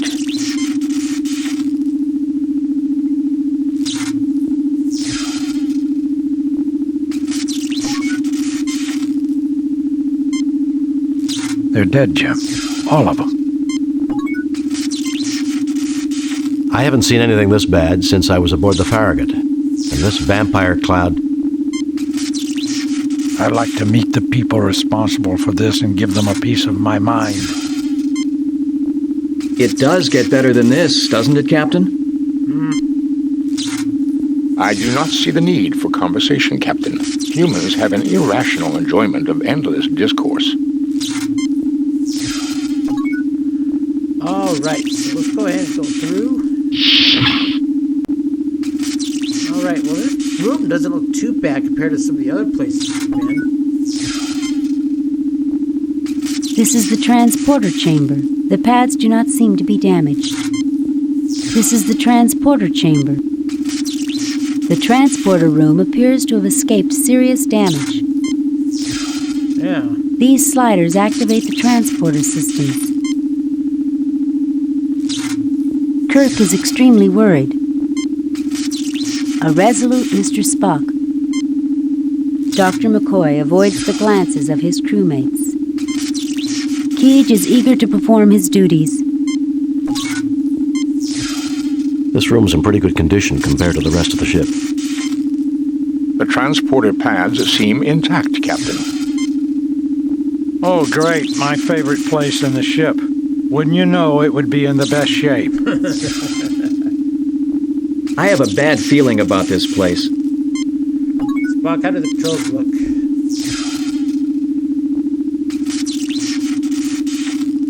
The impulse engines are not generating any power for this system.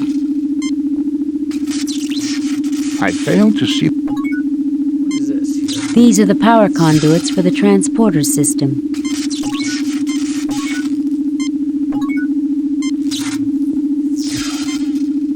Nothing to report, Captain. Okay, well, we do have this portable fusion gen power pack. There's no place we can use it at, so... Spock, would it be possible to connect the fusion power pack directly into the transporter power circuits? Fascinating. It can be done.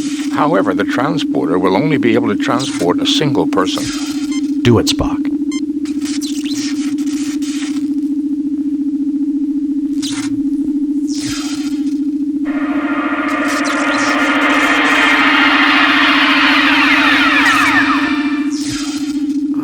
So we got that going. We will deal with that later, though. You don't have anywhere to teleport at the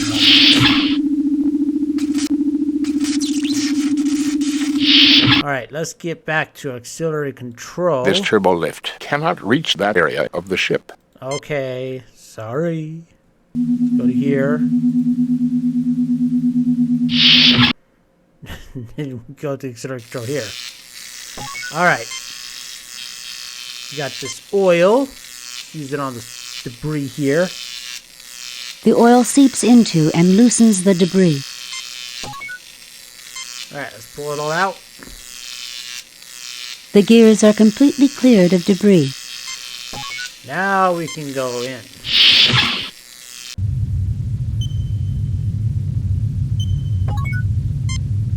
These are the auxiliary helm and navigation controls for the Republic. Though they are intact, the ship is in no condition to move under her own power. Damage from the battle has disabled the ship's main computer. This is the impulse power allocation control. Indicators currently show no power output from the impulse engines.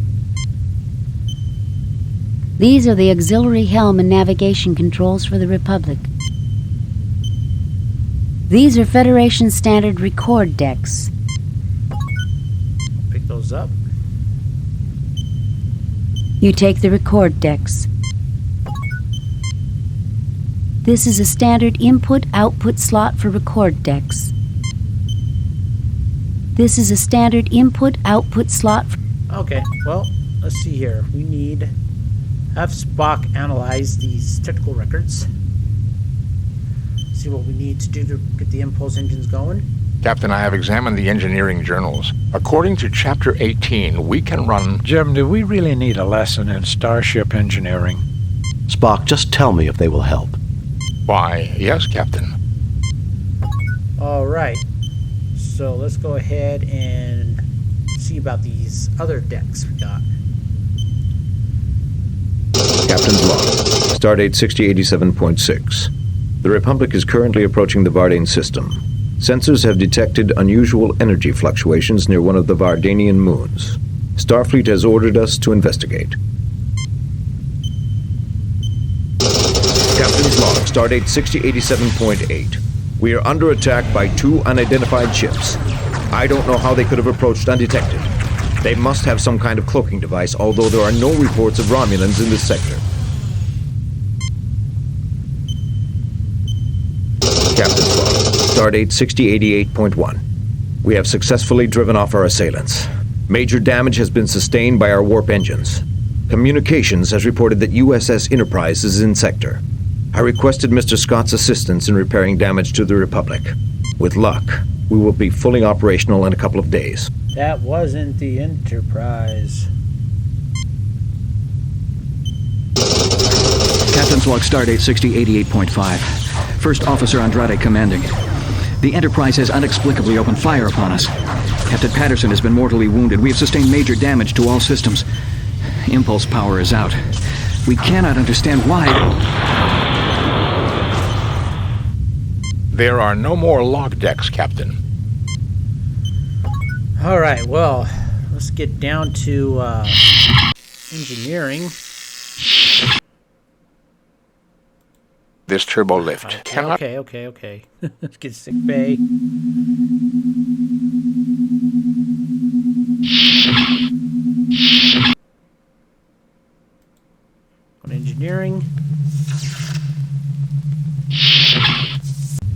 give it the other cable. Nothing happens.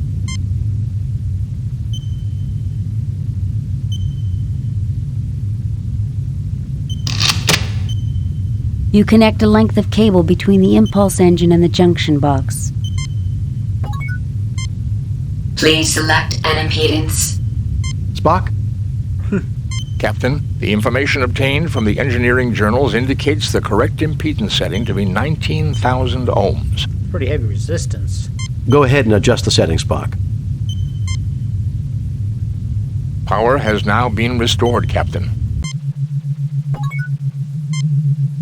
These are the impulse engines for the Republic. Nothing to report, Captain. Okay, well. The regulator is fully operating from the power tap run from the impulse engines. We can allocate power to ship systems in auxiliary control. All right. Let's go. Nearing the end of this. This turbo lift. Ay, yay, yay, yay. Sick bay.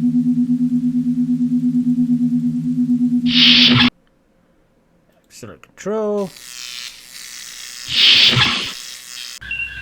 As you can see now, we got some power going now. This is the fire control for the photon torpedoes. This is the fire control for the photon. A red flashing light is currently indicating a jam in the torpedo loading mechanism. Captain, the torpedo loading system is malfunctioning. To clear it, we will have to physically examine the mechanism. Currently, all turbolift access to the torpedo bay is blocked by a hull breach. Fortunately, it is highly unlikely that we will need this ship's weapons systems. Never say never, Spock. Damage from the battle has disabled the ship's main computer. Spock, what is the situation with the impulse engines? The main computer is too badly damaged to actively control the power circuits. Mr. Spock, what is the status of the ship's computer? There is extensive damage to the main processing unit of the ship's computer. It will take several days at a starbase to repair. We don't have several days, Mr. Spock. Unless we can find a suitable computational alternative, there will be no way to control the ship's systems. That's just great, Spock. We don't exactly carry an M5 computer in our inventory. Correct, Doctor. However, there may be another alternative. Linked tricorders, along with the circuits in the data reader, should have the processing power necessary to control a single starship system. Thank goodness for parallel processing. I don't know what computers could do without it. All right, well, let's I failed to see the... go ahead and put...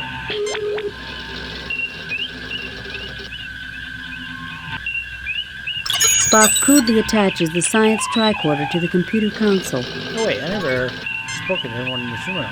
I believe nothing needs to be said, Captain. What a mess. I wonder what we can do to fix this. If there's anything I can do, sir, just ask. I'm glad this isn't the Enterprise. All right, let's put the medical tricorder. Spock crudely attaches the medical tricorder to the computer console. Both tricorders are rigged into the main computer's central processing unit.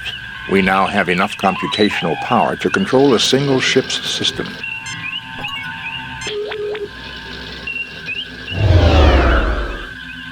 Oh boy. With impulse power online and the tricorders performing computer control, I can divert power to... Weapons. Shields. Shields are up, sir. Captain, look! An Alassi ship. That ship was cloaked. Fascinating. Is that all you can say? Captain, we are being hailed by the Alassi captain. Put it on screen, Spock.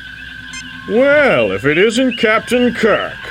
Fancy meeting you out here all alone in such a shabby starship. What do you want? You should be more civil, considering your Enterprise is far away on a mercy mission helping that poor traitor. It was a setup? I can see why they made you captain. Oh. I assume since you haven't blasted us to bits, you want something. Why, yes I do. It seems you failed to give one of my associates some rather important information. The Masada, I presume. You want the locations of all your imprisoned comrades?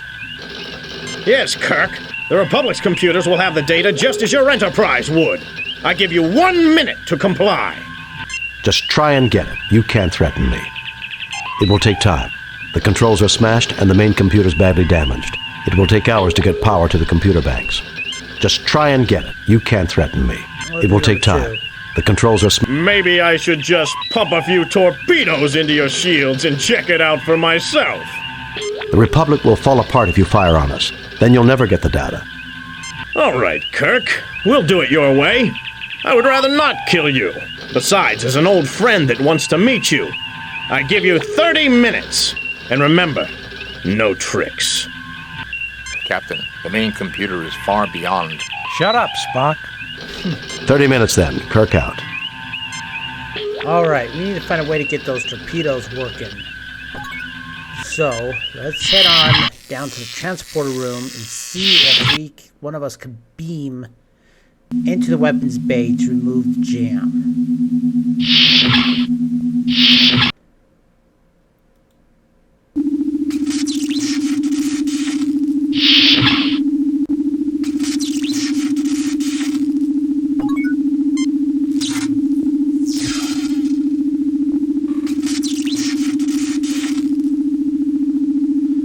Transporter systems are operational, Captain. Coordinates have been set to the photon torpedo loading bay.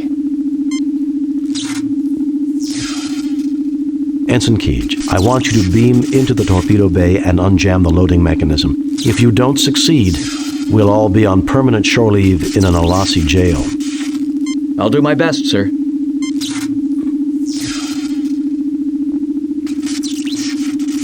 Do it, Spock.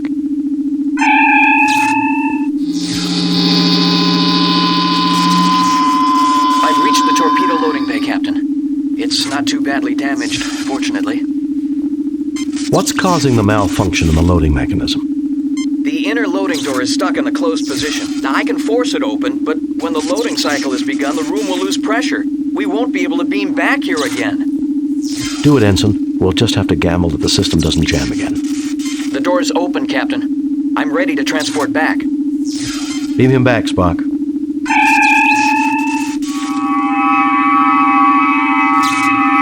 No, if this was the original series, they would have had some kind of tragic thing happen to him that he would have died.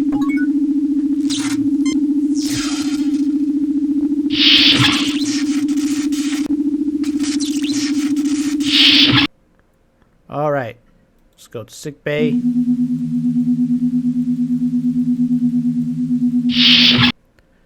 Let's go into our auxiliary control.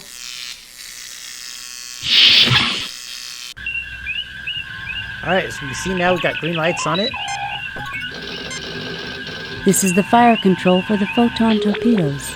Status indicators show that photon torpedo number 1 is loaded and ready to be fired. Alright, so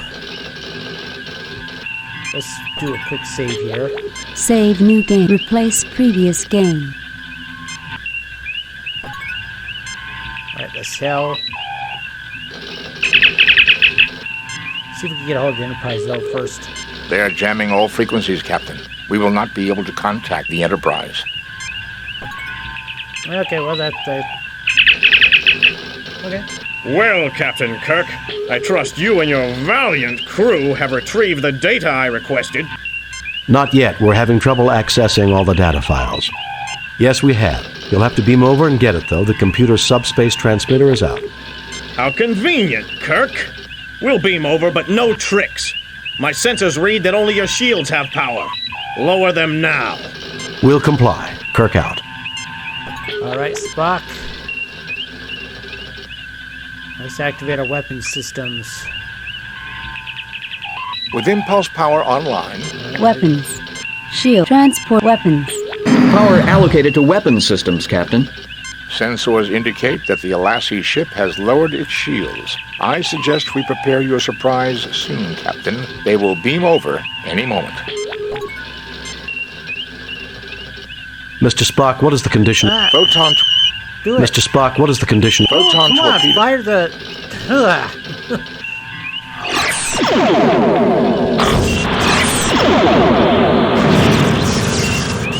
Ooh, it's engine right off. Kirk, I should have known you'd try something underhanded like this. Weapons Master, fire all weapons on the Republic! We can't, Captain. All weapon systems offline. Captain, the Enterprise is coming on high-speed approach. Activate cloaking device, Kirk, until we meet again. Not too soon, I hope. Watch yourself, Captain. It may be sooner than you realize. Enterprise to Captain Kirk. Are you safe, sir? We're fine, Lieutenant. Sir, we picked up another ship nearby, and we came as fast as we could. It appeared to cloak. Were you attacked by Romulans? No, Ensign. It looks like the Alassi have been doing some business with him.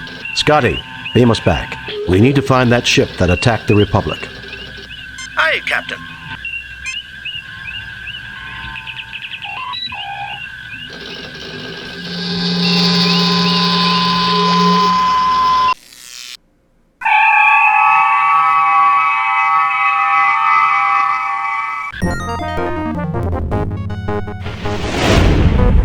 Captain's log, stardate 6089.6.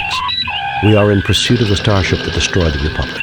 Its trail is leading us to the planet Vardane, a member of the Federation whose motives have not always matched the high ideals of other Federation cultures. Captain, I did not expect to hear you judge an entire culture. I understand the Republic. I had bad experiences with the Vardane long ago, Mr. Spock. Fascinating. Captain, I am reading a Constitution-class starship heading for Vardane at warp factor 5. Captain, its transponder codes match ours. Sensors indicate it is an exact duplicate of the Enterprise, including hull markings. There it is. Open hailing frequencies. Increase to warp factor 8. Send a message to Starfleet. Captain, that ship, whoever it is slowing to warp 3 and plotting an intercept course toward us. Captain, we're being hailed by the enemy ship. Captain Kirk, this is the Enterprise 2. I am Dr. Ayaz Burdell of the Verdane Defense Force. You do remember me, don't you, Captain? I remember you. 10 years ago, when I was on the Farragut, we exposed your unethical practices to the Vardane Council. The old Verdane Council. Politics is such a fickle business. The new one is much less concerned with trivial concerns. I remember your part in my disgrace, which is why when we began to construct our own Constitution-class ships, I insisted that we have our own Enterprise. How did you manage to build a Constitution-class ship? You have 10 seconds to lower your shields and power down your weapons, or we will fire. You won't get away with this. The Vardane can't honestly expect to take on the entire Federation. How did you manage to build a Constitution-class ship? Our intelligence network is better than yours, Captain. How else does one gather secret information? You are a member of the Federation. You have signed Federation treaties. And we shall break them. The Federation's interference in our internal affairs is intolerable. You must have been building that ship long before the Turgan crisis. Captain, all wars require justification. They aren't supposed to be fun. You have your justification and I have mine. Don't take diplomacy so seriously. However... We'll see who gets the last laugh, Bridell. I'm sure you would. You're a fool, Bridell. You can't defeat a trained Federation crew unless you ambush them. We'll see who gets the last laugh, Bridell. I have noted that the Federation enjoys talking, Captain. You may talk yourself to your grave. Prepare to be destroyed. Raising shields. Arming weapons. Alright, let's do a quick save here. Save new game. Replace previous. Disarming weapons. No, Arming weapons.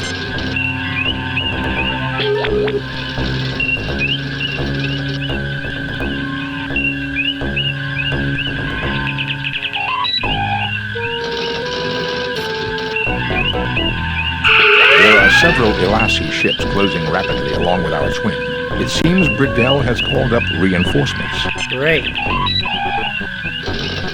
let's take out his first. Ouch. Control on in. Aye, sir. Demonstrate on the engine. Aye, sir.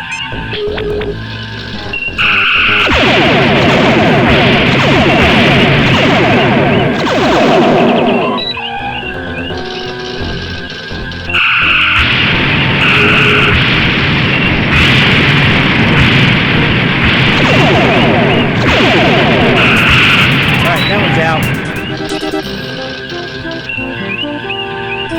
See, damage control on those engines, Aye, sir. Scotty.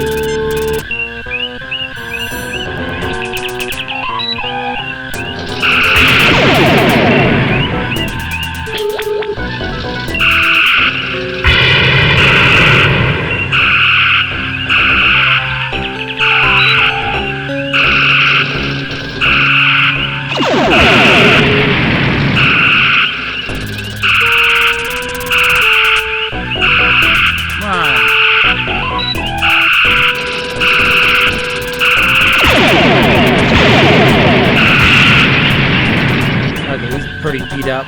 Engines repaired, Captain. Damage. Repair this shield. Aye, sir.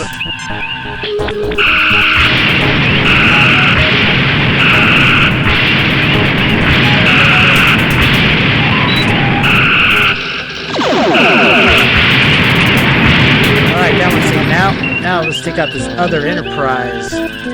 Now this Enterprise has a plasma torpedo launcher which destroys your shield with one hit. So you can't take a lot of hits from him. But luckily he likes just to orbit like he's taunting us. So we just need to get in a good position to lay some waste on him.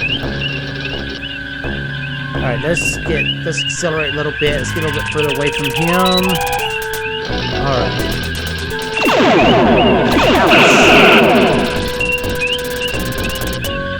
Where is he?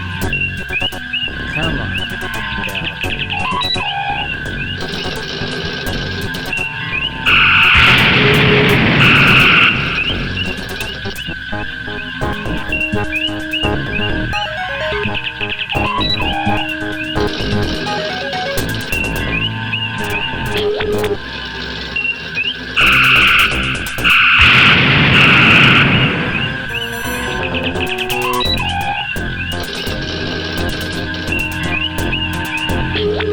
This battle somebody takes forever with this guy. I don't know why he just tends to want to orbit you.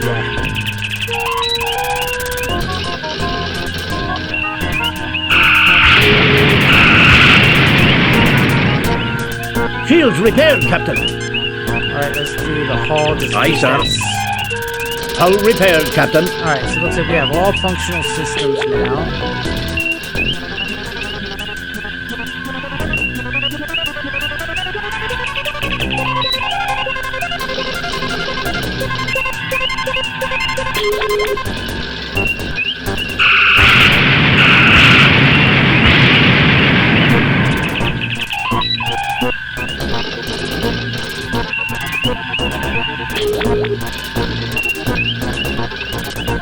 The problem with him orbiting with me only getting able to hit butt shots at him, it tends him to found time to get his shields repaired, so by the time I shoot at him again, he doesn't get any damage. I remember this being this infuriating.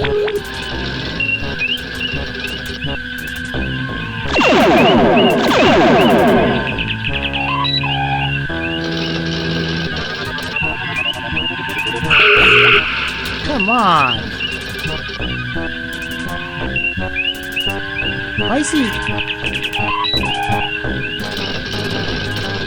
What's he doing? Why is he...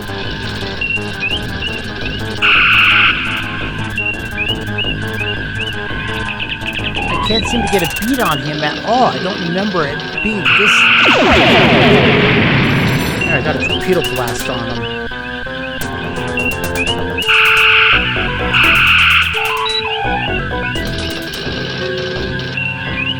Aye, sir.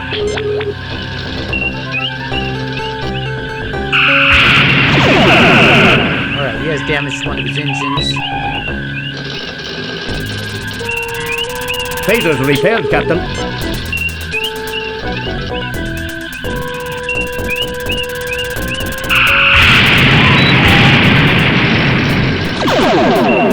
Alright, he's getting some good damage on him now. Aye, sir.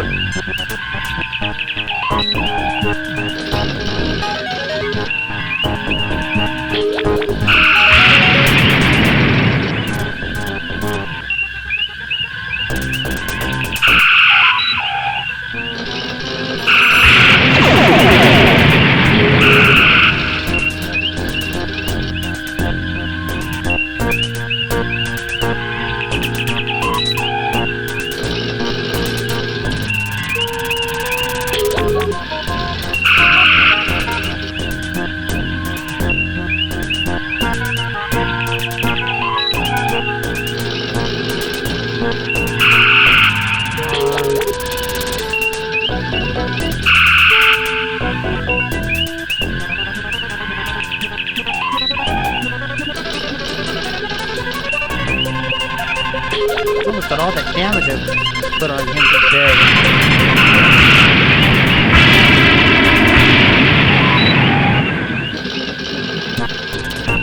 I just wish you'd stop moving. Shields repaired, Captain.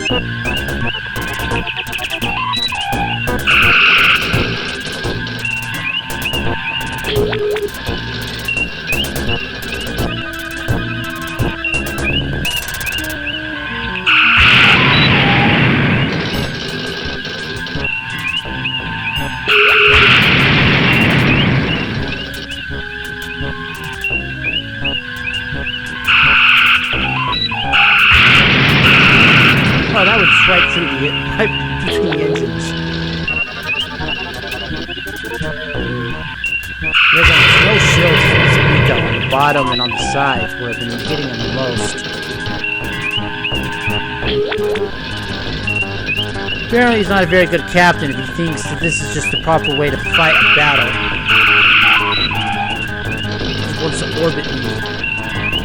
I'm surprised he was able to take out the Republic if this is the way he fights.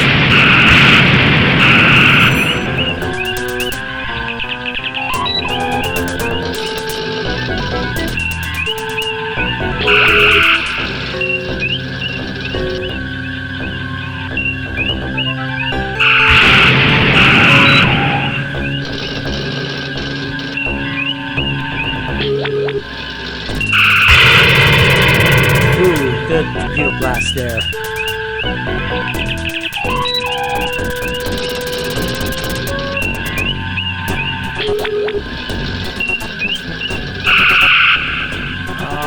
That could have had a perfect hit there.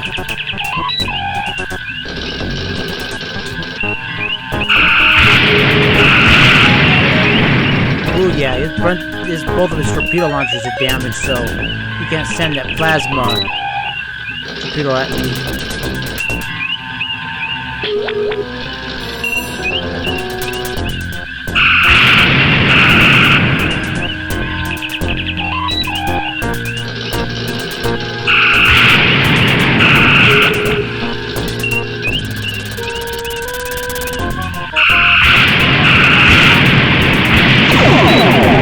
Alright, he's probably suffering severe damage now.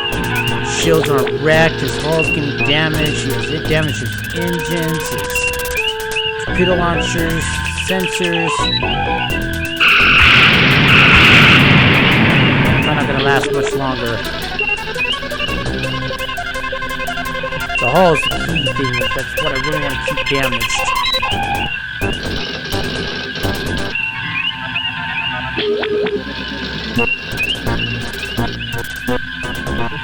Get a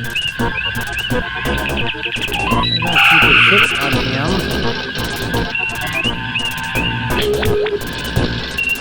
I need to find a position where he will fly through me. I'll have to worry about maneuvering this. The orbit's too close now. Alright, let's see what he does here.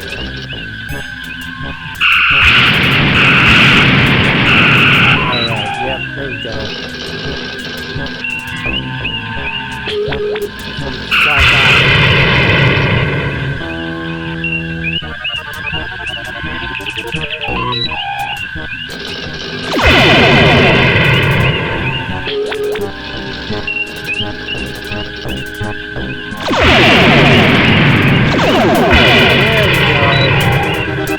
That's the last of them, Captain.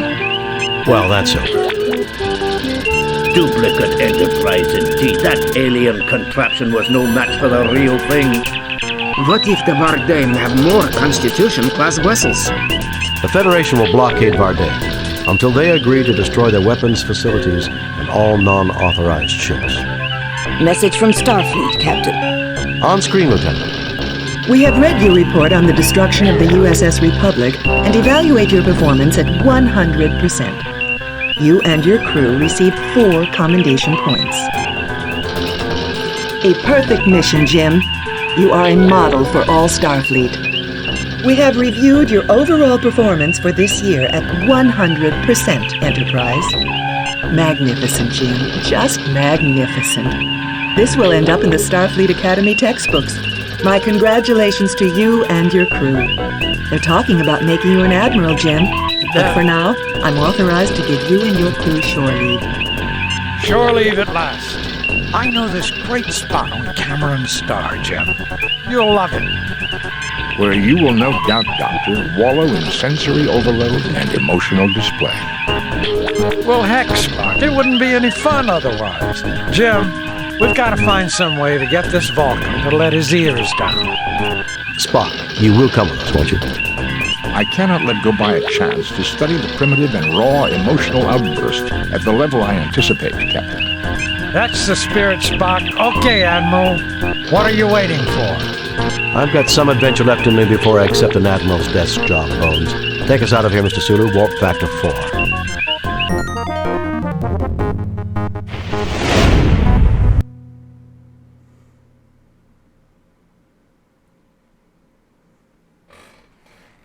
That's it. That was Star Trek 25th Anniversary Enhanced CD-ROM Edition. Very few people have the ability to fire up our imaginations and make us think about the human condition. Gene Roddenberry, the creator of Star Trek, was one of those people. He took us where no man has gone before and beyond. He created a starship, its crew, and an entire universe and brought them to life for millions of people. Without Gene, there would have been no Star Trek computer game or a Star Trek television series. Gene Roddenberry, born 1921, died 1991. We honor your memory.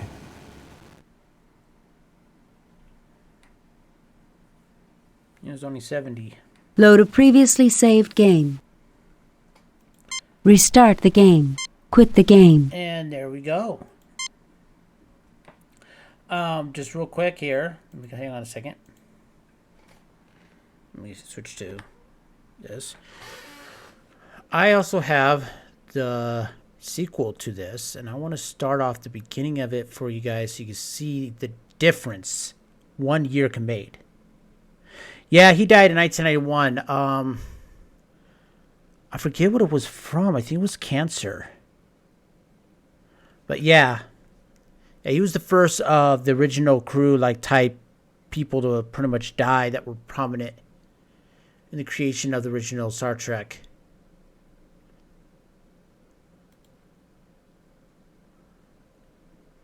Yeah, so this shouldn't take too long to download and install. Judgment Rights, it has huge, more enhanced graphics, especially the original, before it became a CD-ROM edition. Judgment Rights came out in 1993, just a year after. And in 1995, it got released into a CD-ROM edition. The only problem I have with the CD-ROM edition is whoever did the sound effects did a poor job. And it kind of shows on when you hear some of the sounds. You can see that they did a pretty bad job doing the right type of sound effects. It's not like terrible sounding, but like the bridge computers don't sound right. They sometimes change in between missions. The transporter was downright terrible sounding. It has like a little ping sound, and you just hear like this little whirring sound, and that's it. It doesn't sound anything like the original series sound effects. But other than that, the voice acting, the music, everything, and the graphics are way better. So I have it already ready to go. Let me just real quick change the title.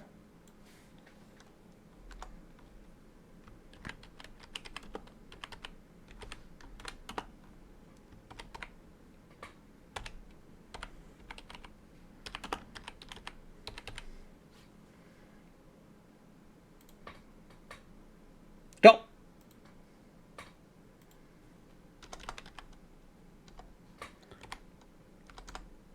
I can't spell today.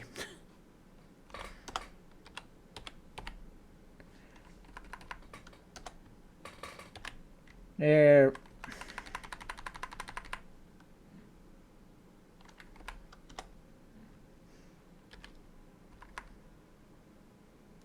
Yeah, words are hard. I was putting down Star Trek, and started to type too fast.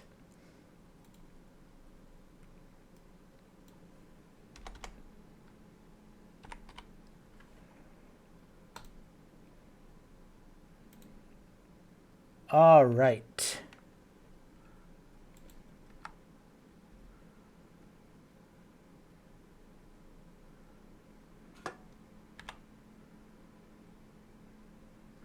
Star Trek does rights.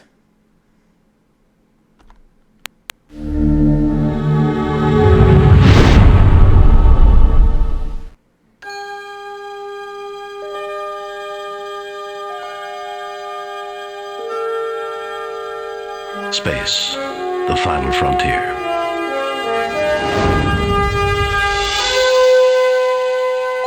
These are the voyages of the Starship Enterprise.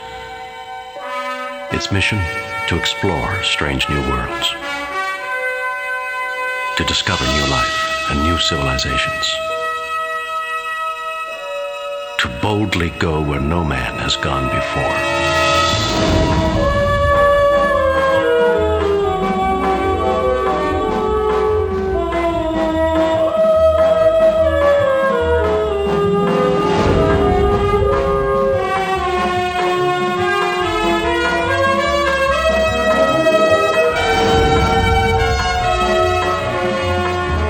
Bear as the computer voice. I love it.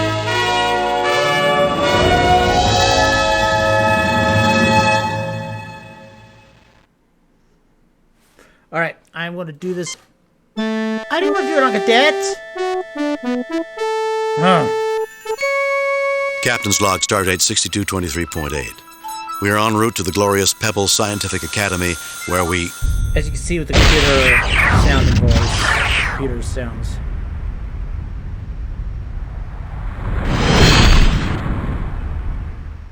Enterprise, this is Captain Luke Rayner of the USS Alexander. We have returned from the future. In 8 days, the United Federation of Planets will be completely destroyed. A new...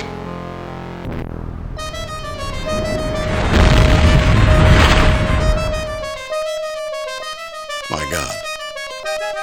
Captain's log supplemental. We have tracked the Alexander's course to Espoir Station, a scientific research facility in the Omega Maelstrom sector. We are about to set course for that system, hoping to discover the subject of its last ominous message. All right, so let me see first. Can I change?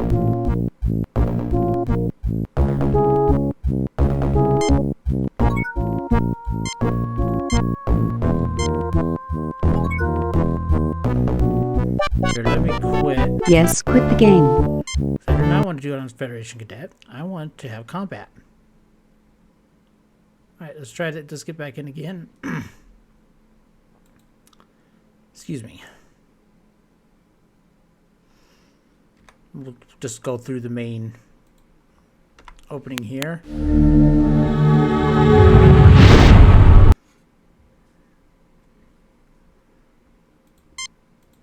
There we are, Commission Officer.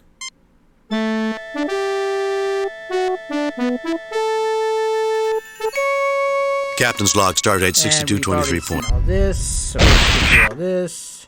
Enterprise, this is Captain Luke Rayner.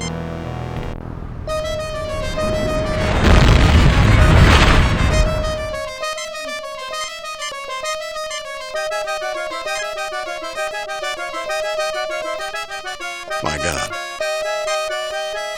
Captain's log supplemental. All right. Now, when I was thinking about Michelle Barrett's being computer voice, much better voice for the computer. Espoir Station, scientific research station situated near the Gravity's End proto-universe phenomenon.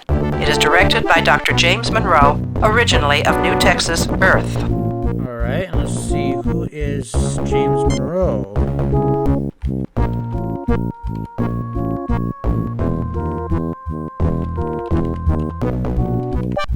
Dr. James Monroe, Administrator of Espoir Station, graduated stardate 2251.9 from Princeton University with a doctorate in theoretical physics.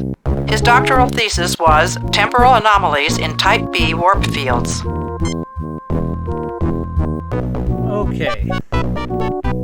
Espoir Station and James Monroe. That's pretty much all we know about him. But they say something about Gravity's End. Gravity's End, the only known proto-universe phenomenon located near Omega Maelstrom, possessing an energy level exceeding 100 Type G suns. Gravity's End is currently under study by Espoir Station. Cross-reference entry, proto-universe phenomenon. Let's see, Proto-universe phenomenon. Phenomenon involving leakage of matter and energy and space-time distortions caused by the Big Bang in a parallel universe. The only known instance of the proto-universe phenomenon is Gravity's End under observation by Espoir Station.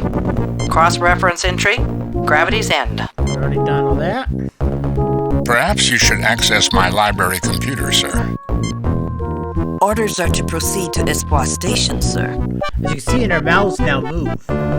I remember when I first played this on the CD-ROM and I saw their mouths moving, I just basically was floored. I thought that was the coolest thing ever. Nowadays, lip syncing is pretty much a common thing, but when I saw their lips moving when they were talking for the first time, I was just ecstatic.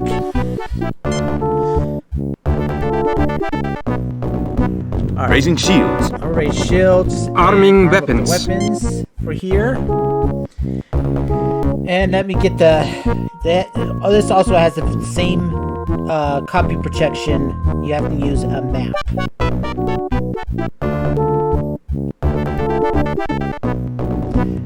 Actually, I think that they already have.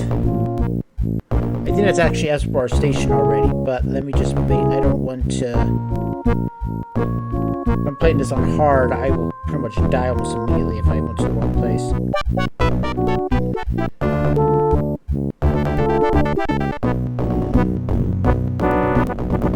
Okay, Espoir Station is 12. Yep, it's that red star.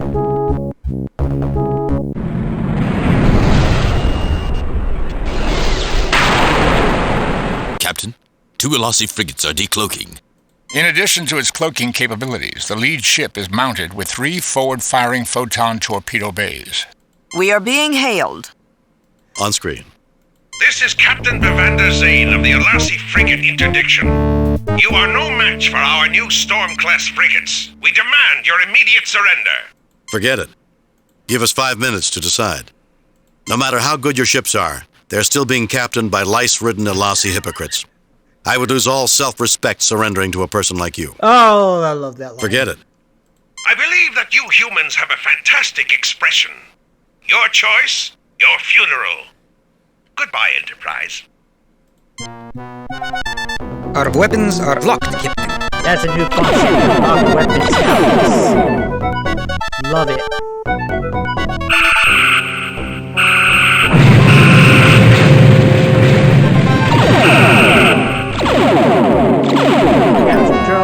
Aye, sir.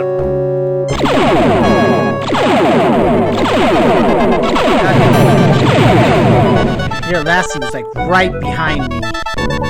She can't take it, Captain. I gotta take out the other guy. Those 3 torpedo bays he has. It's really great. Yeah.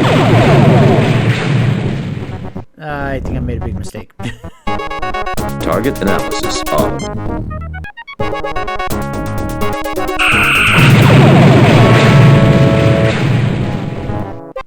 Should have took this guy out first.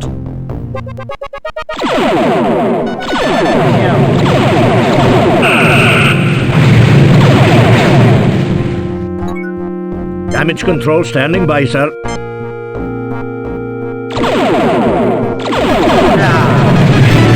Alright, let's try this again. And it goes right through this since it's supposed to be kind of a time loop. Enterprise, this is Captain... Came back from time, but... Oh, didn't you save games?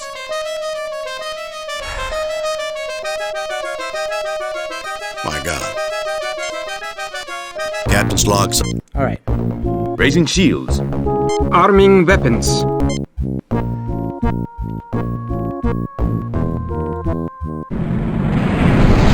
Well, y'all gotta see what it looks like when I die. Captain, 2 Elasi frigates are In addition, We are being... On screen. this is Captain Bevan. Forget it. I believe that you humans... Our weapons are locked, Captain. Target analysis off. Target analysis off. Come on! It's not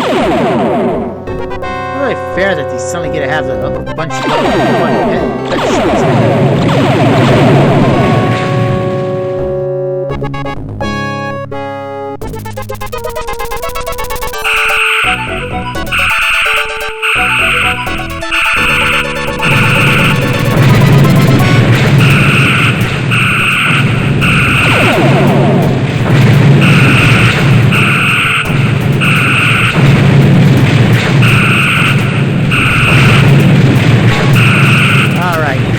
picture. Aye, sir. Engines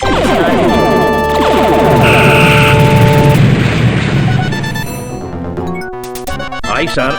Sensors.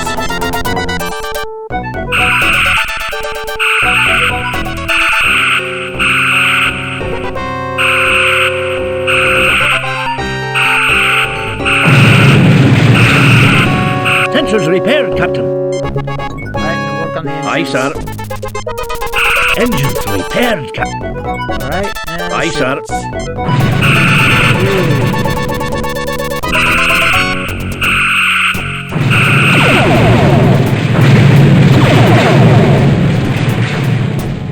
Captain, they are fleeing.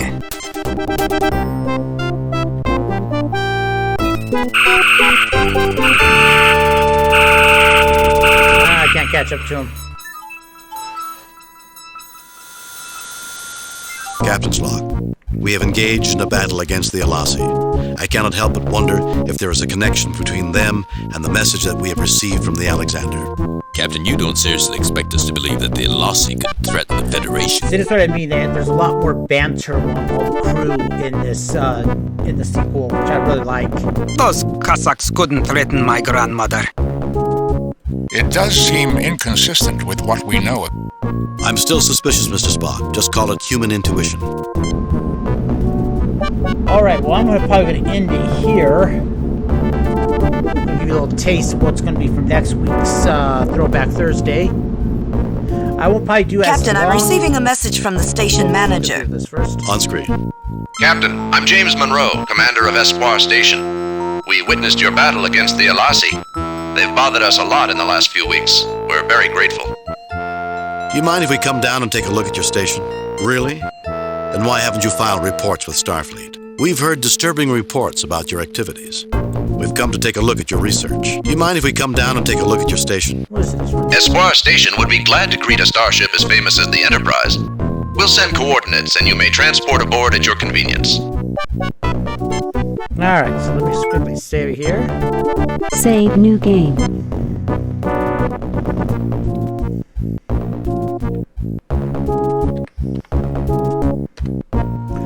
Alright, and we'll go ahead and quit. Yes, quit the game. And I want to thank you for joining me today on this Throwback Thursday. Oh, it was a lot of fun. Next week, I will not do nearly as long as a stream as I did this week. This was just a special day. I had the whole day free to myself. So I wanted to treat you all to some fun throwback gaming that I grew up with. I want to see who is on right now for a raid.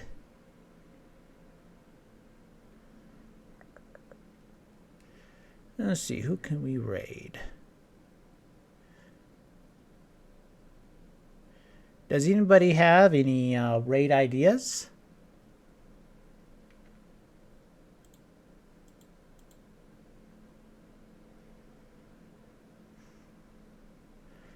See, Nate is not on yet, so can't raid him. He won't be on for at least another few more minutes at least.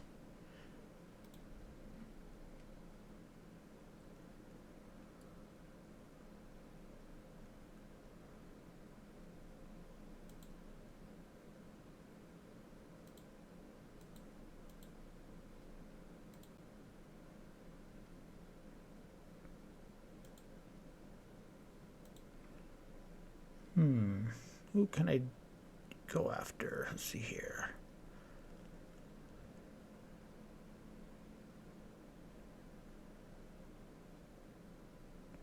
We can raid KB.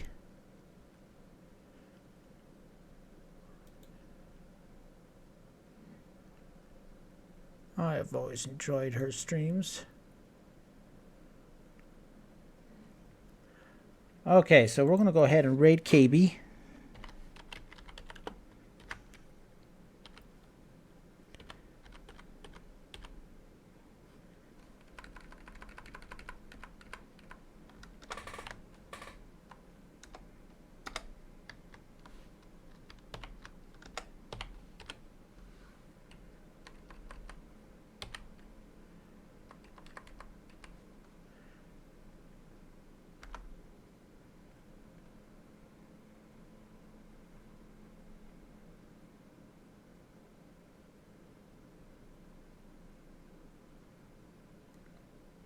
All right, everyone, I want to thank you once again for joining me today on this Thursday, Throwback Thursday. And we will do more next week, Judgment Rights, and we will continue on with that. I will be posting a list of my Throwback Thursday games that I have so far in my list of what I want to get through soon. And I'll be on my Discord. And I will also be posting my schedule of how my schedule will be for the next few, for at least another week. I don't think I will be getting a new job just yet, not till at least after next week. We'll see how things go, though. I hope you all have a rest of your wonderful Thursday, and I will see you again tomorrow, 10 o'clock a.m. Mountain Time for some Subnautica. We're going to dive back into the ocean and basically scream our heads off when I get attacked by another Leviathan, which is probably what happened. All right, guys. See you later. Live long and prosper.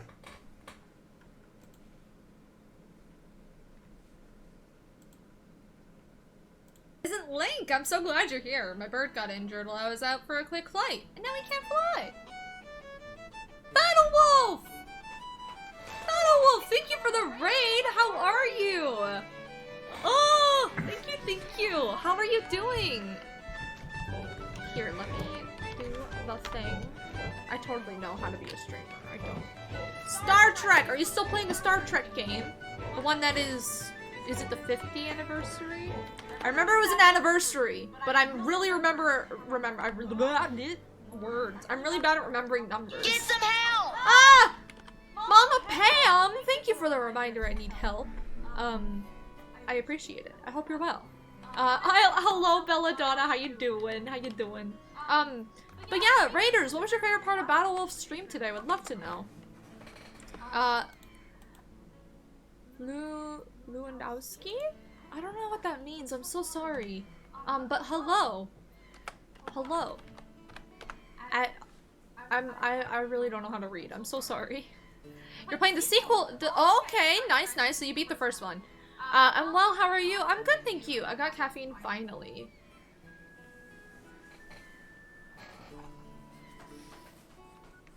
It's pretty pog. But yeah. Okay.